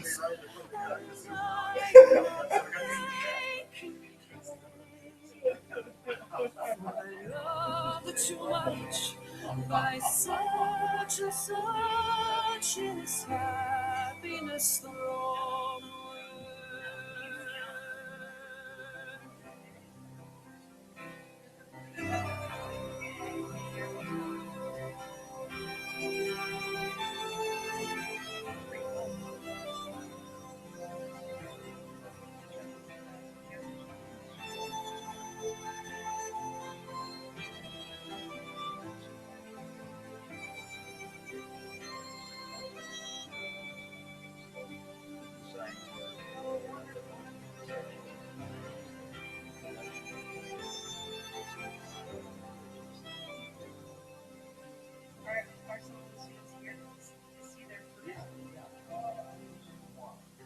gave him the gifts of the mind. I gave him the secret side that's known to all the honest who have known true gods of sun and time. With a word intent I did not state, I gave earrings of promise to say. With his own light hair and his own anger, like the clouds over fields of Yeah, we found the flip. Oh, yeah. It was in the, you know where it was? It was in the middle of the floor. The cost of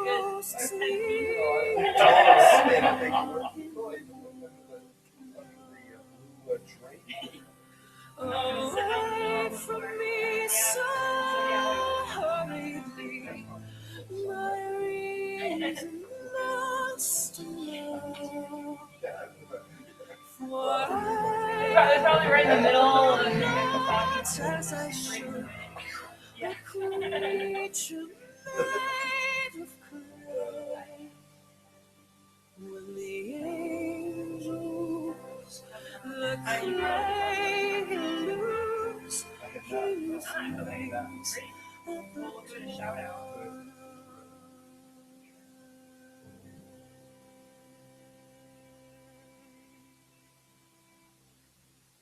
You've probably seen a lot of this information already. So I'm Well, sorry that's that fine. I can always enjoy seeing it again, I'm sure. and whenever it's presented.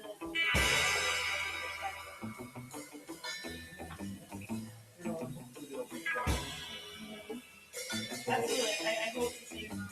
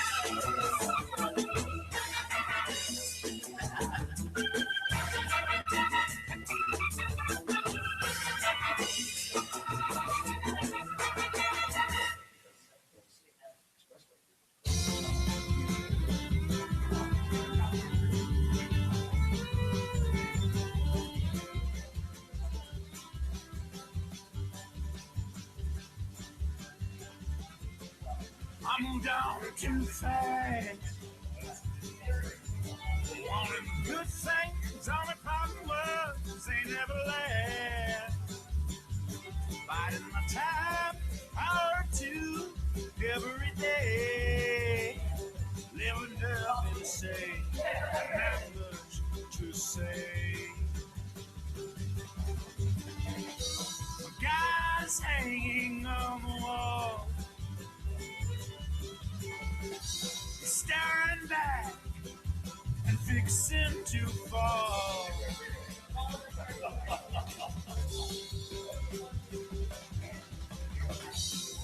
Now I find myself in disillusion, wrapped up and hog-tied in this confusion. Cursing the stars, discontent the ways of my earth. But my apathy outshines the red of my birth. God is hanging on the wall, staring back, fixing to fall.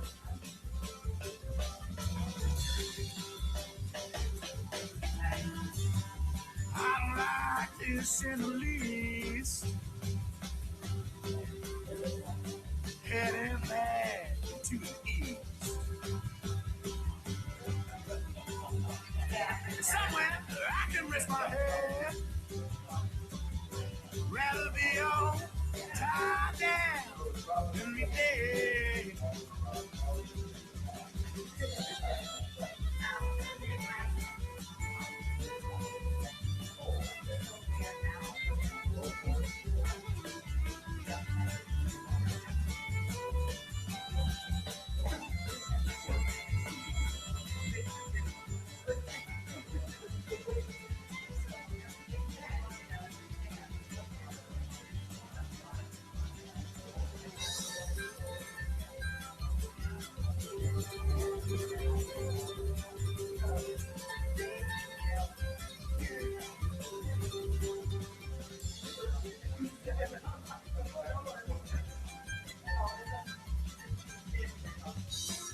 Now I find myself at the same old door again, searching for solace and comfort from a friend. All I find is ignorance in the day. Well, again I take, I guess that's my fate. God save me on more. Stand back, fixing to fall. I'm not this in the least, heading back to the east. Somewhere I can rest my head. Long days, so I'd rather be dead. I don't like this in bleed. Heading back to the east. Somewhere I can rest my head. I'm in dirt till all days, oh, I'd rather be dead.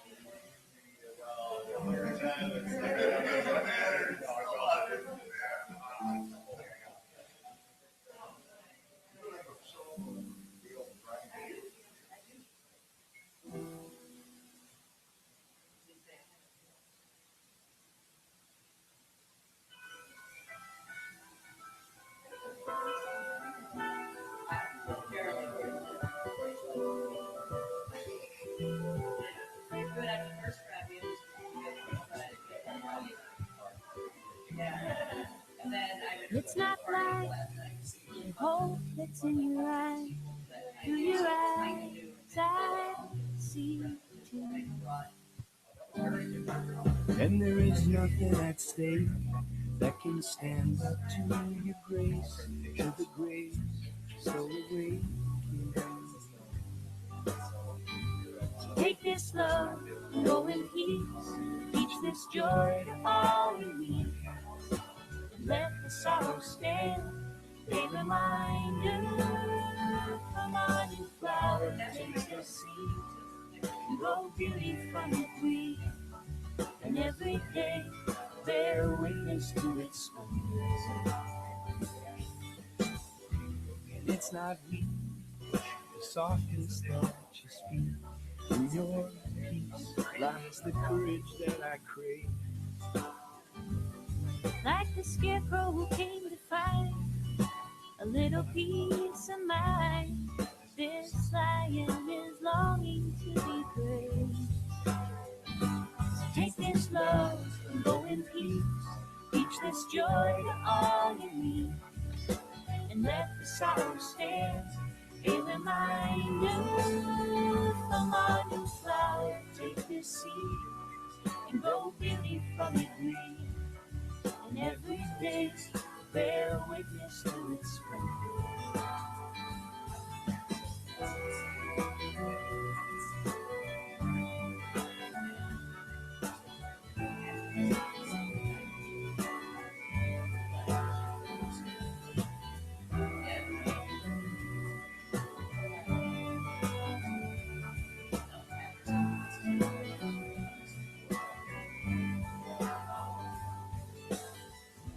And it's not bleak, the future that you see, though you're away to the suffering inside.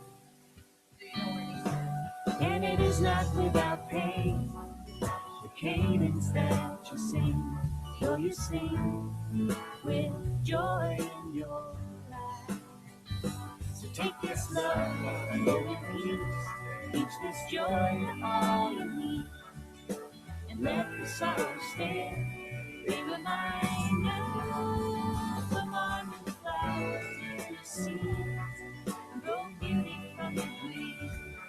In every breath, bear witness to its sweet.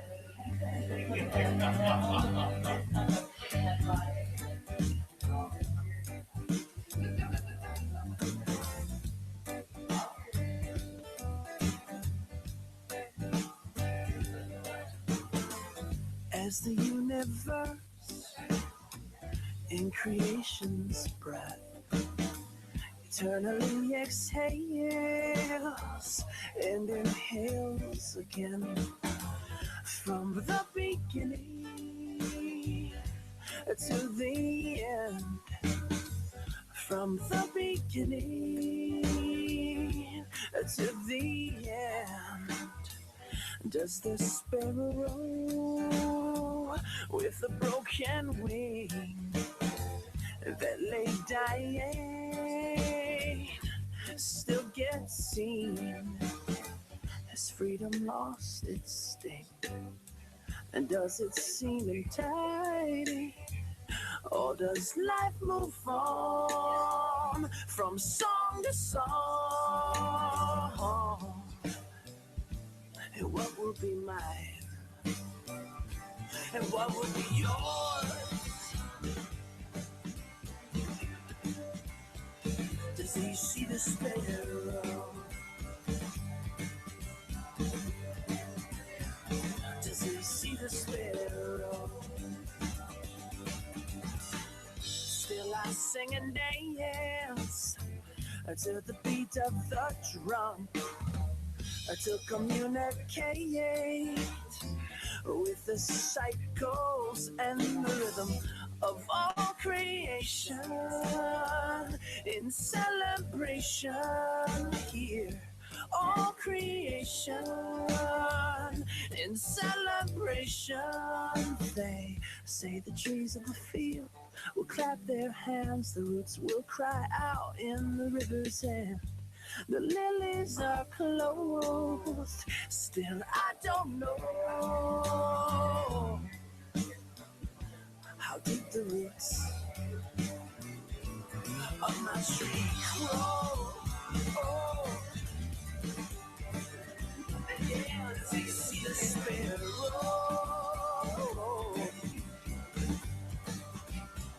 Does he see the sparrow?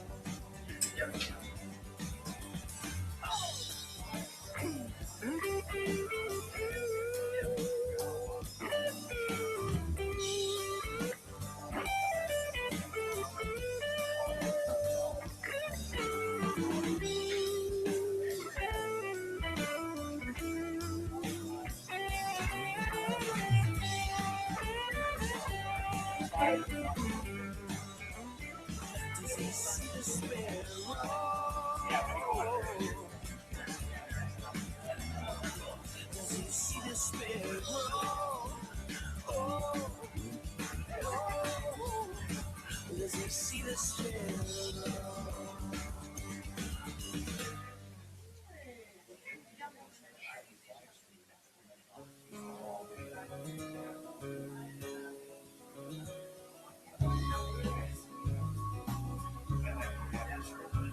Well, I built this house with my own two hands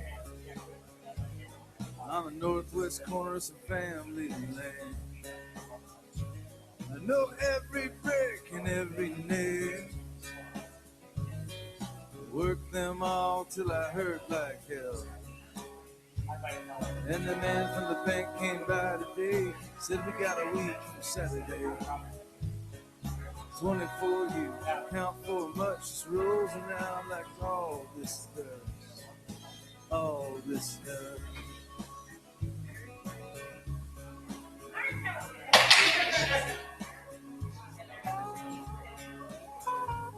Well, we had a little boy and a baby girl. Then he went to Cali with a guy who ran the tilt-a-whirl. And I worked my land till my fingers would bleed.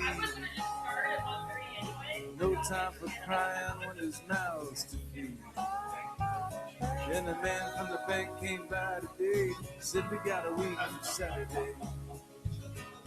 24 years, to count for much, just rolls around like all this dust. All this dust.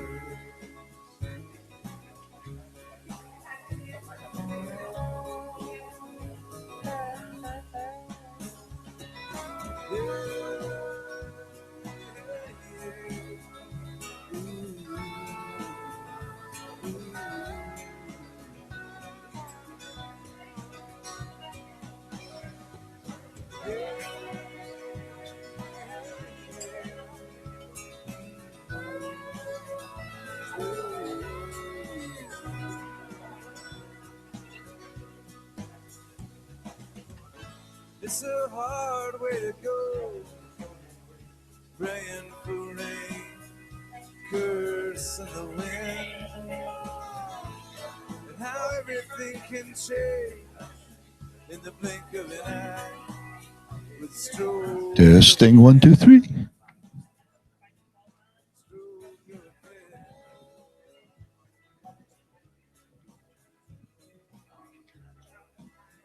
All right, back to work, back to work.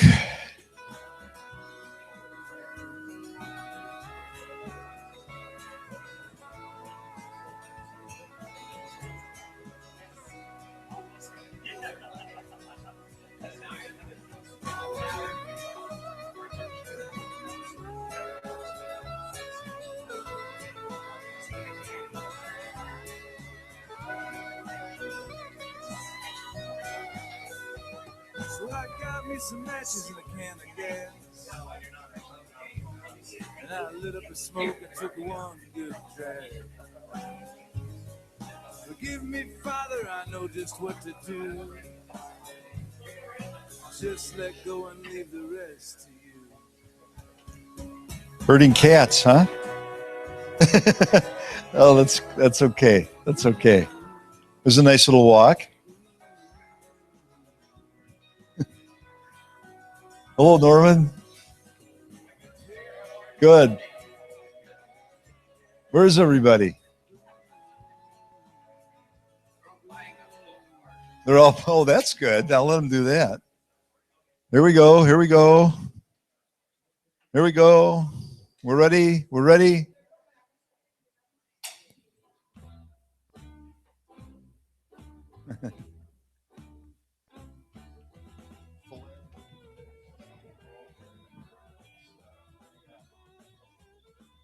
Okay, here we go.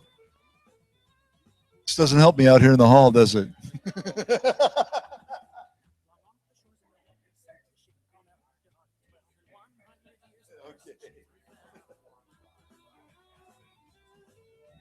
All right, let's get started, shall we? I hope you enjoyed the little walk around downtown. I had a chance to see our art museum. I hope that was an interesting tour for you, as we're quite proud of it. I've had a couple of question and comments from a couple of you that you're delighted at how clean the city is. That doesn't happen by accident. If you're out in the morning doing your morning run or your morning walk, you're going to see an army of people dressed in fluorescent green vests out cleaning the streets and watering the plants and making it look beautiful. You might think we did that just for you, but we do it for everybody, and we're quite proud of the cleanliness of our city. And speaking of being out on a morning walk or a morning run, we walked a little bit along some of the river walk, but there's a 3.2 mile loop that goes through downtown, crosses the bridge up at Leonard Street, crosses the bridge here at Fulton Street, and you can do a nice loop right alongside the river. Sometimes you're right down at river level. Sometimes you're up above the river on a overhang that walkway that carries you along the river. But it's a nice way to see the downtown and see the city. If you're like me, I'm not a runner anymore, but I do like to get out and walk around when I'm in a city, and it's hard to get lost if you stay close to the river. It's a good landmark. So speaking of river and the importance of that waterway for us, environmental asset for us, we have a great partner here in Grand Rapids in the West Michigan Environmental Action Council. Its director is here, Rachel Hood. Hi, Rachel. And I think you're planning on being with us some during the conference too, so you can find Rachel. This is an NGO that works in the field of environmental quality and environmental protection in the Grand Rapids area and West Michigan area, really. So here to speak to us this afternoon is Anne-Marie Hertel, and Anne-Marie oversees a program with the West Michigan Environmental Action Council.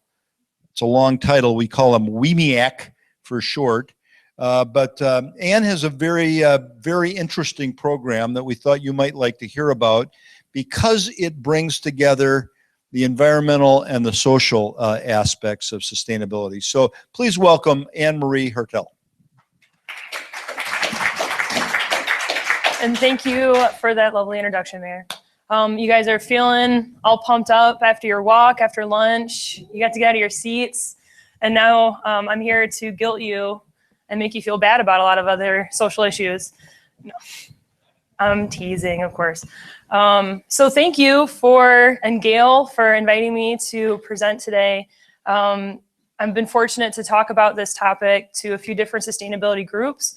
You are my first international group, so you get the privilege there to think about these in a little different of a perspective than I have. So I'm hoping to learn something from your questions, which I do want to save time for. Obviously, we're running a little late on the start time, but I still do hope to hold to about 20 minutes so that I can open it up to hear from you guys and maybe build in a little bit of time. Can everyone hear me okay?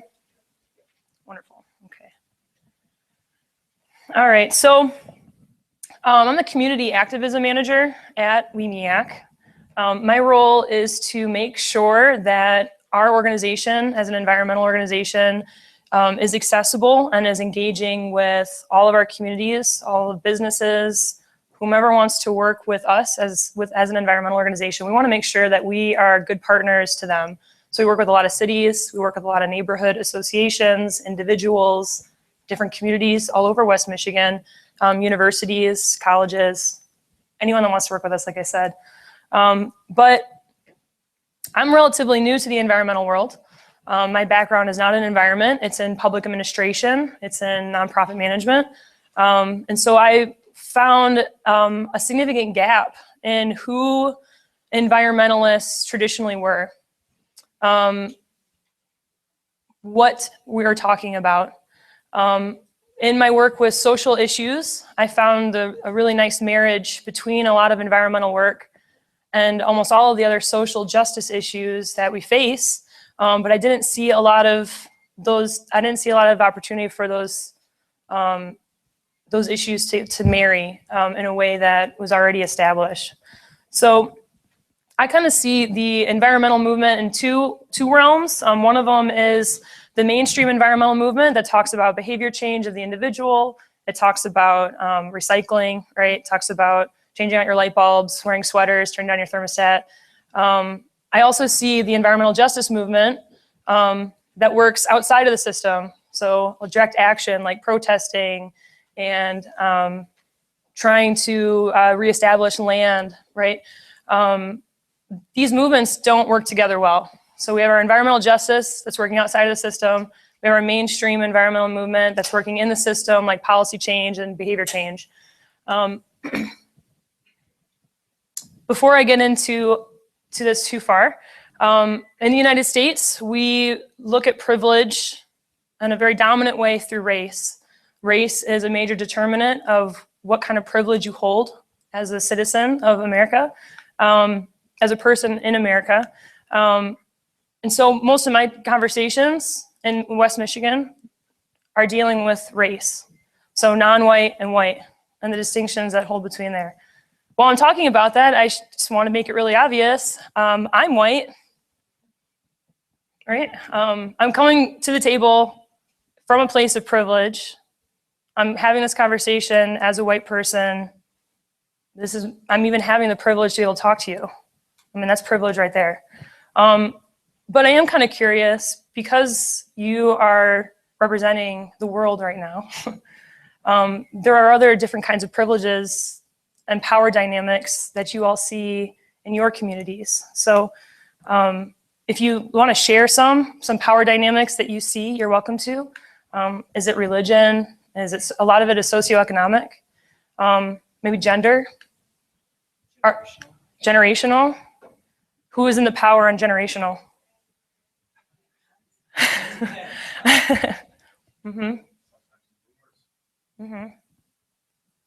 Are there any others that I'm missing? Some of the bigger power dynamics? Absolutely. Those are big. Did everyone hear that? Sure. Sure. So we said generational first. And there was the balance between, sometimes it's the baby boomers, sometimes it's not. And then we also said sexuality as well as ability. Those are good ones. Ways of knowing, like scientific and engineering versus traditional knowledge and indigenous knowledge. Absolutely. Really good one. So he said more STEM-based versus indigenous-based. So our native knowledge versus our modern. Is that a fair representation? Thank you. Gender, without a doubt. And language. So I'm going to be talking about race, non-white and white. But if there's one that's more significant to you, you can think about that power dynamic to help you get through this instead. Okay. Has anyone seen this number 2042 before? No? What? Shaking your head, yes. What is it?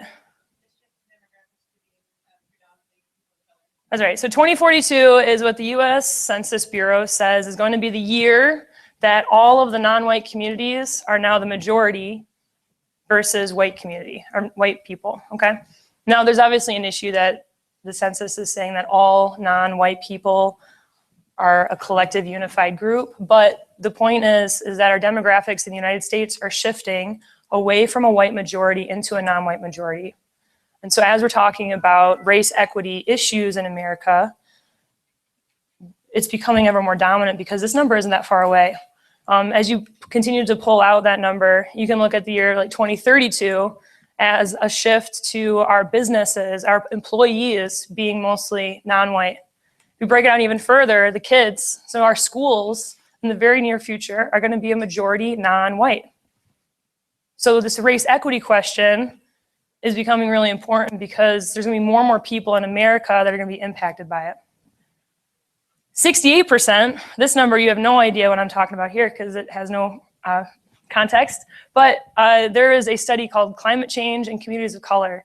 This was done by Green for All. It was a national survey out of Oakland, California, but it was national.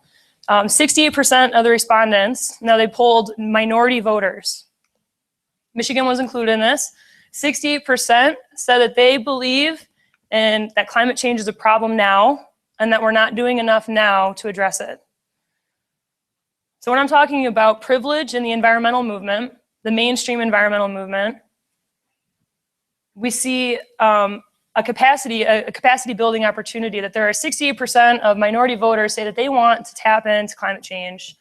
But in my experience and what we see from the numbers is that environmental organizations in the mainstream environmental movement are not properly engaging those non-white communities. It's almost like if you were to take the word sustainability, we're talking about the sustainability of the sustainability movement itself, right?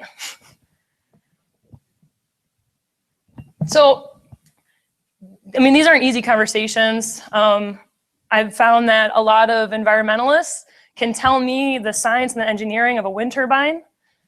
You start talking about race and the defense goes up, the comfort goes away. Folks are really uncomfortable to talk about this. And one of my challenges is to challenge you all to get comfortable talking about it. It's a dialogue that we need to have. It's not easy to have. It's going to challenge assumptions. It's going to challenge your individual belief and addressing that with this larger systemic conversation. But we all have lived experiences. Something that I found in my work over the last few years is that everyone I'm working with wants to do the right thing. We all want to have a nice environment. We all define environment a little differently, but we all want to engage and protect and have a good, healthy environment. That's a universal truth that I found through a lot of people and communities. But we can't assume that people are coming to the table with the same kind of experiences that we're having. So if I'm an environmentalist, I'm like the stereotypical environmentalist, right? I'm in my mid-20s, I'm white, I'm college educated, I have hugged trees. I've had experiences that have made it really easy for me to spend my adult life in the environmental world, but I can't assume that everyone that I'm going to be working with has those same experiences. And so I need to come to the table a little differently. This is kind of we talk a lot about ecological biodiversity and how diversity in our ecological systems perpetuate and promote a healthy space, right? We always want biodiversity. This is cultural diversity, right? This is cultural biodiversity. So instead of looking at it like making sure we have enough plants and animals in this space, let's make sure that our humans are integrating and promoting a diverse environment, because it's better. It's better when we're integrated. It's harder to do, but it's better when we are. So briefly, I do want to share some of this, some historical context as to why the mainstream environmental movement is made up of mostly white people, in my experience.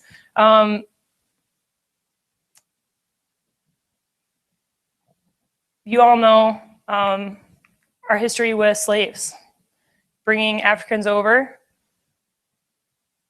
and the tending of the land that was perpetuated from slavery. Even if you're not aware of this, when slaves were forced to go into the woods, they didn't come out, right? So think about the historical context and that kind of long-term experience of what some Black people may feel from going into the woods, right? Carrying that history along with them. Think about our Hispanic and Latino communities now. They're bringing, in America, they're bringing their heritage, their culture of farming. But in America, a lot of our migrant farmers are disempowered. A lot of them are pushed in very unhealthy environments in a farm. They're exposed to very unhealthy and detrimental like impacts of like pesticides and long hours of working, terrible, terrible homes. We're seeing this disconnect, right?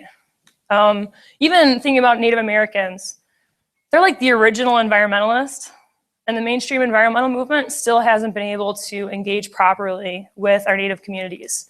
I know that in a lot of our conversations is an add-on, like, oh yeah, oh yeah, is there someone that's from the Native community that can join? You know, I mean, it's interesting how we can't ignore this history.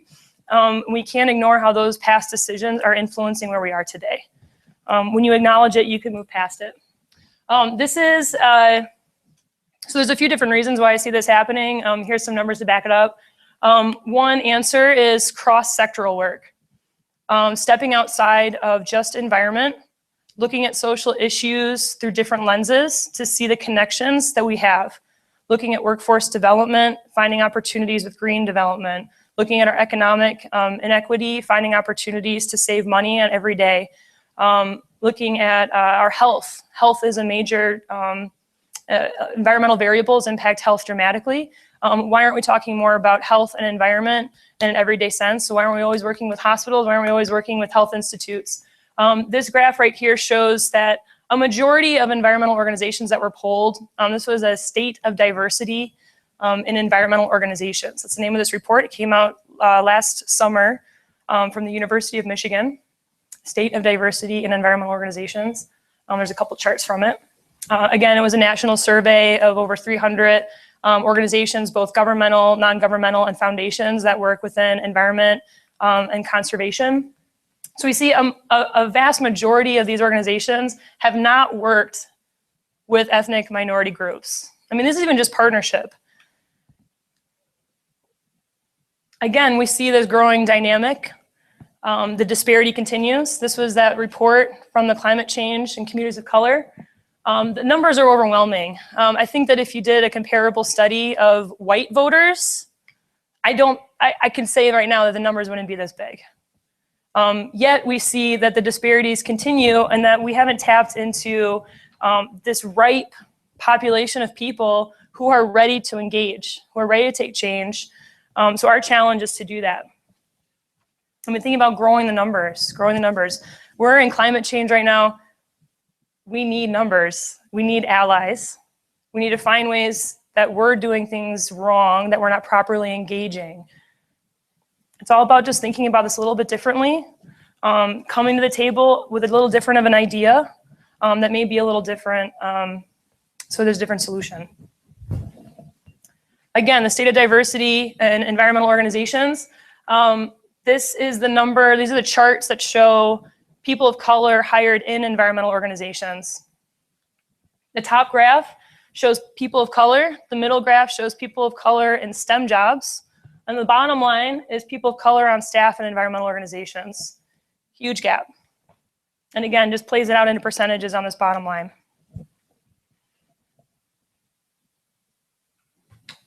So what do you do about that, right? I mean, I hear all the time, well, people of color don't apply for my jobs. I posted it. We don't get enough applicants. They're not qualified. Can't hire people who aren't applying. So guess what? It's not that there aren't people there. It's that we're not reaching out to the right groups.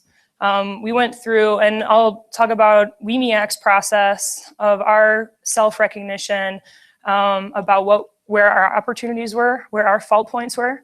An initiative called IDEAL, of course it's an acronym, but one of the things that we did, very first thing that we did was create an advisory board of folks to check what we're doing and to look at what we're doing. So we're reevaluating our internal processes. One of the biggest pieces was our hiring practice. We followed our policy by posting it in X amount of places. We did it, checked those boxes, moved on. What we realized is that we weren't posting in enough places, number one. And number two, posting wasn't the problem. It was that we needed advocates from those communities to be our advocate. We needed champions to advocate for our job to their network. Because that's how that job dissemination was actually working in some of our communities, right?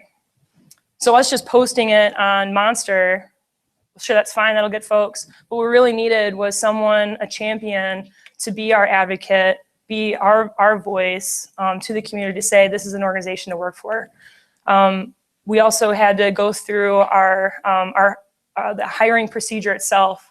How are we evaluating? How are we looking and judging these resumes and cover letters? It was very enlightening to see all the red flags where you are facilitating exclusion rather than inclusion.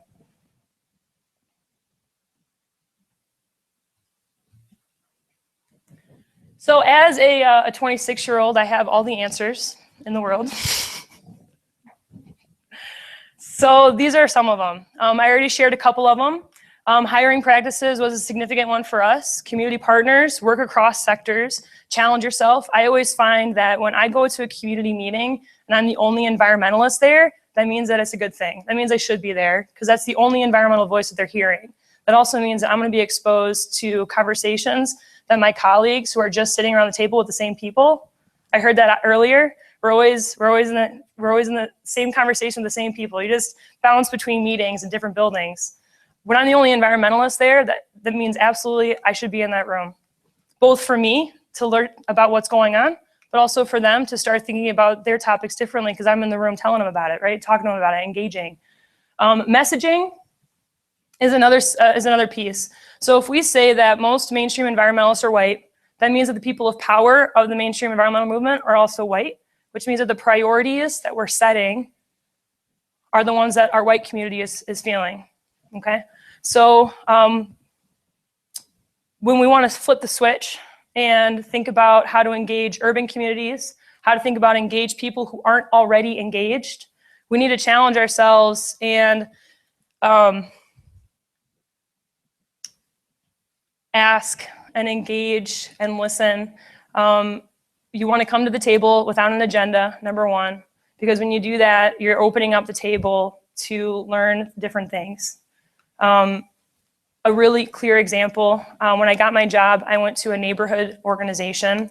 It's predominantly serves a Hispanic Latino community in our southwest side of Grand Rapids. I went in to say, hey, I'm an environmentalist. I want to work with you as a neighborhood association. I went in thinking that we were going to talk about water conservation and rain barrels and gardening. They told me we have a waste management problem. There's people who don't understand our recycling bins and our trash bins and our city service. Well, guess what? Because I came to the table and listened, revolutionary thought, right? Don't project, just listen. That's a big piece to our engagement. The messaging piece, when we're transitioning away from what we've been talking about into more urban, while saving the polar bears and melting ice caps is important on a global perspective. If you're not already an environmentalist, that topic is too far away for you to get engaged with. That is not a relatable topic. Way too far away, way too intimidating, and it's not impacting you on a daily life. So we need to start talking about how environment is impacting us every day to make it more relatable and make it more relevant to more people.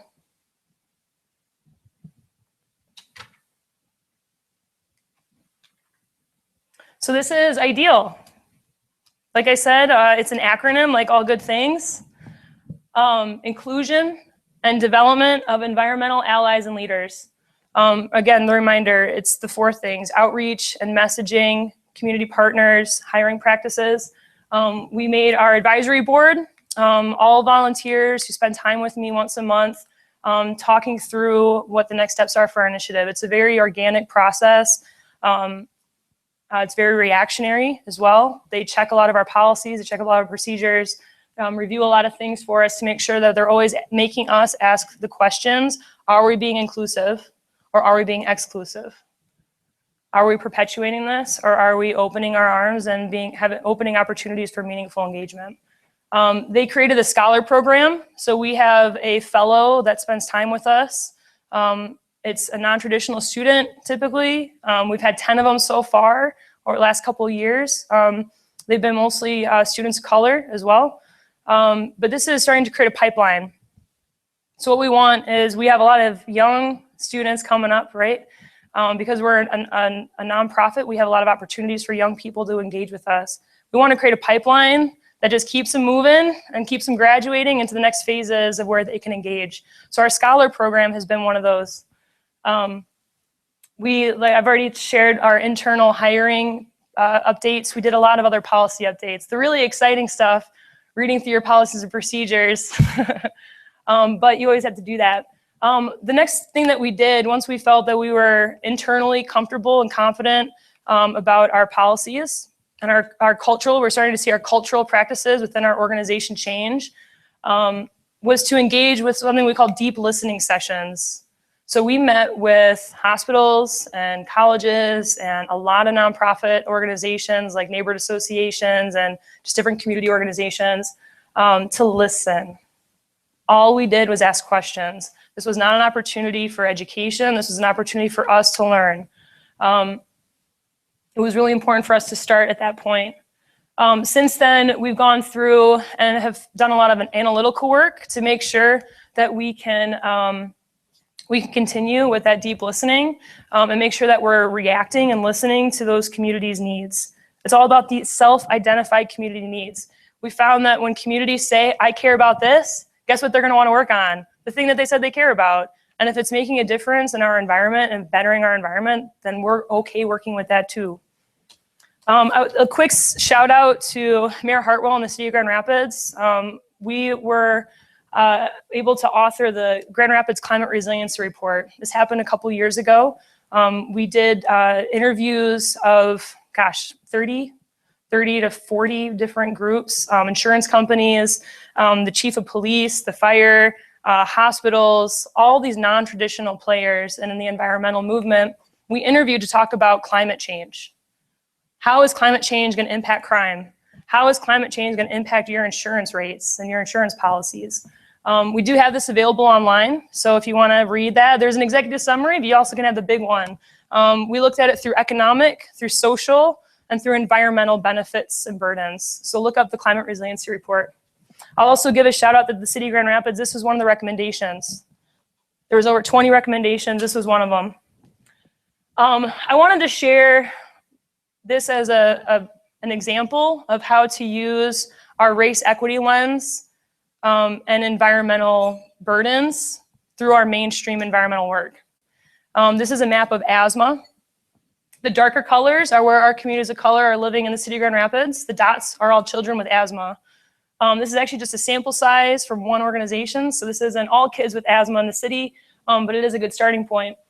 When we're talking about preventative and mitigative efforts and opportunities to help impact the numbers of asthma, guess what? We're going to look at it where kids are most influenced by it. So we see a big blue line that cuts up the middle. That's a highway. So we ask ourselves, is there an impact of that highway and those children? We know from another map that that's where a lot of 0 to 5 children live, right in that same neighborhood. So if you're developing asthma from your environmental variables in that 0 to 5 time, and you're a child of color, and you're living along the highway right there, all of these factors line up, and you can see that there are kids that are feeling a lot of those burdens really disproportionately. So when we have efforts to try to improve upon that, these are the places to start. This is really just my closing thought. It's something that I really try to put myself in. I work from a space of transparency and honesty. You also need to be humble in this work, right? There's a lot that goes on with the environment. There's a lot of factors of why people are or are not involved with the environment. Meeting someone where they are is always going to be a good challenge to that, whether it's they have a different political background, their different age, generational, whatever. Just meet someone where they are. And it'll carry you really far away in this kind of work. That's it. Anne-Marie, thank you. So Anne-Marie is working in this very interesting intersection of social justice and the environment. And we appreciate your coming and giving us a presentation.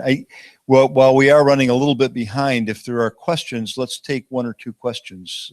Anyone want to ask Anne-Marie anything for clarification or expansion? All right, you were very clear and thorough. Oh, okay.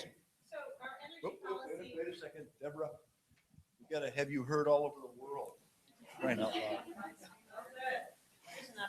All over the world, DTE is trashing our energy policy in this state, taking away the rights for people to put solar on their home and to net meter back. Yeah. And it's a real serious problem with tremendous implications for poor people.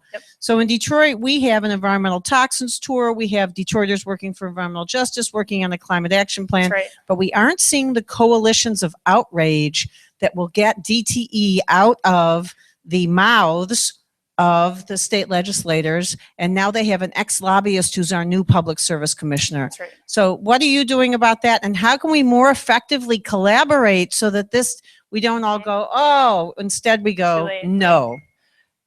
Great question. Thank you, Deborah. DWEJ, good buddies with them. We work with them all the time on our state work. It's really important to see those larger groups collaborate across the state to build that solidarity, because those impacts are profound. We are a 501c3, so we can't lobby officially, but we do a lot of education with our legislators and our constituents on this kind of policy. You're right. The Michigan environmental setup right now is looking scary as a state. There are a lot of factors that are going to influence our energy policy over the next few months, and it doesn't look great. We're at the point now that we're fighting pretty hard just to catch back to where we were last year, right? We're going through, we're rewriting our state policy right now on our energy, for those folks with context. The health determinants, bringing in the health numbers is big. We found a little bit of traction with that. The lobbying money that's coming from DTE is overwhelming, right? So that misinformation, that bad education, overwhelming. This is a story of utility monopolies. Okay, thank you. Again, join me in thanking Anne Marie for joining us today.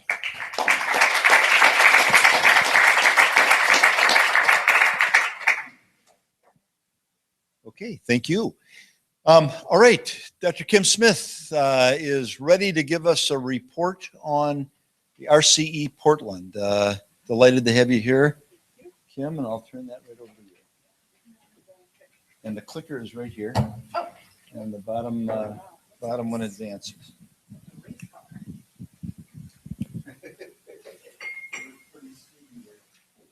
How many of you guys had turkey in your meal? How many of you got turkey?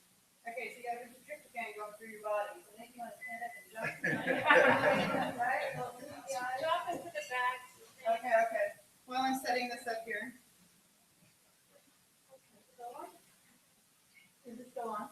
Doesn't stop.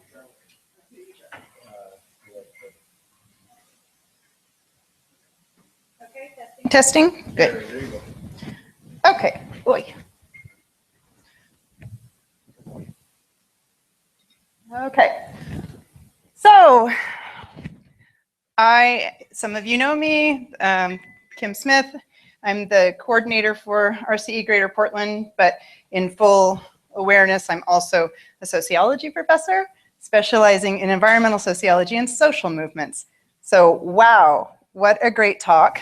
Yes, heads up to, well, your attention, I'm giving you big props. So as a sociology professor specializing in social movements and environmental social, that was incredible. Thank you so much for these important issues. So we are RCE Greater Portland. We are also, if you by chance saw the big article, the whitest city in America. And the article said, can the whitest city in America become green? So I was totally digging into, Anne-Marie, I'm still trying to talk to you. Sorry, that we were the, sorry. Ooh, teacher slap down right there. Anyway, we're the whitest city in America, and that big article that said, how can the whitest city in America become green? And so much of this is about inclusion, transparency, who needs to be at the table, who's not, of course, already at the table. But we're really trying to say, how can we create a greater Portland? But it's also our geography. It's not just an aspirational goal, but geography in terms of this region. So we chose a local name. So just as you have the community supported, no, say your name again, the cool CSP? Community Sustainable Partnerships. So we're the Greater Portland Sustainability Education Network. I recognize that sustainability education is problematic. It's education for sustainability or sustainable development. That's our famous, where's our little light? With the light? There's our famous Mount Hood. That bridge, in terms of our logo, just to say this real briefly, since I know RCE Saskatchewan has a really cool logo too and background on this. This is a new bridge. It's the first in the nation that no cars are allowed on. Public transportation, walking, bikes, and it's known as the Tillicum Bridge, which in the Chinook language means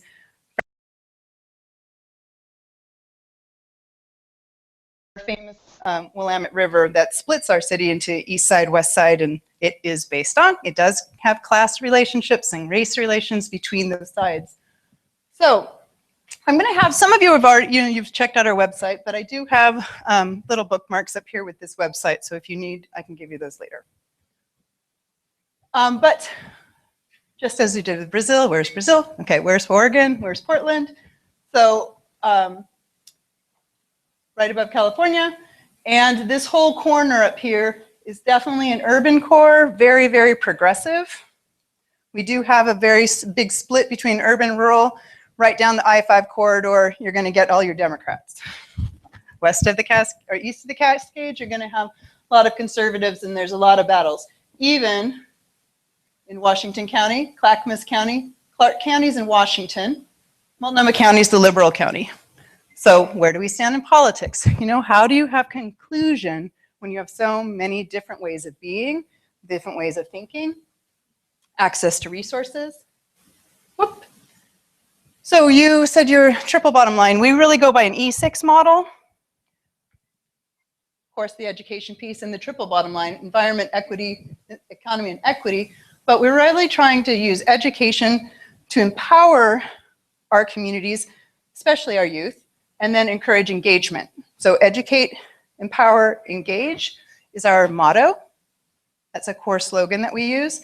So trying to not just address the scary issues, but also, because what we're doing is scary, huh? I mean, I struggle. I don't know if you're struggling sometimes going, man, are we gonna save this world?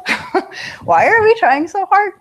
So we're trying to work very, very purposefully to give people hope and a vision that it's possible to do something differently. And that's one of the, it is encouraging to hang out with kind, wonderful folks as yourselves, because I needed to find my tribe.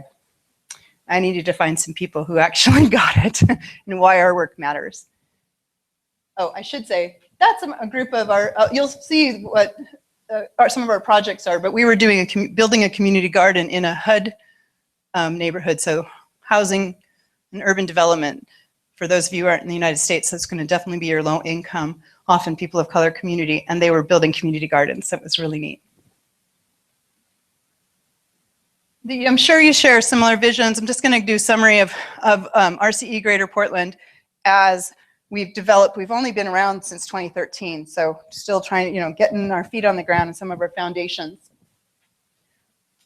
But strong, strong emphasis on health and justice, not just the environment, although essential. That's one of the things Portland's really, if you've heard anything about Portland, you probably have an image of it being green, right? Like green buildings, green transportation.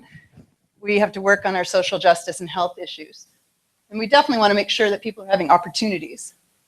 So our mission to increase collective impact is to do, and that we so needed the RCE model to kickstart us. I didn't even know, this is very American, I didn't even know about the United Nations University. I had never heard of an RCE until 2012 down at Rio Plus 20. Yeah, sorry, George. I mean, seriously, I'm like, didn't even know about this. And so when we went around and we said, should we even apply? What's the value of applying? Because it was the last year of the decade. Well, thank God we did, because now we have the gap and we have all the wonderful things coming with the Sustainable Development Goals. So when we sit down and we said, okay, higher ed, K-12, nonprofits, government, right? Faith communities, business, do you want to work together? Because we've got lots of people doing really great stuff. We just didn't have a container big enough to connect the dots and hold, It's like one of the things we don't have a problem with is having new nonprofits. We got 450 of them just doing conservation ed alone. So yeah, that alone. So it's like, how do we actually deal with the redundancies and create opportunities for synergies so we can have leverage these and actually be more efficient and successful? So imagine these all look similar to yours, but this is what we crowdsourced with all of our partners. Working for sure with government. So we have solidly City of Portland, the strongest, Metro, that's our county government, or our regional government, a couple counties involved, but we still haven't been able to reach very far out into the other counties, even though we're a 4-county region. So I don't know if you face these kinds of issues, but still Portland-centric. Big critique from our other cities. We already have, at this point, so let's see, we're a year and a half old. So we have 135 organizations now across all the sectors and about 350 individual members. So that's recognizing the size and trying to be across, I think we're across all sectors now. I'm not going to put up the list of the names. You can go to the website and you can see who represents which groups. We need more from business. So I want to talk about like how you guys did that so well. Events, trainings, mentioned this already. And civic engagement, really strong emphasis on civic engagement, partially from my own work around that, because I used to be the service learning coordinator for Portland Community College. So how do we achieve those goals? So the structure of the RCE, we at this point are transitioning. It has been mainly volunteer run, and I received a course release from my college to be the director, all right? But we have the 4 core committees: governance, programs and events, research and development, outreach and communication, run by leaders, and then all of these working groups. Each one, the working groups just lasting as long as whatever issue is that they want to, or they can continue on for whatever their interests are. But they do, what is that called? Daylight? No, sundown, like the committees that come to an end.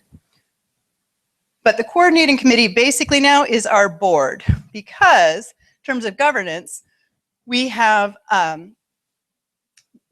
almost all the sectors represented. We don't necessarily have good inclusion in terms of diversity. We definitely don't have geographic diversity. So again, who should our leaders be?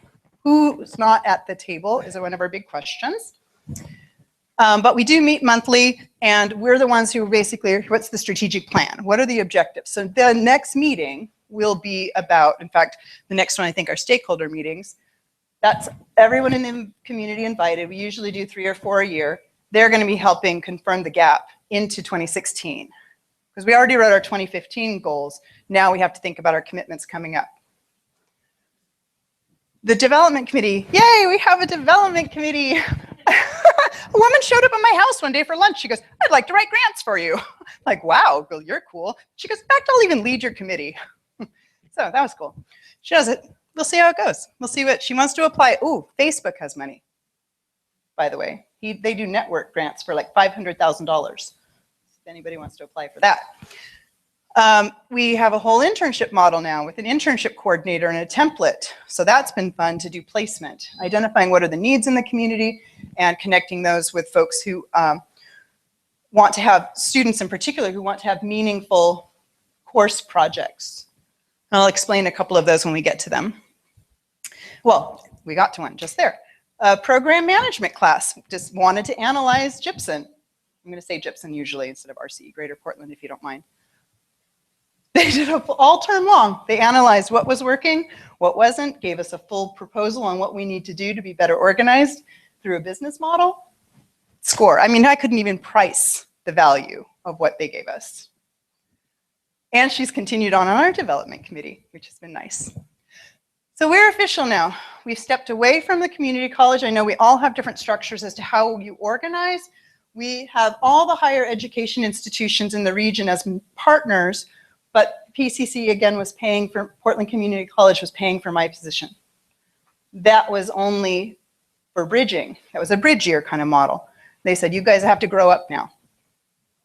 Okay, go on your own and figure out how to fund yourselves. They'll still be a partner, but they're like the whole community benefits. Why do we have to pay for it by ourselves, right? So we're actually a nonprofit for the first time ever, so which does mean something for political advocacy, right? We have a bank account. Doesn't that sound grown up? Very exciting. Not a lot of money in there, but we have one. And we now have, and they said they were, I'm checking my phone for the committee members were saying, oh, these are the things we're getting done before your meeting and your presentation. I'm like, okay, you better be doing your work while I'm gone because we need this thing done. We've figured out how much to charge. It's something, if you're interested, I don't know how many, I'll just ask, actually charge your partners to be, do any of your partners pay fees? Oh, well, might want to work on that. I was not comfortable with that either. I don't like asking for money, but that's what the program management team said. They're all benefiting. It's okay to ask for fees. So we're going to see how this goes, and we're going to launch that next month. So I'll let you know how it goes next year. In terms of our core projects, Norman, you were funny when you said, oh, you guys you've done so many. We're not trying to be an overachiever. We just have all this stuff going on. I encourage you, and Kyoko, you'll be helping with the Eco Challenge. Northwest Earth Institute, this is an international challenge that you can participate in. There is a team competition model that's online to do behavioral change around energy and water. So you can just sign up and have a team in your own RCE or in your college or whatever. Well, lots of us were at the World Conference, but that was one of the projects and core things that we did. Working with Indigenous people, the Northwest, we have a fair number of Indigenous tribes still. So trying to bring in the wisdom, hosted an event where we did a talking circle. Actually, Chuck was there helping with that. And we have a K-12 network and a college network that's developing so they can work with each other across colleges. And thankfully, Portland State's going to be leading that this year. We're grateful, once again, internships, they're going to actually pay somebody to do that. So that's going to help a lot for staff capacity for us to have that happen. How many of you do Earth Week or Earth Days? Some of those? Yeah, that's a kind of an easy standard one to fit in. So we have lots of lectures during that time. So the pictures you've been seeing is this hands-on Greater Portland Teamworks. The Teamworks model, and I'm just kind of giving you a whole bathtub here of projects we're doing, but I wanted to just kind of say, these are cool, these work. Maybe this is something that's an idea you might like. The Teamworks model has combined education with service projects. So there is a why, why should you do it? And then they'll study something and then they'll do a service project connected with it. So our team is the E4 Teamworks team. So they do an education project, an environment project, an equity project, and an economic project. And that's the one we got last year when they were giving out the RCE awards. It was for that model. We did it again. Great time. Really, really fun. You don't have to have an organization that coordinates that. You can create your own, but we have a volunteer coordination nonprofit that has at least 300 different nonprofits. That makes it easy for our calendar. If we're, as a sociologist, I really feel like we've got to ramp up the social sciences. STEM, great, wonderful, innovation, important, but we've got to create a cultural paradigm shift fast. If you're talking about how, Aloy, you were saying, how can we do this fast enough? Psychology, sociology, cultural paradigm shift. So the eco-psych folks are really interested in being involved. So if you haven't tapped into your psychologists in your regions, grab them, because there's lots of research coming out on this now. And that's the one thing I'll mention about the Heroic Imagination Project in a few minutes. And of course, networking and socials. Yeah, have fun. And while you guys might be Beer City, I think we have the larger per capita number of microbrews. Maybe, I don't know, we'll compete on that one. All right, so the third committee, outreach and communication, lots and lots of social media that's going on. One of the biggies is this is a website transition. So if you go to our website, you're gonna see the older one, which is hosted thankfully by PCC, but again, we're separating. If you haven't liked us on Facebook, please do. Lots of cool links. John Yee also has an awesome Facebook page. which is called RCE Youth. What's your Facebook? RCE Global Youth. He's always putting up the coolest cutting edge articles, so make sure to do that. And the others. We also have a monthly newsletter. I don't know if that would be of interest to you, but it has a lot of cool resources too. The inclusive partnership issue. It's been, and it's actually almost a battle. And we can look at ourselves and, hey, yeah, self-identify. All right, middle-aged white woman. All right, what's that position of privilege? And I live in Portland, and I'm educated, you know. So how can we recognize that that's not something I need to be guilty about, feel guilty about, but it does give me advantages. So the system has advantaged me. How can I create a system where other people can get involved? And what does that mean to share power, but also what does it mean to be an advocate and an ally? So that's where we're doing a lot of cultural competency trainings in our own staff to think about how we can be better about that. Time check. Who's doing time? Can you wrap in 10 minutes? Oh, for sure, for sure. 5 and then 5 for questions. Yeah, for sure. That's not a problem. I just wanted to emphasize that just simply because that was, again, the talk to touch my heart and how important it is. And we have we actually have a grant that's funding an asset map of our region, and that's the big thing we're supposed to discover is how to be better about that. And we're already getting our hands slapped for not doing it well enough. So the other stuff is pretty, well, I'll mention the Metro grant at the end here, but so, and Chuck also as advisor to the RCEs, he came to Portland and met with some of our political advisors. And that was successful to persuade them to see what we're doing that's valuable. So thank you for those conversations. So this Metro grant, we have no clue on a regional level who's doing what. There's so many. So, and there's, I don't know about you guys, but there are hundreds of listservs of who's doing what sitting on people's computers. And they're not synthesized into one place. We don't have a searchable database. We can't find each other unless you know somebody, right? So thankfully, we've been funded to do this, but to do at least the asset map, then we'll have to apply for money again to even turn it into something like a match.com. We'd like to be the match.com of sustainability. That would be cool. But that's what it will look like. I don't know, can you read all the fine print? So we want to take all these lists. If you go to our website, you'll see that we have partner lists in this GIS map, thanks to students who built that, of all the partners. There's this engagement pledge. That's where individuals can say, oh, I want to do this. Then there's this other list over here and this other list, and none of them are synced up. But that database, if we could do this, and I'd like to see this, by the way, on a national level, on a regional level, we're trying to do it. I'd love to see this on a national level within the US. Those are the US RCEs. You received the ESD report that we've been trying, because the State Department has no clue what we're doing either, right? And then if we can, I don't know what that would look like, but if we can on an international level, it'd be wonderful. But who are the providers? What does professional development look like? Who are your speakers bureaus, right? Who can find who's going to be, you know, whatever you want, a guest speaker. Course trainings, curriculum itself. Where can you get a degree? Another person, they're always asking me, hey, can you get me a job? Hey, can you give me advice on getting a degree? I'm like, I don't have time for that. Sure, I wish we could give you all that information. And then the internships. The research piece we're working on. Kyoko's actually going to help us. That's one of the things. We'll talk. But anyway, we're doing some research on who's doing what around the community. We don't know which teachers are doing which research. And then finally on outreach, we need a shared calendar.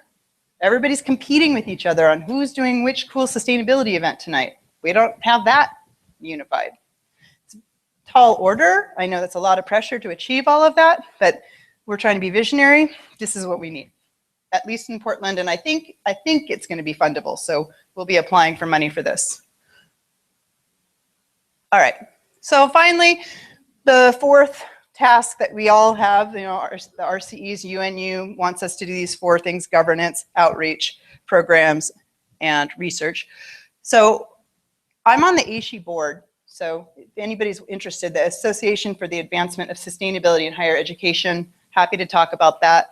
That's for universities and colleges in North America, but of course everyone's invited to the RCE conferences.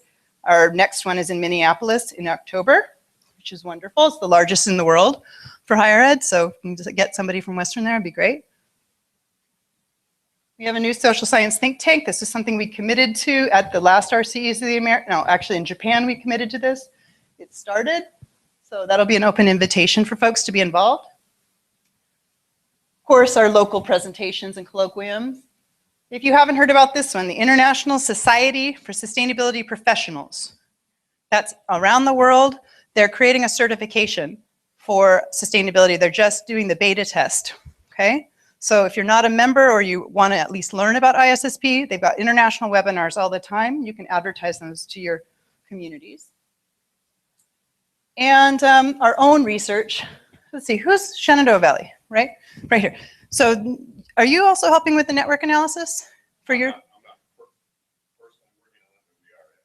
So they're also doing, it's a methodology, not just, okay, what are you accomplishing? It's who knows who. Why do networks matter? So you do a longitudinal study, you start, you're like, who's in our region? Who knows whom? And then a year or two later, find out if your RCEs actually increased the network and the engagement. So that's a baseline that we're starting, and we're collaborating with Shenandoah Valley on theirs. They're teaching us also the indicators, so that'll be cool. Not my area of expertise, but thank goodness another sociologist is doing that. But it's a cool tool that we will have as a template if you're interested in using that. That's obvious. And this is one that I would like to talk about actually when we do our strategic planning. I don't want to spend time on it now, and I'm out of time. But the Heroic Imagination Project is through Phil Zimbardo, a rock star psychologist. Chuck and I met with him in Toronto. He really, really wants to work with our community and pilot a new sustainability effort to turn human behavior using the negatives of it's like bystander effect or prejudice or anything that makes us get cynical and apathetic and can't change. How can we empower people to become heroes in their own communities? How can we use this for sustainability to say you can make a difference and this is how? So we're just starting what that might look like, but he said he's in his 80s. This is what he wants to do with the rest of his life, is help save the world. And we've been asked to do that with him. If any of you know Phil Zimbardo's name, you know he's the rock star of psychology. So we are really lucky that he's said, can I please work with RCEs? Sure. Thanks. Finally, somebody was talking about the awards. Who was it? The Science Awards? Scientific? Kyoko, Philip, what's the name of your cool? We have an RCE award, and then there's also a new UNESCO award for studying. And there was the science one, the youth science? Oh, there's also Prospernet's Youth Science Award. Youth Science Awards, which I think is so cool. We have not done awards yet. We want to do, since we're focusing with the think tank and the research, that's going to be our annual event, is a sustainability symposium focused on research, and we'd like to have some model of the youth awards you were talking about. So anyway, you've already seen the gaps, so I don't have to define them at all. We just sent these in. When we went to UNESCO, we made commitments. All the RCEs obviously are being asked to do this. These were our main ones. So I can just say, check, we've done that. Okay, we're working on those.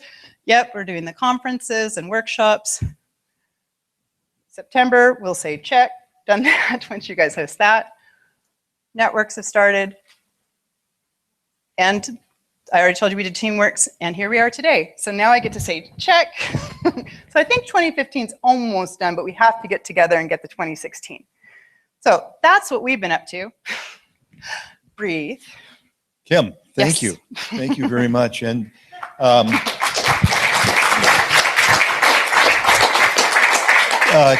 Kim, let me just say that you've brought to this RCE movement too. You brought amazing energy and ideas, and we're delighted to have Greater Portland as part of our America's RCEs. So thank you. Thank you. Let's do this. Rather than take questions right now, let's take a brief break, and you grab, if you got a pressing question, just grab Kim during the break.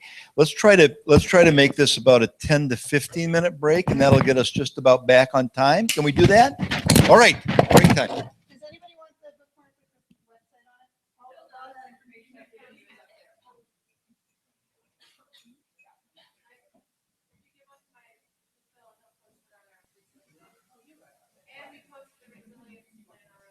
And there's cookies.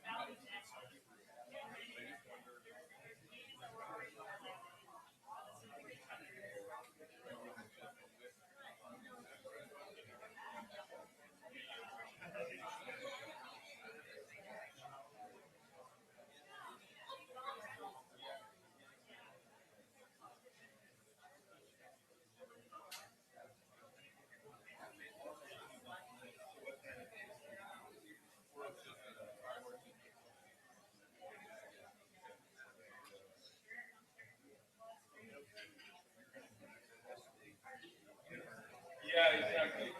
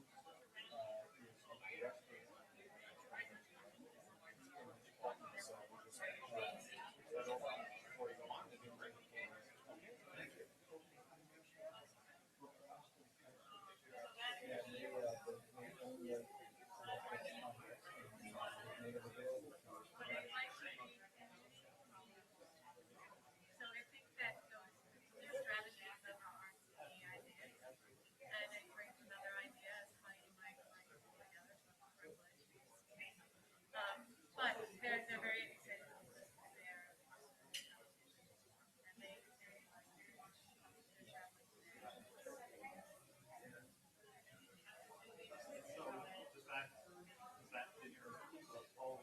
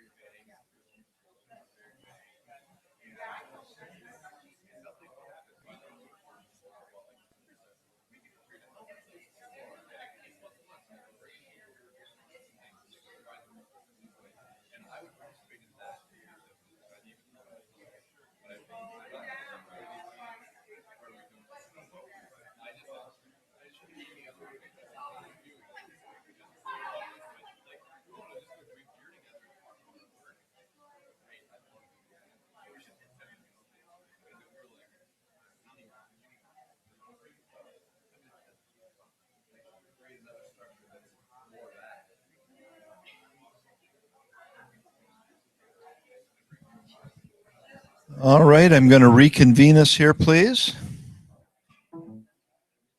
Come on back from cookies, coffee, bathroom breaks. Here we go. We're getting ready. Reconvening.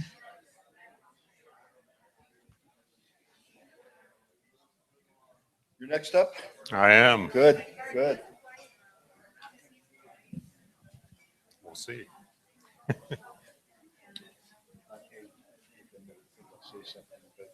Talking to the translators, the last two speakers especially were very rapid speakers. Okay. And, so I'm going to invite people to try to slow down. Down a little bit. Just for a second. Okay. All right, folks, come on back, please. Oh, thank you. I'm going to be the task master here to keep us moving, making progress, saving the world.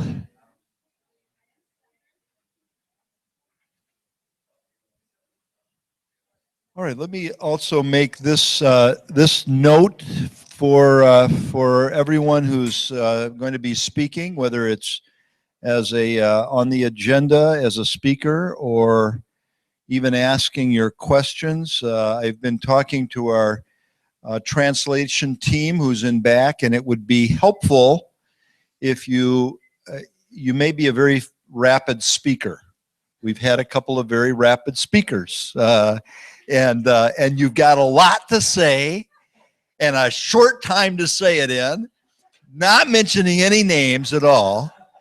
But if when you're speaking, you could speak, slow your pace down a little bit so that the translators can keep up with us as they're translating from English into Spanish.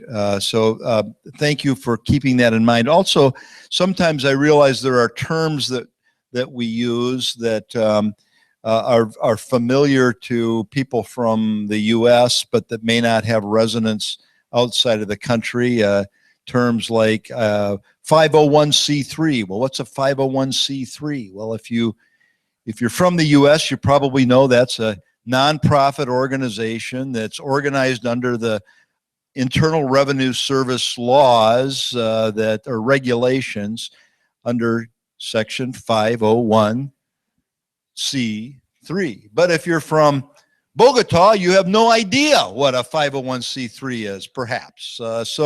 Again, if you're using terms like that, explain them, please. Okay, we're moving on with our next presentation. And this will be on the RCE Shenandoah Valley. Here to present is Dr. Joe Sprangle. Thank you. Well, my presentation is a little bit different spin. I guess I was one of those students that didn't really pay attention to what I was supposed to be talking about. But so here, I'm here to educate the sustainable educators, I guess. So apparently we're disclosing what we were and what we are now. Spent almost 30 years here in Michigan actually making car parts or equipment to make car parts. Didn't know what even sustainability was till about 10 years ago. And listened to a presentation by Ray Anderson from Interface, and here I am, you know. It was amazing, his transformation, and kind of drove me in the same area. So I'm going to be talking a little bit about the benefit corporation model that's a new form in business. Hey, I like that. I have one set of thumbs up back there.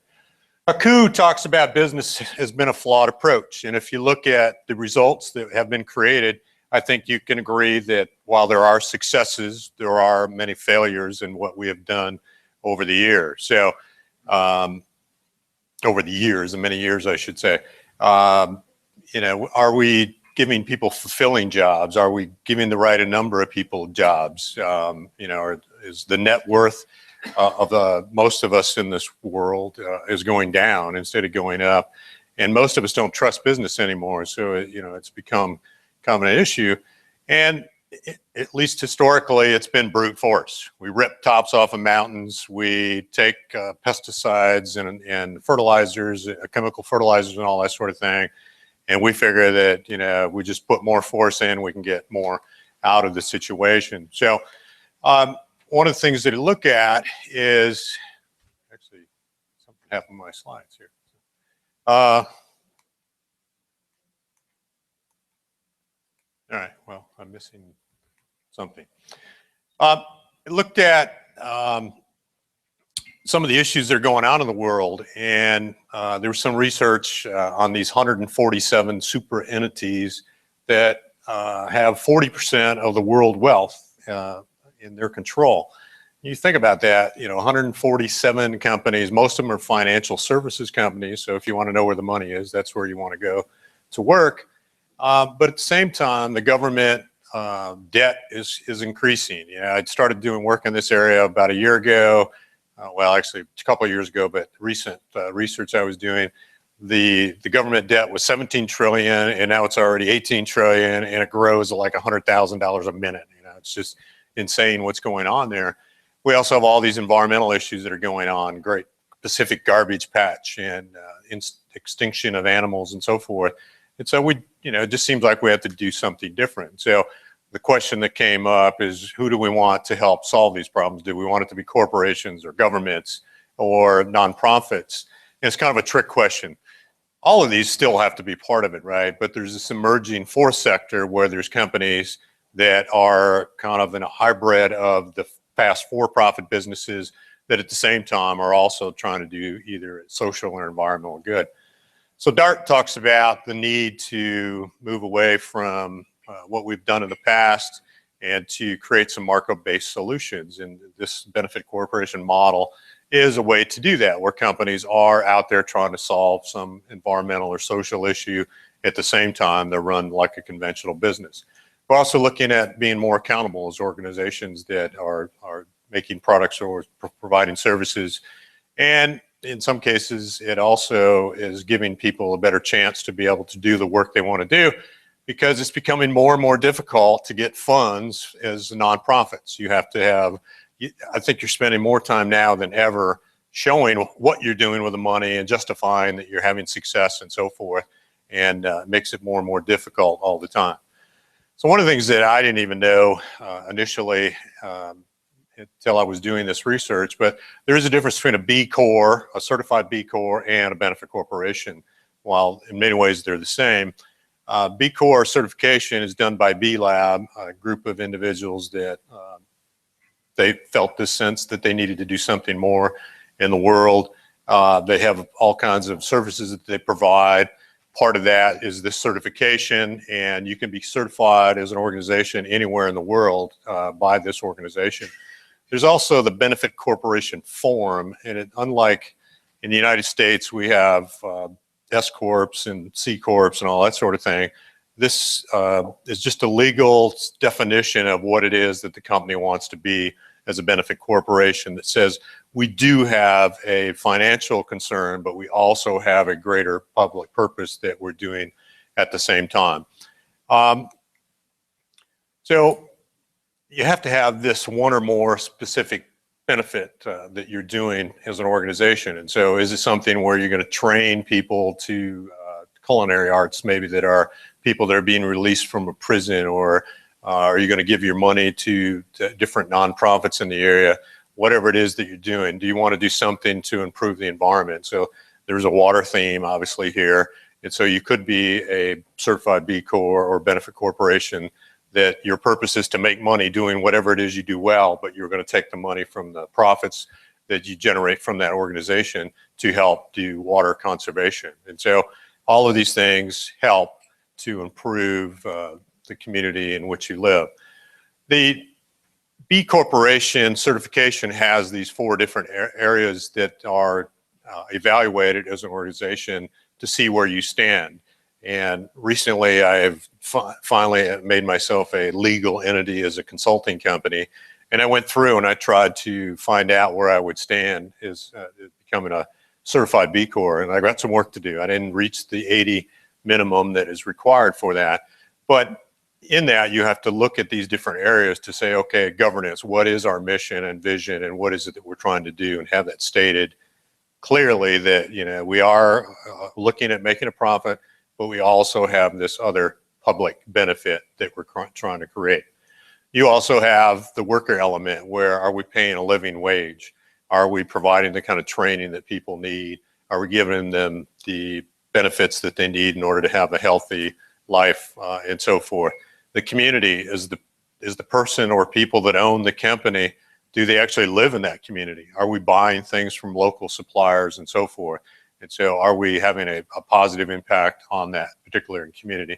And then the environment is, what is it that we're doing as an organization to try to make sure that we're hopefully having either at least a zero impact, but hopefully even a restorative impact on improving the environment. And so B Lab has a possible 200 score. You have to get at least 80 in order to be certified as a B Corp. It seems like kind of a low bar, you know, when you only have to have 40% in order to get the certification. But it is very wide ranging. Not everyone does everything. And so it does seem like it's a fair score. So some people might argue that money is the root of all evil, right? So I found this little cartoon character that I thought was pretty cool. Where others talk about Mahatma Gandhi, for instance, you must be the change you wish to see in the world. And so can we use money and business in general as a force for good? And I think the answer is yes, based on the organization that I did some research on. So there's a company called Impact Makers in Richmond, Virginia. They are actually a certified B Corp and a benefit corporation now. And in 2006, an individual named Michael Perrone had been working as a consultant in one of the major consulting firms. And he just thought there had to be more to life than going in, making lots of money, or, you know, making your boss look good so he can get another Porsche with his latest bonus and so on and so forth. And he decided to do something different. He wrote, he was doing an MBA program where he looked at, can I create a business model that will actually have a positive impact on the community in which I work? And so he founded this in Richmond, Virginia, and with the sole purpose of giving 100% of the profit to the community in which he operates. And the community owns the business, and he officially made that happen, and that I'll talk about a little bit later. But the thing that's different is that they're providing the same kind of consulting services that he provided as a member of the large firms that he used to work with, but they're doing it to generate these profits for their community. And so who are they doing this for? Well, right now they have RX partnerships where people that can't afford prescription drugs are able to get those in part because they're funding this particular organization. Family Lifeline and Peter Paul Development Center are helping low-income people with issues like financial literacy and family planning and those sorts of things to help them have a better chance at meeting their needs as family units. And then Flip 'em is kind of a neat organization. It's a one-woman show. She mortgaged her house in order to do this, and she goes around to high schools teaching students how to do project management, and the outcome of this program is they become certified CAPM, project managers without experience, basically. And so it gives these students a leg up as they move into the next phases of their life. And so part of it, how can business be used for force of good? And so I was looking at that from that perspective. How can you maximize your operations so that all your stakeholders are benefiting, and how will they benefit from this good that you're generating? And so looked at it as a case study approach. It was, an information-rich environment. They are in the top 10% of those that are certified B Corps. Very, very high score that they have. And I was able to talk to many different levels of the organization. So the board of directors, the executive management team, some of the lead consultants, was actually able to talk to the executive directors at the organizations that they serve, and then 4 of their customers to get kind of a feel for what is it that they're really doing, and are they having success in doing this that they're proposing. So part of what they do is that they provide pro bono services in addition to the money that they give each year. And so it really works out very much into the benefit of these nonprofits that I'll expound down a little bit more as I move through. But the other thing that Impact Makers talks about is having this win-win-win-win scenario. And so I'll talk to you more about how the clients benefit that they serve, that the employees themselves, community partners, and actually society in general. So part of the interview questions that I came up with is that Virginia has the corporate legislation on benefit corporations. At the time, I didn't even know about it, but it actually, Michael Perrone had worked with the person in government there, the delegate, to get this legislation passed. So I thought that was kind of interesting. But went through taking the different elements of that legislation and asked questions as they related to that. So, can you share examples of how the board of directors looks at the various stakeholder groups? What does Impact Makers consider regarding the community or social issues and so forth? And so using that, I went in and did these several different interviews. Generally, they lasted about an hour long. I think I did 24 of them in theory. So looking at it, I used the Beef Impact Assessment as the framework to see what is it that does generate as benefits from this. And so some of the things, the answers that I got when I was asking questions about governance, for instance, was we're doing the thing in the way that you build long-term relationships. They were very proud of the fact that when they get a job, they go in and do the job for the quoted price. They don't do the normal, okay, let's go in, undercut everybody else's bid, and we'll just add a bunch of things on. They don't do that. And if for some reason they're not able to make money on that particular job, that's okay. They realize that their long-term, the trust that they want to generate in the community that they serve as their clients is such that they are very much knowing that they're going to do the right thing. Because their mission is to generate profits to help these community partners, they have a much higher desire to provide this high standard of excellence. It's not just a job for them. It's something much more than that, where they're able to go in and make a difference. The worker results, in most cases, if you've ever talked to somebody, they almost glow because they're so enthused about what they do. I can tell you that every person I talked to in this organization glowed because they work for Impact Makers. And so, it's just kind of a neat situation to see people that are really excited and proud about the work they're doing. And so, you know, they weren't there just for a paycheck. In fact, most of the people that work there have sought out impact makers because they wanted to work for an organization like that.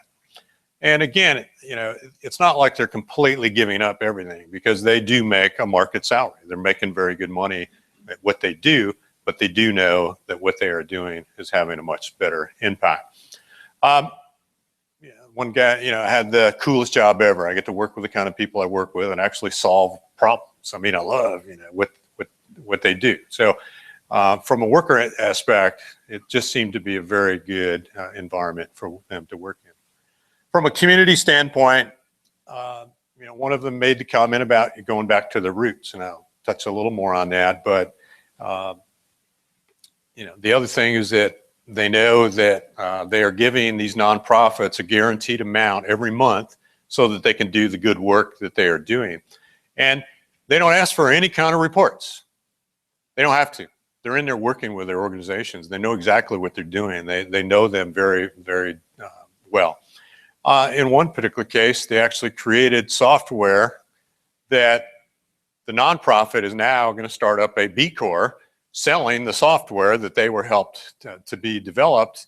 And, you know, again, in a world where it's harder and harder to get funds as a nonprofit, they're now able to generate some of their own income in order to be able to keep their success moving forward. From an environmental standpoint, it actually was one of the areas where I found it kind of interesting that, you know, I thought that they could do more in that particular regard, but they are in a building that has solar. They do recycling. They, if a customer wants energy reduction, that's what they give them, and so forth. They do a lot of travel, so they try to do some things in that regard where people are allowed to work from home, for example, or they try to have web conferencing sessions instead of traveling to their customers. Really benefits the community partners in a big way. The monetary support is always something that's wonderful for any organization. They provide about 20% to each of these organizations. It's very seldom that an organization of this type can get the kind of IT and management support that they get from this organization. You know, they're getting consultants that make $500,000 a year for free. You know, it's a pretty good deal in order to be able to do that. They are working in partnership. I mean, they are literally there doing what they can in order to help them. And one of the exec directors said that it's really nice because she has a mentor from impact makers that she can talk to. You know, as an executive director, you can't go in and tell your staff, I'm really worried. You know, things aren't going well. What are we going to do? You know, or I've got this idea, but is it going to work? Are they going to think I'm crazy? And so it really has been helpful for her to have that sounding board to be able to talk through some of these things and to get that kind of support that you don't normally get. And as I mentioned before, flip them. You know, most organizations aren't going to invest money in somebody that's a single crusader out there trying to mortgage your own home in order to be able to do that. The clients, for the most part, and they were government contractor. Government clients for the most part. They really emphasize that we are the government and we can't give any preferential treatment to anybody. Makes sense, right? You know, that we have to, but where all things were equal, they certainly lean towards this particular organization because in many cases, it was the Department of Corrections or it was urban planning or whatever the case was that they were getting their services from. So they realized that at the same time they were hiring impact makers to do the work, impact makers was actually sending profits that they were generating back into the communities for the very people that they were actually serving. And so it was really neat, the impact that this had. And again, in some cases, you were able to have these services that you wouldn't be able to have otherwise. So do the employees win? Definitely. It's kind of neat to be able to go into your job and at the same time you're doing your job, actually be helping nonprofits. And so one person expressed, I don't have to go to board meetings at nights and weekends because I do my involvement actually in the work that I'm doing. So that worked out really well for them as well. One of the problems they have is they're so successful that they're having a hard time getting all the people to be able to do the pro bono work. And so that's one of the challenges that they're working with. The neat thing is this kind of goes back to what we used to be as a society. You know, we're helping those that are in our own communities instead of, well, the government can take care of them, right? I maybe shouldn't mention this, but walked by people that were apparently homeless, sleeping next to the bridge on the way in. You know, are they waiting for the government to help them, or can someone else come in and help them, whatever the case may be? Like the old days of the barn raising, if your barn burnt down, everybody came together and helped out. And so this does seem to be one of the benefits that comes from this. One of the challenges that's kind of interesting is that up until I was doing this research, I didn't realize it, but if you're a corporation, you know, you can only give 10% of your profit away, and then after that, you start getting charged or taxed on that. So I thought, it's kind of interesting. You know, if I want to give away 100% of my profit, it seems like I would just give 100% of it away. I shouldn't have to pay whatever X number of percentage points of tax on that. So one of the ways that they've worked around that is they actually have a licensing fee, licensing agreement with the nonprofits where they're able to use their logo and their story and so forth as part of their work. And at this point, it does seem like it's a legal tax approach to doing that. They've been working with lawyers and the people in Washington to make sure that this is okay. And it does seem to have been an approach that will actually help them. But it does seem like, you know, maybe that's something that we could do more of is be able to give the money direct as opposed to having it go back into the government and then hopefully get redistributed later on. And as we know, anybody that handles that is going to take something out of that. They get about 20% of their budget each month from impact makers, and then if impact makers has a good year, then they actually give them more money at year end. And so it happens about Christmas time, so they're always looking for that bonus. One of the things that's been the benefit to them in the past, they were a small business. They also, you know, this federal acquisition regular subchapter D, you know, if you were underutilized business zone or service disability veteran or women-owned minority small business, it does seem like if a business forum is doing something that actually generates profits and gives back to the community, that it would be good to actually add this to that particular regulation. So are they having success? Well, as I mentioned, they started in 2007. In April of this year, they've actually reached a milestone where they've given back $1 million to their community. And they've also generated, well, I guess that's both financial and pro bono support. What's really interesting is this guy put his money where his mouth is, literally, and he gifted 100% of this company to the community. And so 70% of it has gone to the Community Foundation in Richmond. The other 30% has gone to Virginia Community Capital. And they figure they'll, about 5 or 7 years, they will sell the company. They had somewhere around $10 or $11 million in sales last year. And so, you know, there's significant value in this organization that he's created, and he's given it up. You know, I think it's pretty impressive. They're in the Inc. 500, top 500 every year for many years now. Their growth for the last 3 years is over 1,000%. So, you know, they're having very good success. They've been regularly named one of the best in the world by B Lab.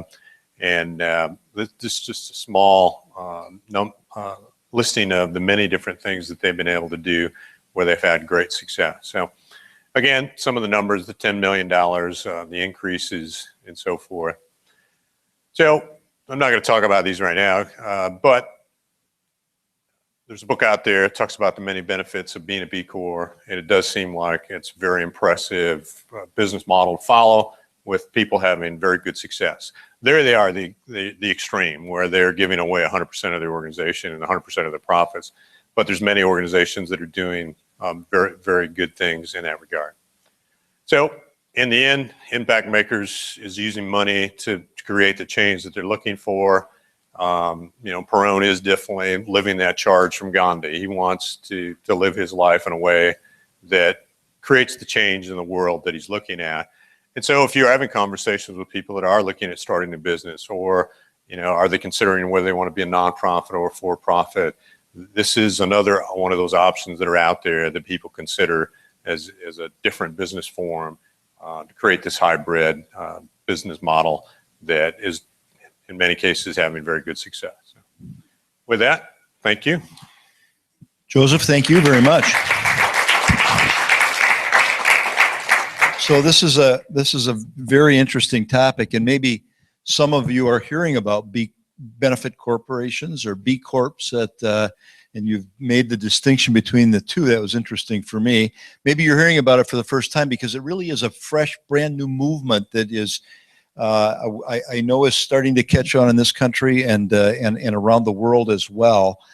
We have 6 B Corps here in Grand Rapids now. One of them is a business owned by one of our steering committee members for our RCE, Catalyst Partners, Keith Wynn. Another is one of our microbreweries that I think, are you serving their beer tonight, Gail?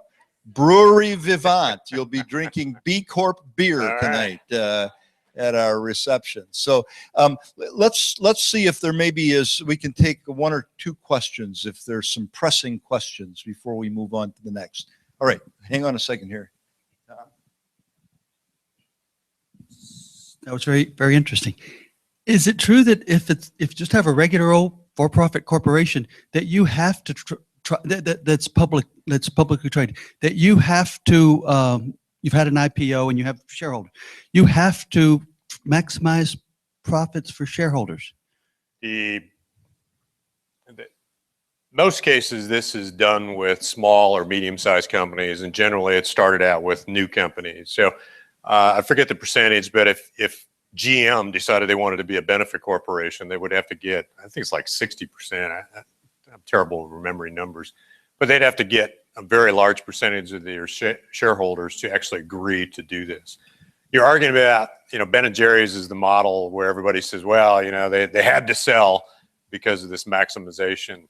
There's arguments on both sides that say, no, they didn't have to, and others that said they did have to, and sort of. So what the benefit corporation legislation does is it makes it very clear that if you're going to purchase shares in this particular organization, you're going into it with your eyes wide open. This is truly what we're doing. So in Ben & Jerry's case, they just figured it wasn't worth, they could have probably won, but at what expense was it going to? And maybe in hindsight, they wish they had, but I don't know that. So, now any business can do whatever they want, but it becomes more difficult when it's a large corporation and people. Hang on. There we go. Every business in the United States is chartered within some state, and so it's like as though the charter requires that they have to. Again, you can find lawyers that'll tell you both things. No, it's not true. Yes, it is true. There is, like anything with legislation, there's precedent in many different court cases that says, well, yeah, you don't have to, or yeah, you do have to. So this part of the reason they did this was to get away from that. I was at in fact, the Academy of Management, which is going on right now, that I usually go to, and they got in a really heated conversation about that particular topic, where one lawyer says no and the other one says yes. I know that at least here in Michigan, our state legislature is looking very skeptically at B Corps, assuming that the whole purpose is eventually to get a special kind of taxation break or benefit for those B Corps. Yeah. I would argue that they should, but I would too. I would too. All right, Joseph, thank you very much for your you. presentation. I very much appreciate it. Okay. We'll trade off the microphone there, the traveling mic, and we're going to hear from RCE Saskatchewan. Our friend Roger Pitry is going to start off. I think we're also going to have John Yee presenting, and we may even have Lyle Banco beaming in from Saskatchewan via Skype. So, Dr. Petrie, take it away. Yes, so let's see if this will move us. Okay, so we've got a bit of a hybrid presentation today. 2 small case studies from RCE Saskatchewan, and then Lyle will provide a bit of information about some of the other things that have been going on in the RCE. I'll just introduce myself, Roger Petrie. I'm co-coordinator of RCE Saskatchewan. I'm also a philosophy professor at Luther College at the University of Regina. The presentation I'm going to be giving actually follows, I think, quite nicely on the presentation we've just had. I'll be focusing on the voluntary sector. The presentation I actually have here today, I have a few people to thank. So Gloria DeSantis is a professor at the University of Regina who has been our coordinator for the Voluntary Sector Studies Network, which I'll be talking about today. And we also have a student intern, Angela Tremka, who's done a tremendous amount of work. I also have to thank my college because it was the strategic fund of Luther College that actually was the core funding for this Voluntary Sector Studies Network for the first year. So, oops, I didn't want to do that. Let's see. Can we get back? Do I have to be at the computer? All right. Sorry about that. I hit the wrong arrow here. So I'll just mention, okay, so let's see. I'll do it this way. Good. There we go. So I'm going to, a lot of this is probably self-evident for most of you, just to say a bit about what I'm talking about in terms of the voluntary sector. And I want to say a few words about how the voluntary sector relates to education for sustainable development. I'm a philosophy professor, and I think there are strong kind of conceptual linkages. It's not a surprise that the nonprofit sector keeps coming up today in a lot of our discussions. And then talk about Saskatchewan in relation to volunteerism and a bit about the Voluntary Sector Studies Network. So this is how the Government of Canada talked about it. There's a lot of debate, of course, in the nonprofit sector about what terms should be used, and in Saskatchewan, there is no difference. You can see the list there.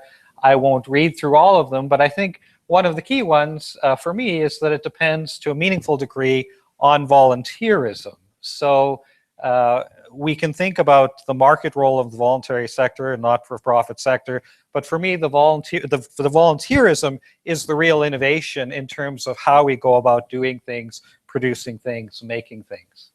And why do I emphasize that? Well, in a way, I look at institutions as kind of developmentally having come about in a hierarchy. I mean, if you think about anthropologically, some of our earliest types of association have to do with kinship and family, and then maybe some tribal types of associations and religious types of structures, moving on to the more recent ones. So we think of the importance of market organizations now, and I really think the new kid on the block is volunteerism as a way of doing things. I won't go into that in detail, but it's important to realize that that newest form of doing in terms of volunteerism actually has positive benefits for all the older structures. And I think the B Corp is proof of that, that there's innovation that takes place when we apply the newest form of production to other forms of production.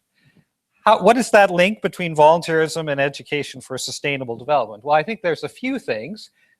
Of course, volunteer sectors, the not-for-profit sector, is constantly advocating for a type of a cause, and so that means education is built into what that structure does.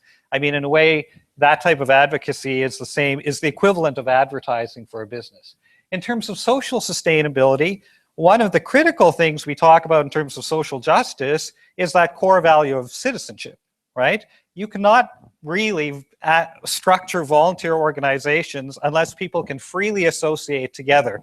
And so that sector relies on a lot of the basic elements of justice that are needed in order to advance sustainability.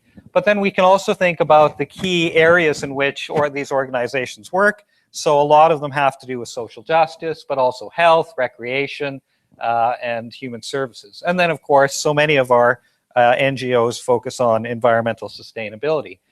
Just economically, in Canada, I mean, here are some of the details about just the sheer economic impact of the charitable sector and not-for-profit sector. So the total income of $160 706 billion, 170,000 estimated charities and nonprofits, 2 million people employed in the sector, and 8.1% of GDP in Canada. So that it also, despite its relying considerably on volunteerism, it also has a huge economic impact. Just thinking about ESD and the different areas that we are trying to advance as causes under sustainable development, we'll just look at the different areas of in which nonprofits are engaged in. And you can see both Canadian numbers, but also Saskatchewan numbers in terms of the importance of that sector for us. The other thing I just put up here, this was a poll Gallup did, a world poll of people in 2010, where they asked people, well, have you in the past year volunteered for an organization?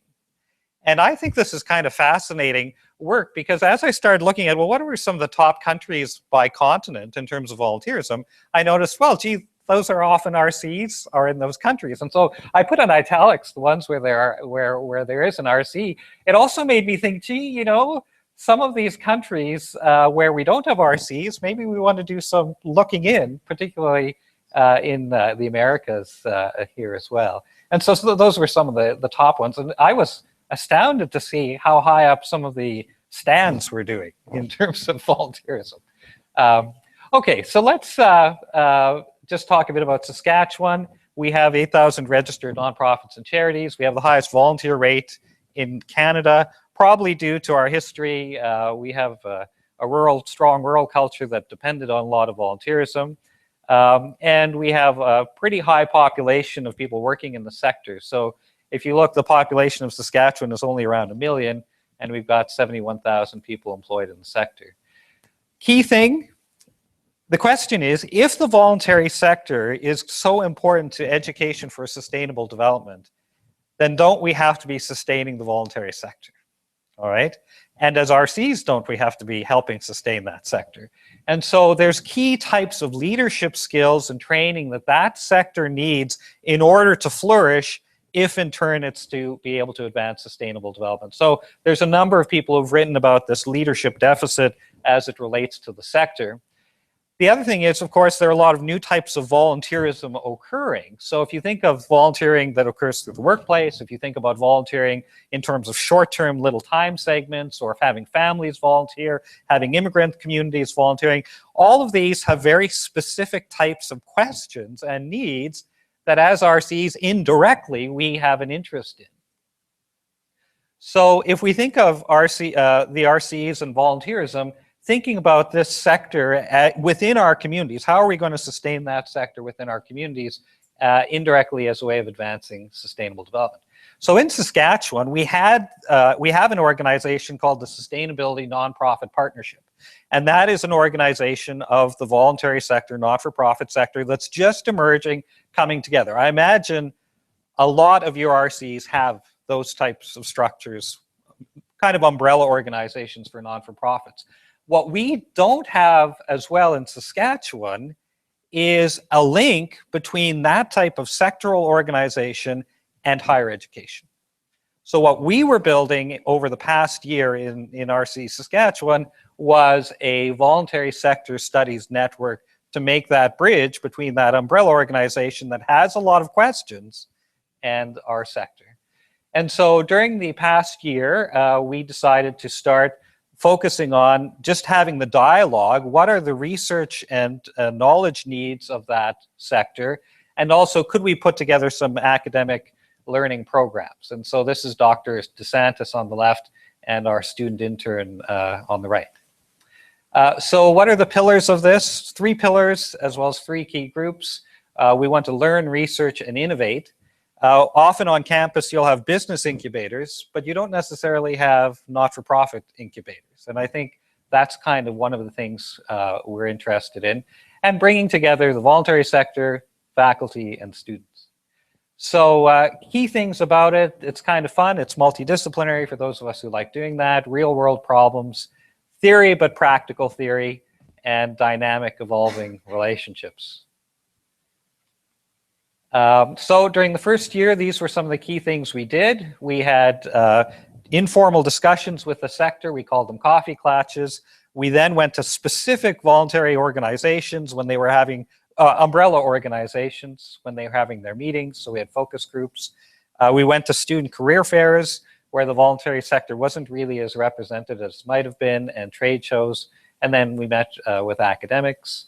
And so this was the typical type of a coffee clatch where we'd have a meeting, we'd move it from one place, the United Way, then we'd move it to the university setting and other settings.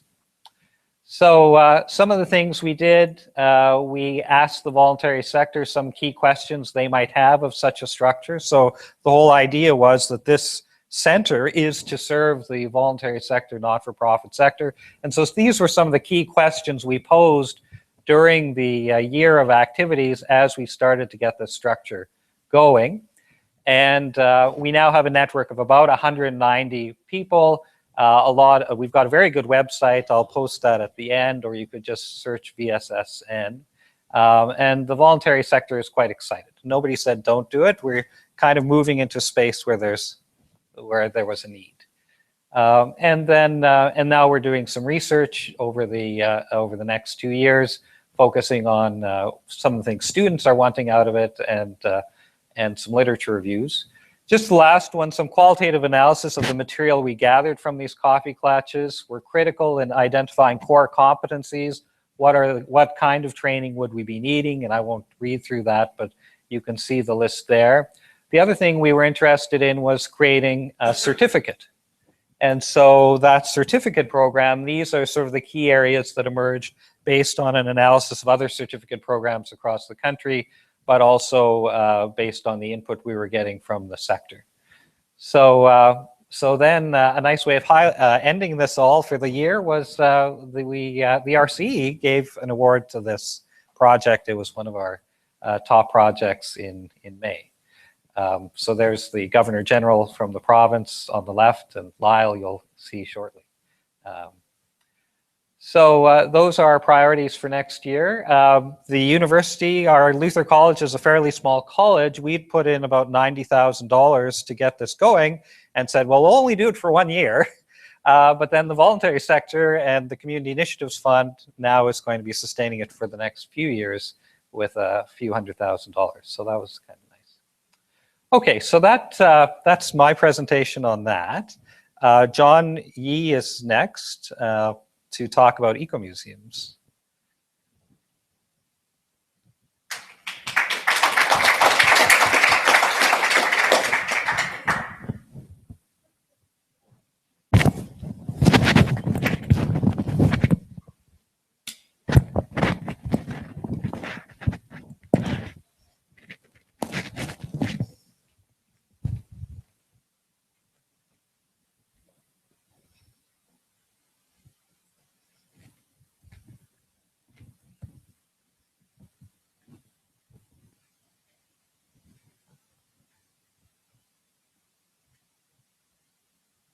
Okay, can you hear me? So my name is John Yee. I'm the co-coordinator for youth for RCE Saskatchewan. I lead the Global RCE Youth Network.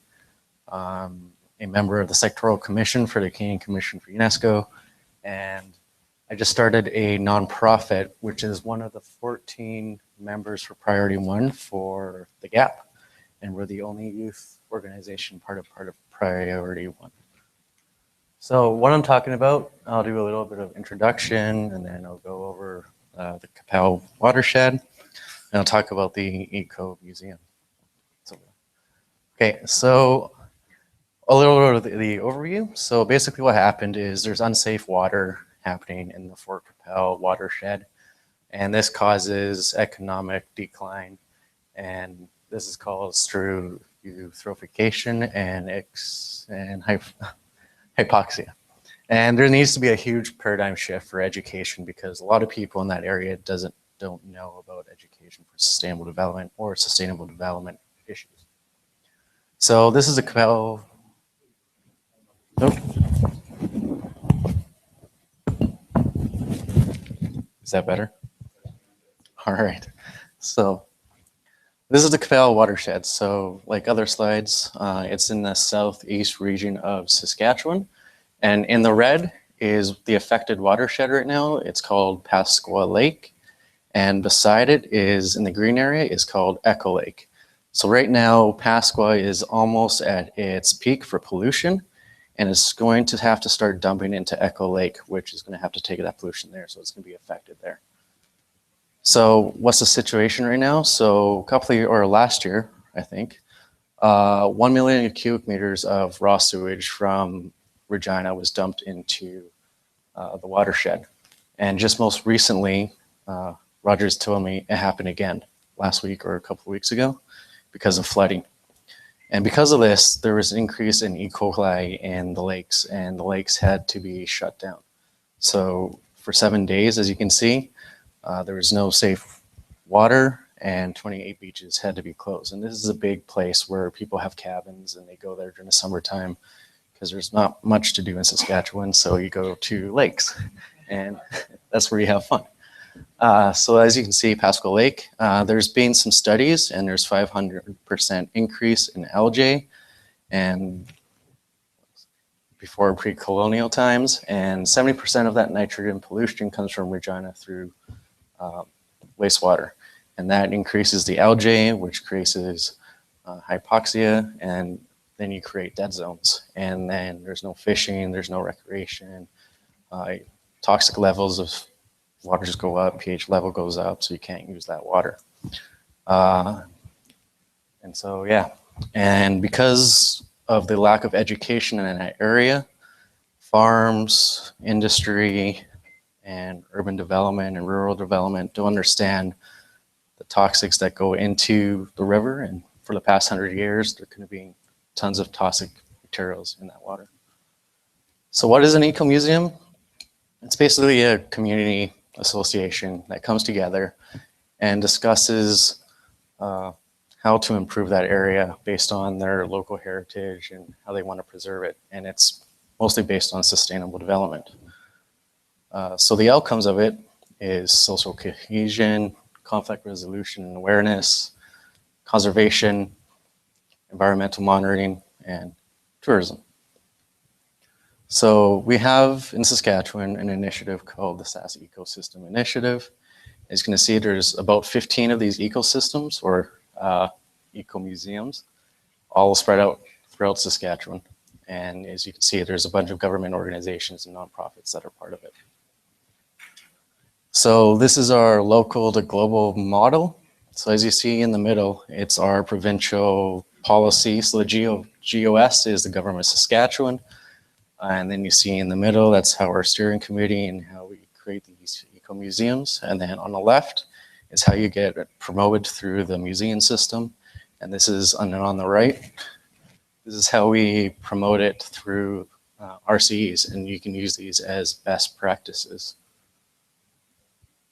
So a good thing about the eco-museums now is that where Roger works is that there's a class on eco-museums. So they get students to help develop these eco-museums across Saskatchewan through course-based work, and they get accredited for this work. And it happened last year, I think, for the first time. And they actually helped Fort Capel develop their eco-museum. And this one right here is from their website right now, and they're starting a new one in the fall. Oops. So some of these are the student quotes of how much they enjoyed their class, why it benefits them, and it gives them actual practical experience, which ESD needs to be more involved with, because there's a lot of theoretical education through universities and stuff, and this gives you the practical experience that students are lacking.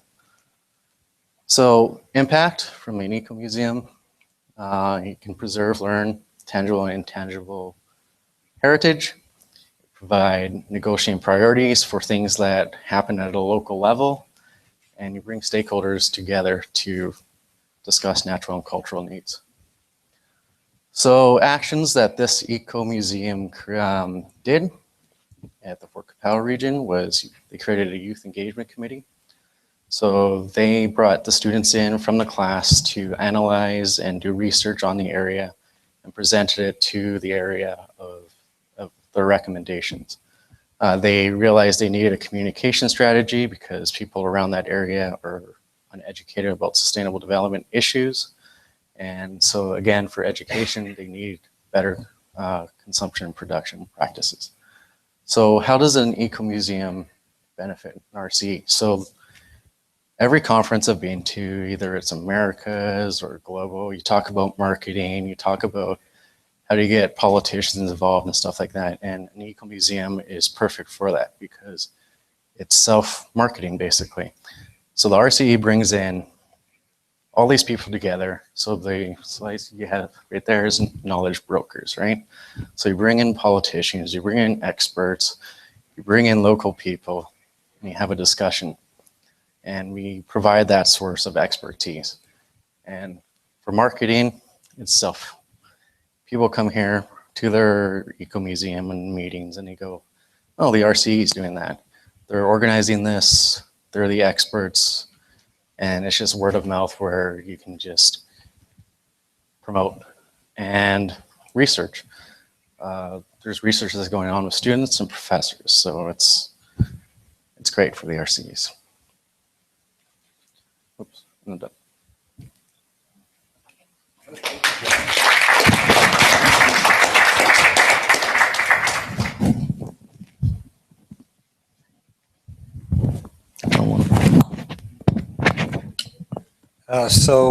Lyle Benko will be joining us just shortly. I'll just mention Lyle has been co-coordinator of the RCE since the very beginning, and he also has his own consulting firm, Lamb Environmental and Educational Consulting.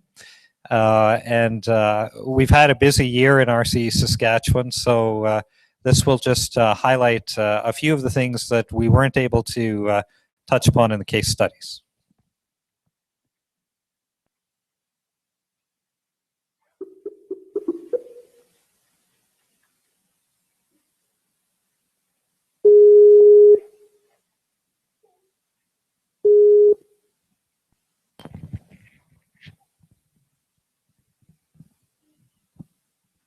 Hi, Lyle. Can you hear us?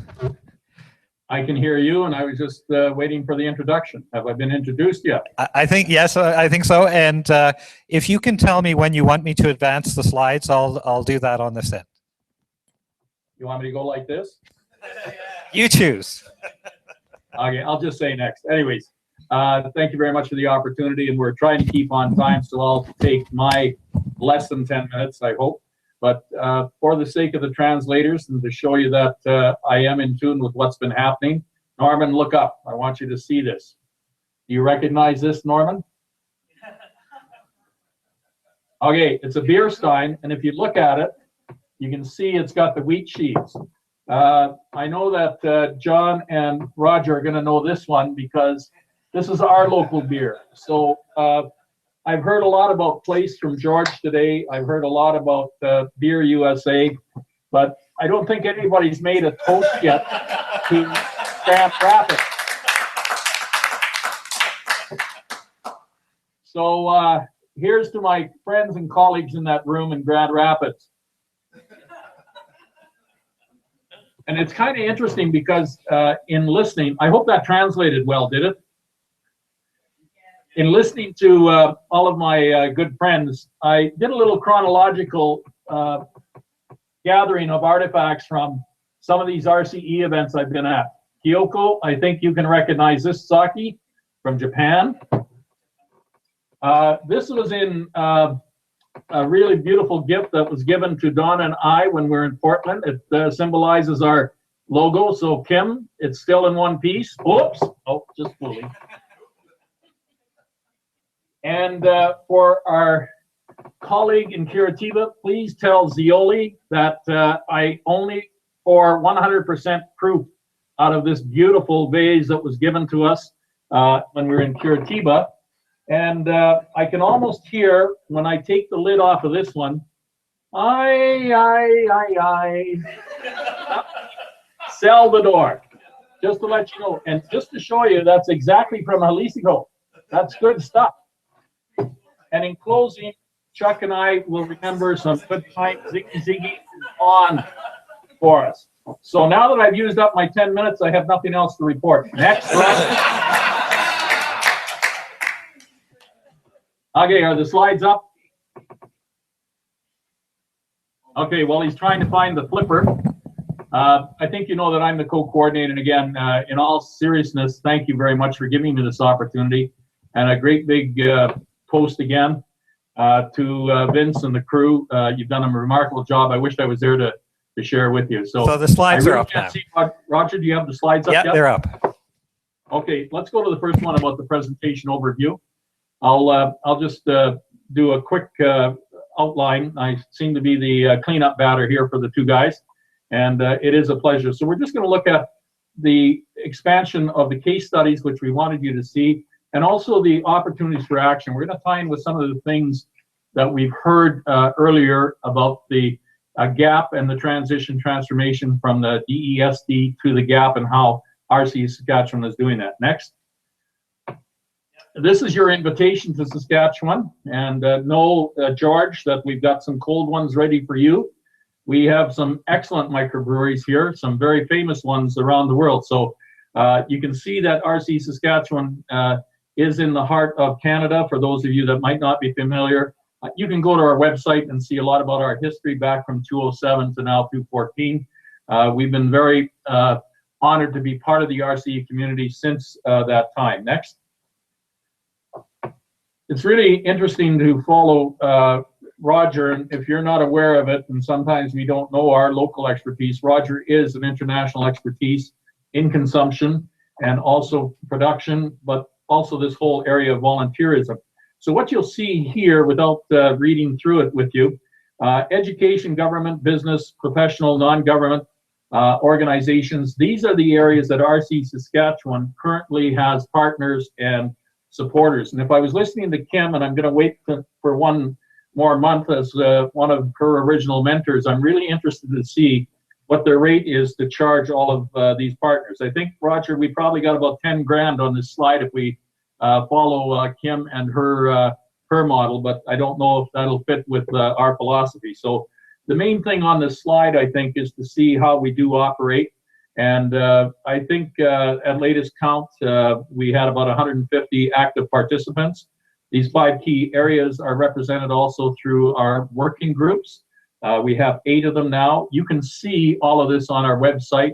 And more importantly, on our website, I think Roger, before he left, has posted our latest minutes from our June 24th meeting that had a lot of these people presenting and reporting and actually driving us forward as to the kinds of things we should be doing.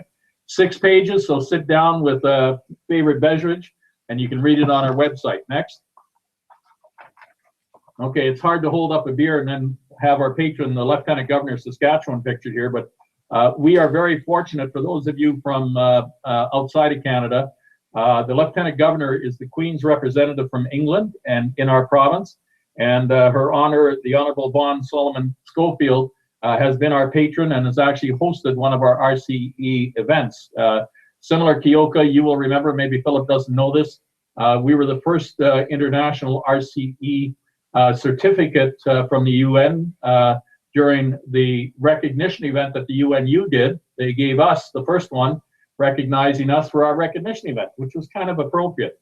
Our Lieutenant Governor is a remarkable woman. One of the significant things that I've heard today is one of my loves is the role of culture, whether it be through the living laboratories, museums, etc., but our First Nations with traditional knowledge and also learning and what that means for us in our province. Our Lieutenant Governor is well respected by our First Nations and Métis communities and has brought a lot of credibility to the work that we do. Next. Regarding the work that we've done, we do go back to 2007 when we were recognized by the UNU. Both Roger and I were doing a lot of work with the provincial government, with the Premier and the Cabinet and the caucus at that time. And the development of the Green Strategy back in 2007, which is pictured here, was a significant document. Since that time, the government has changed, but not the desire for what the intent of the Green Strategy is. And actually, just a couple of months ago, Roger and I were both invited by our members of the Legislative Assembly to meet with them again in an afternoon to review this and also to update them on the transition from the decade into the Global Action Program. You'll hear more about this, but what was significant about this report, both Roger and I, at different times after we worked on this, were invited to the United Nations in New York. And Chuck, thanks again for that unique opportunity to be in New York to share this, and then have to go back to our premier and work with all of his cabinet and say, okay, this is what the rest of the world thinks this book means. How are you going to make it real? And they actually tried very hard until the government changed. But there's elections coming up. Next. Sounds like you guys need another toast for that one.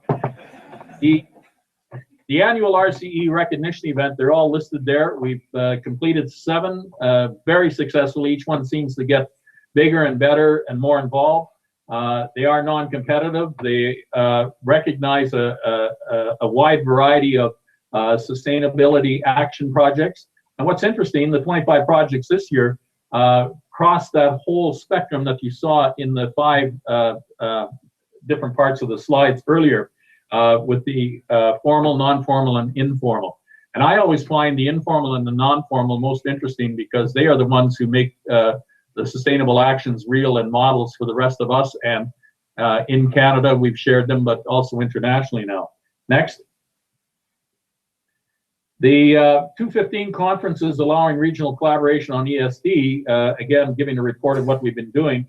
You can see the ESD in academic instruction and higher learning was part of our event. We usually have a 1-day full event for the recognition event, and then either the day before or the day after, tied in with either the local community or partner with something that was significant. So Kim had mentioned ASHE earlier. The U of S, one of our higher institutions of learning, we have 2 universities in Saskatchewan, chose to take that time for this greening of the curriculum, which was very successful. They had people from across Canada there. At the same time, and again, Kim, not that I was only listening to your presentation, but I heard that you have now a K-12 group. We won a flagship award in Japan for our ESD K-12 schools, and they held their first annual student event with our recognition event. But what was more significant was the fact that this has been evolving from 1 school to 6 schools to many schools in Saskatchewan, and it's really interesting to see. The ESD research and policy, I'm going to give Roger a chance to speak to that one during one of his later sessions. Next, please.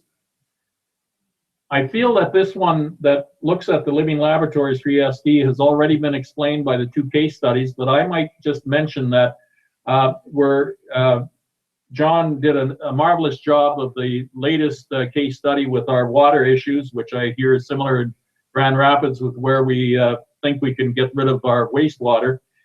It is significant in Saskatchewan because we don't have a lot or an abundance of water. Those of you in Canada know that we get our mountain water from the Rockies. We get 50% of Alberta's water. Alberta sends it to us, and we send 50% off to Manitoba. It is a real issue. I was in those areas this spring, and it's going to be more of an issue for us. So the kinds of things that John was talking about, these communities know about also, and they're concerned about it.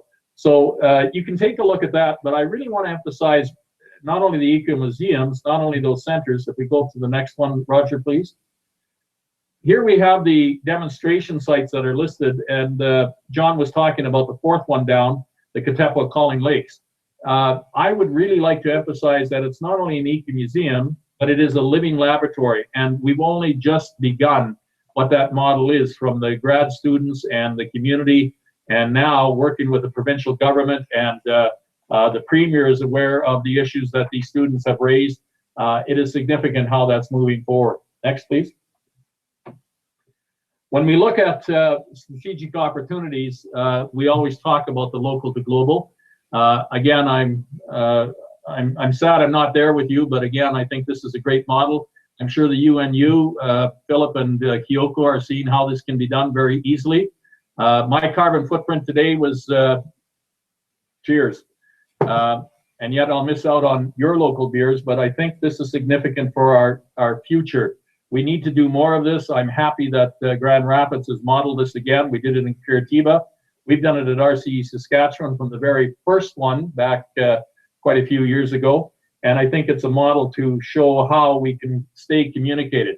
It's one thing to have a web page. It's another thing to have something like this where people can be actively engaged. So I thank you for that opportunity. I heard how it is a privilege to be at a table. I'm not there at that table with you, but I still feel privileged that I can contribute. So thank you for that.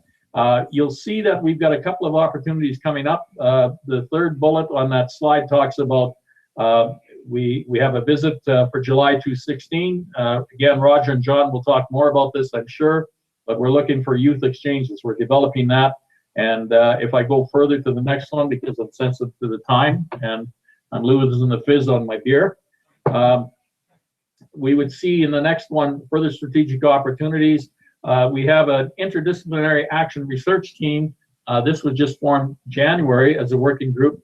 I'm very proud of these young people. They are going all over the world right now. We have one in South Korea. We have one in Colombia. There's one in Europe. And oh, Saskatchewan's also somewhere. Yes, we got one in Saskatchewan. So these young people are not only spreading the word, as I heard Philip and Kyoko say about developing further memberships for RCEs in the future. These people are modeling for us as ambassadors. If you look at the next one coming up, as people who are serious about a particular kind of work, and as Roger's talked about, the significance of recognizing the volunteerism that they're producing. So I think that is very important. Also, we're working on a memorandum of understanding with our institutions of higher learning and others. That's an ongoing thing. And of course, the post-secondary RCE competition for design of sustainable infrastructure technologies.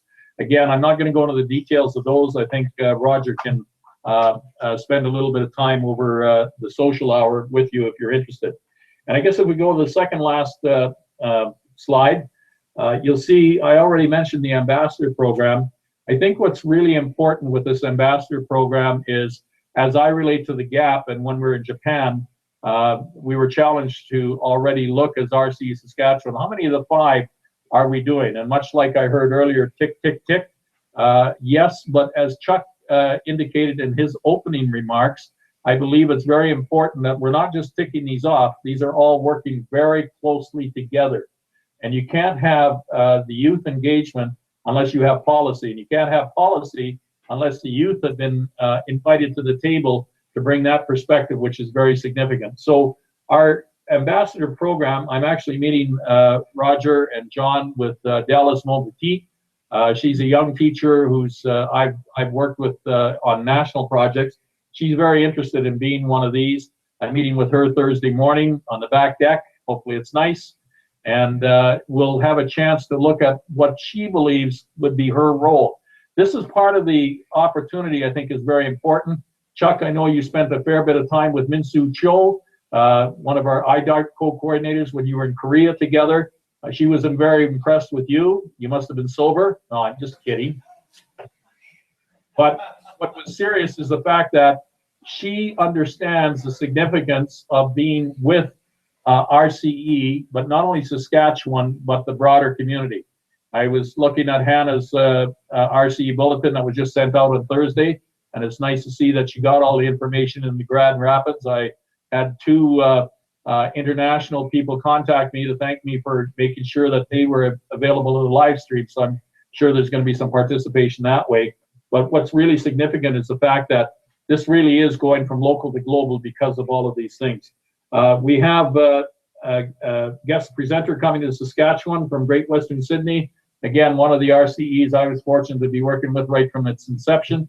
We've had 3 from that RCE, and we'll have our 4th coming in October 28th to 30th, Helen Angelikas. And again, it gives us an opportunity to share and learn. And from where they were, just like I heard Kim has evolved within the past year with RCE Portland, Great Western Sydney is one that we have learned a lot from too. And then we talked about the new RCE development in Western Canada, and also I believe in Western USA, just north of Portland. These are opportunities that we've already been approached, both Roger and I as mentors. And we're just waiting for the UNU to see how that's going to develop. So with that, I'm going to go to the last slide, Roger, if you can, which is our contact. But just as a way of an invitation, Chuck, can you read that? This bottle of Ron Zacapa is one of his favorites. So you might get him drinking beer, but I know what he really likes. This is how we get Chuck Hopkins back to Saskatchewan many times. This is his bottle. It's starting to evaporate, Chuck. You haven't been here for a little while. So you might want to use this as an example of all of you being invited to RCE Saskatchewan. And we'll use this bottle first to solve some of our problems, and then we'll work on from there. So when John said there's not much to do in Saskatchewan, John Yee, you must have left us for Calgary where there's mountains and skiing. We ski in Saskatchewan. I just want you to know there is more to Saskatchewan than just Beer City. We have a lot of great people, and I invite you to it. I think my time is up. Thank you. Thank you. Thanks, Lyle. All right. Well, thank you, Roger, John, and Lyle. Thank you for joining us from Saskatchewan. Lyle Banco has been a mentor and a model for so many of us in this room and in this movement, and we really are delighted that you could be with us throughout the course of this day. I remember being on a conference call with Lyle when it was the middle of a snowstorm in Saskatchewan. Yes, it snows in Saskatchewan. I think it's 11 months out of the year. And it was a blizzard, and there were I think already 3 meters of snow that had fallen that day. And Lyle hitched up the dog sled and he rode in to be able to join the conference call. So thank you very much.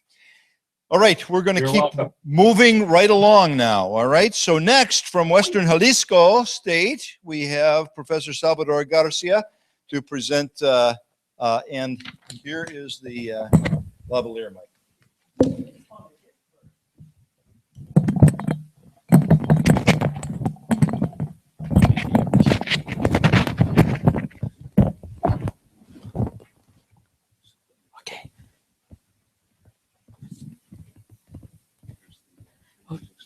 Yeah, but I need to do my presentation. All right, Vince will. Yeah, thank you. Oh my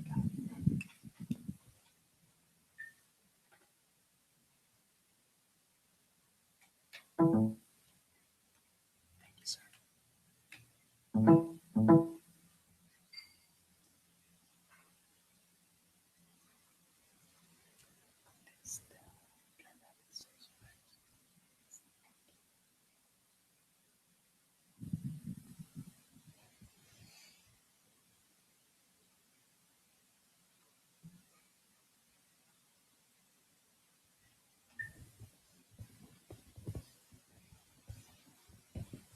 Okay.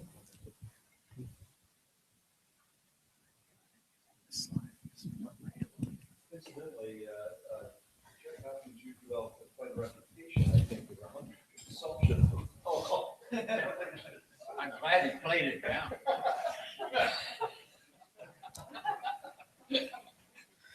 Well, I want to say thank you for this opportunity to share with you a part of our life. A lot of people participate in this beautiful program in my country. We work by 29 years in my university and have the opportunity to create a natural protected area, Manantlan Biosphere Reserve and the scientific station, and attend a big problem in our region. We have a beautiful river, but this river in the past are die. You know, when I say die. And many people, researchers, teachers, and thousands of people work together to save the river, the Yuquila River.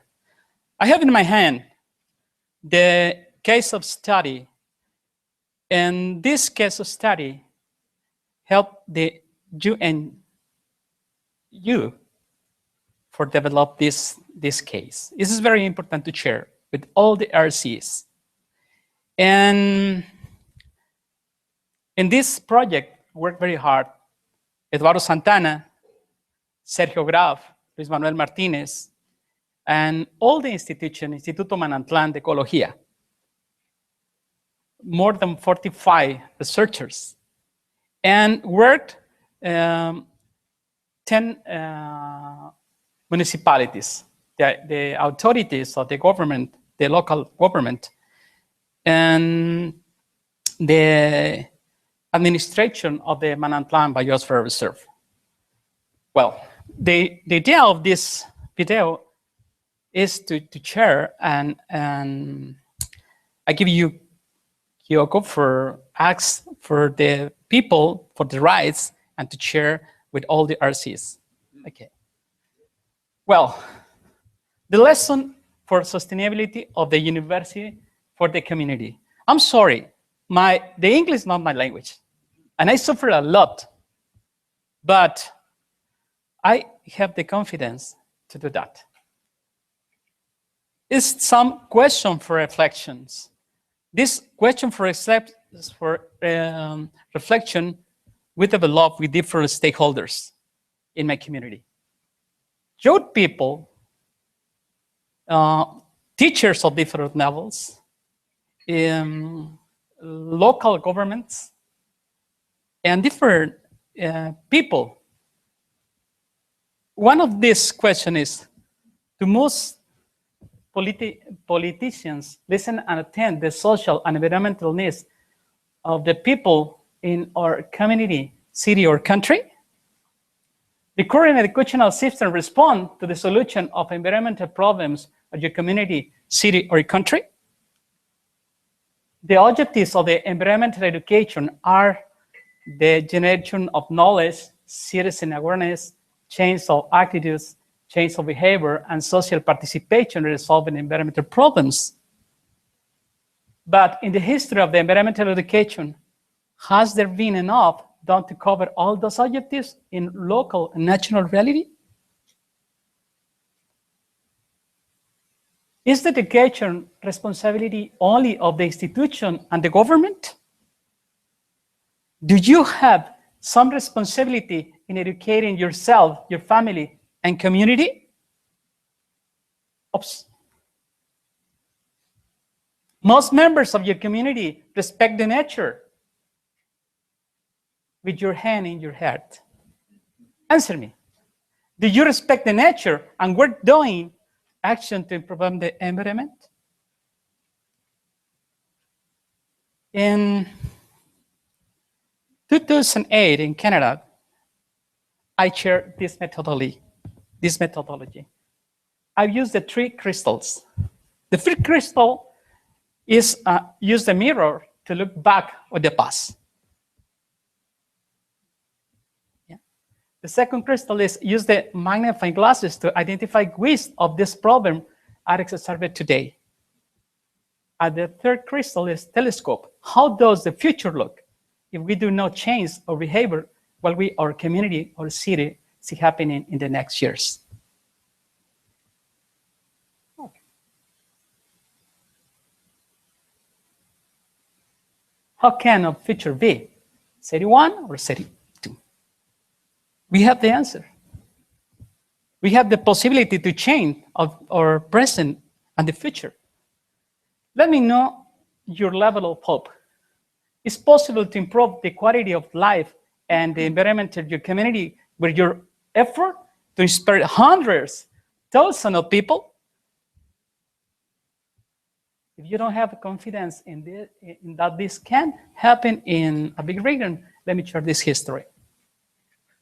What is required to build a sustainable society? We need people to deeply practice universal values: love, respect, solidarity, justice, peace, generosity, and much more. How ensure that children, young, and adults understand and lead a practical action for sustainability? This is an example. In 1992, I started the first program on recycling in my home and attend thousands and thousands of people and inspired a lot municipality.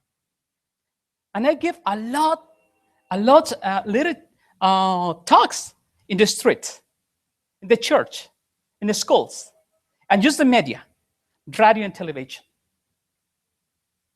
And look, this kind of environmental education program for participation, how the people, the common people involved and adopt this program and continues in the chains of the governments, the local governments, the administration.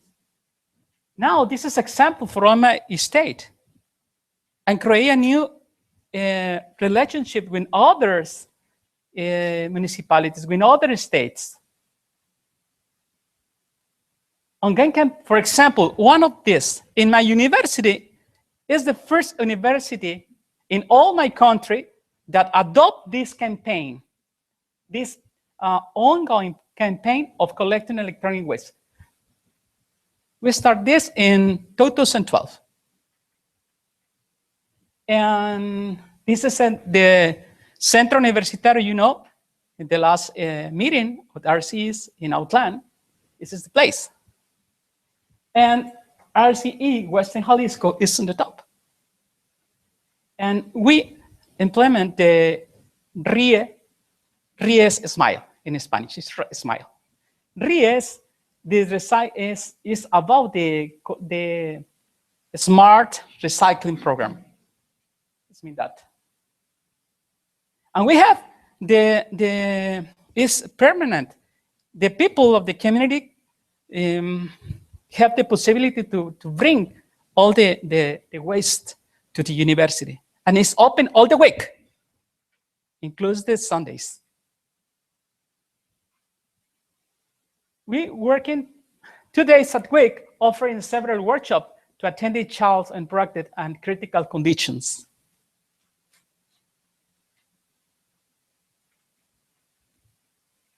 Every Sundays, our university opens its doors to provide training in organic agriculture and developing various educational and recreational activities supported a network Sumete. Sumete is a network. In this network participate 1,000 students in 10 municipalities. In this, every Sunday in the morning, we invite a lot of people to participate in these workshops. And we develop environmental interpretation activities for children and youth in the Garden of Friendship. It's a new concept. It's in the university.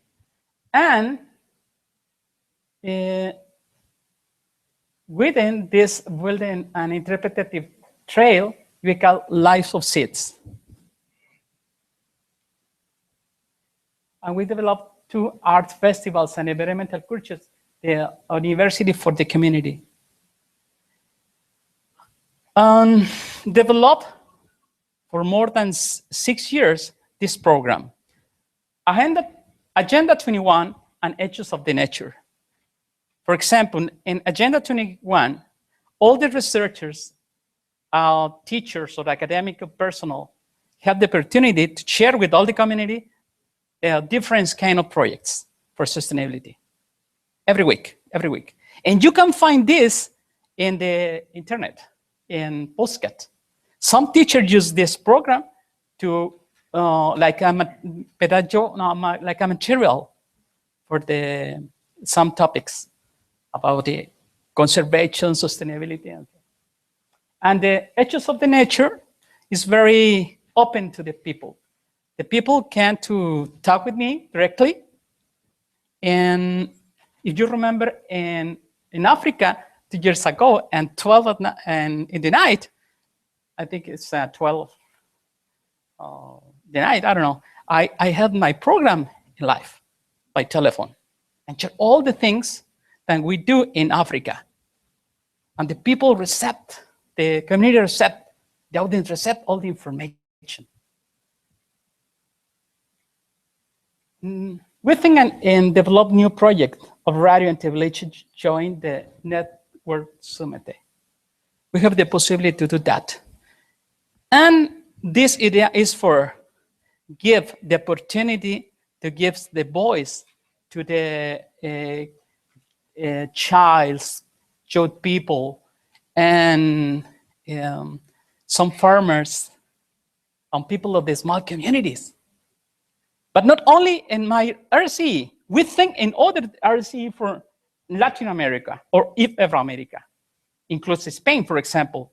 Some is researchers of Sevilla University are very interested to participate in that. And these relations born 3 weeks ago when I was in Colombia.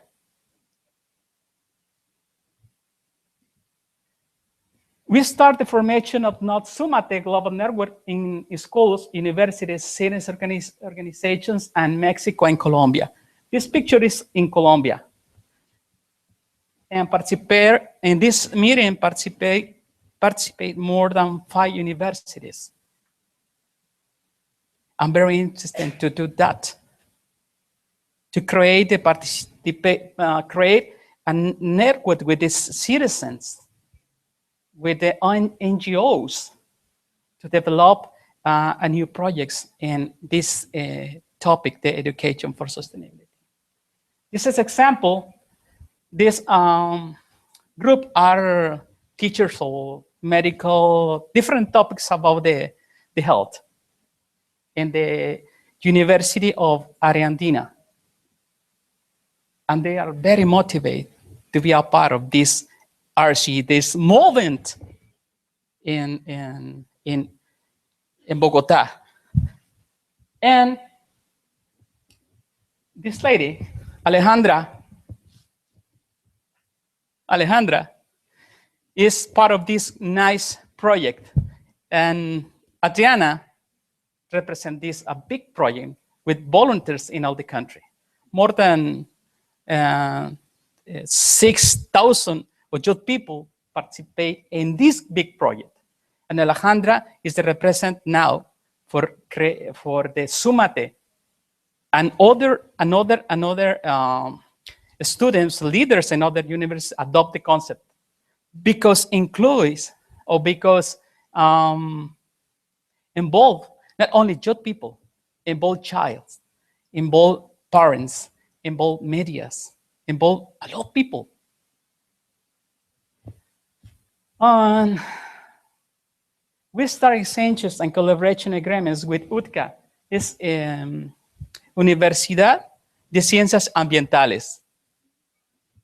And the topics with this university is management scientific of forests and health and environment with Universidad Andina. And we think to start in 2016, we are interested in develop the international seminar in health and environmental in our RCE in Jalisco. Every Sunday, we receive support of the renowned painters. We have a lot of workshop for youth and some parents that works out of some paints like, let me show some of this. I bring some examples.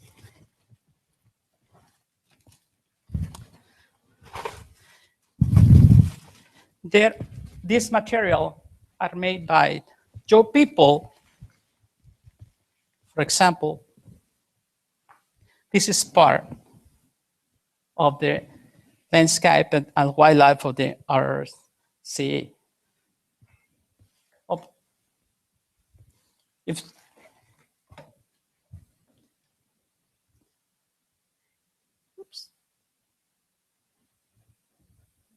Well,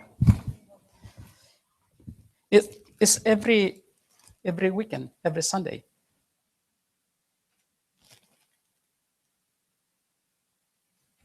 And all this was possible because we never lost our goals. Hard work, passion, love, respect, and other universal values that were part of this. We continue to promote individual and collective educational process and to transform the relationship with the nature in order to build sustainable societies in ecological, economic, and social terms through learning and teaching about the collaborative participation.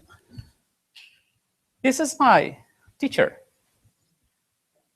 He don't drive a big car.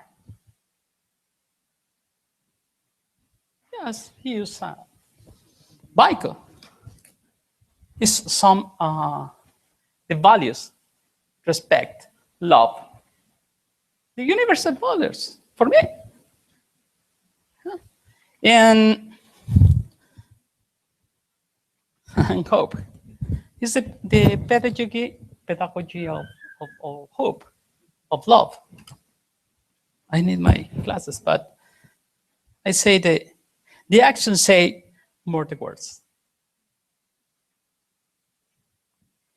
And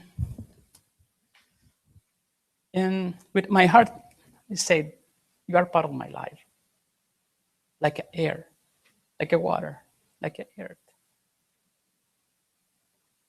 And then we have the responsibility to contribute, to give our passion or knowledge to change the situation in the world. What is my mission? My mission is education for transformation. This is my mission. And I try to promote a good mind, a good heart, a good actions for the people. And how do that? Invite a lot of people. Not only the university, is in the street, in the communities. Is give the power, because all the people have the power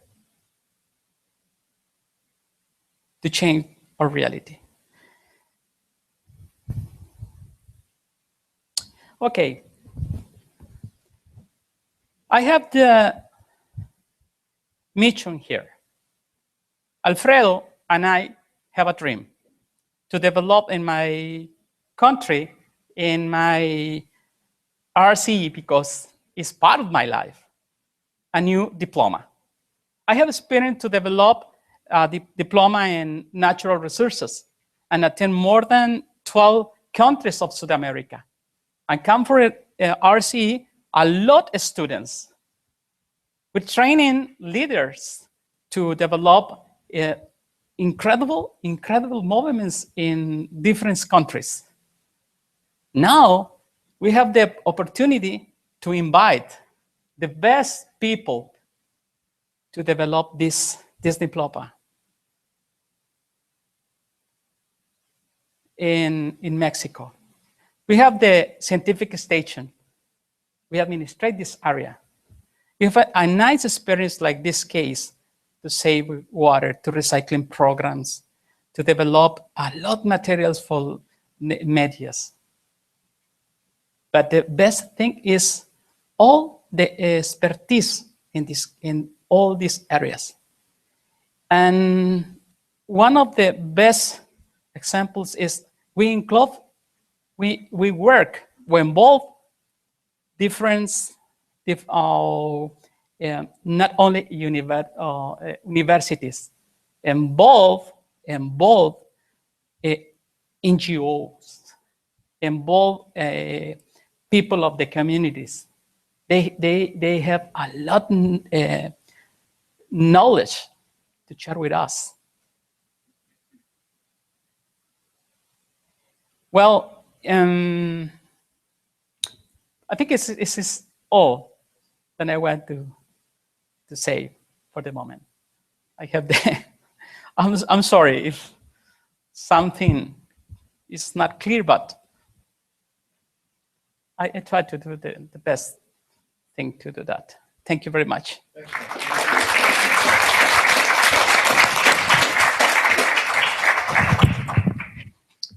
Very good. That was very helpful. Thank you. And and inspirational. You are inspiring, sir.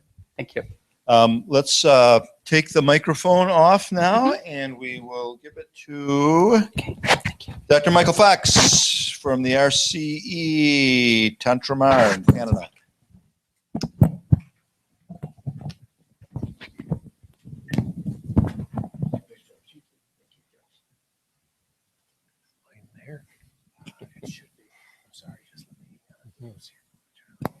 Incidentally, let me tell you all that all of the slides, the slide presentations, will be available on the website following the conference. So we're going to be, Vincent will be loading all of those, and you'll be able to go back and access them following the conference.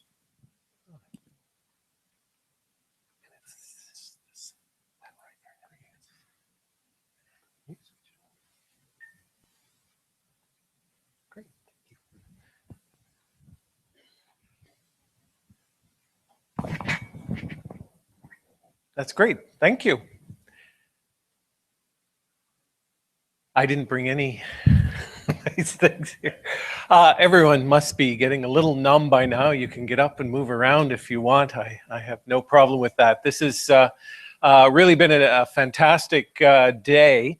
I'm really going to be brief in terms of where we came from as an RCE, but this is my first time in a face-to-face with colleagues from the RCEs from so many places. But as someone said earlier, I think it was Lyle, it is one thing to be at the computer desk and read your websites and learn of what's going on and coming from the RCE and UNU and the enormous amount of information we have in this world. But being here and hearing your stories and looking at this timeline in terms of RCEs has truly been inspiring for us in this region of the world. And so much of my world and my worlds come colliding into this room today and running themes through each other. So I will be very brief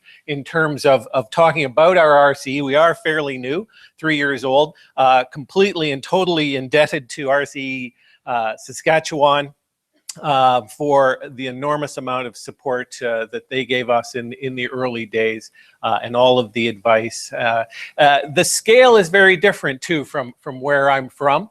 This is our little logo here. Groups of students in our community designed it. It's all got meaning, which is wonderful. It's got some colors in there, the founding communities of our RCE. And again, we have the collision of history there. As most stories in history, not always pleasant. Let me start out by saying we are at the head of the Bay of Fundy, the world's highest tides, and water is the theme here today. We too are surrounded by water, and we too dump all of our sewage into the river, which flows into the Atlantic Ocean. So we have had our problems there. We also have colliding cultures and cultures of difference and cultures of dominance over the years. Our community is largely aboriginally settled. Then we have the ongoing, as is our great history in Canada, the British and French. We, in fact, on each side of the head of the Bay of Fundy, we had the French Fort Beauséjour, and Amherst and Cumberland forts across each other. So we have this region of dominance, and of course the great expulsion of French Acadians out of this region to Louisiana. So we've got that connection with the US as well, and we had some loyalists come in. So it's really quite a diverse history. The idea of the wheel, the idea of the rural nature, the spokes of the wheel, the colors of the various communities, and of course, the marsh grasses that wind their way through were these ideas that came forward from the students that designed this and thought a lot about it, as you can imagine. Tantramar is actually the region from which I'm from. There's it looks kind of blurry there, but if you know where Boston is and you've got this part of Eastern Canada, Montreal, we are certainly on the Atlantic coast, in the Atlantic coastal area.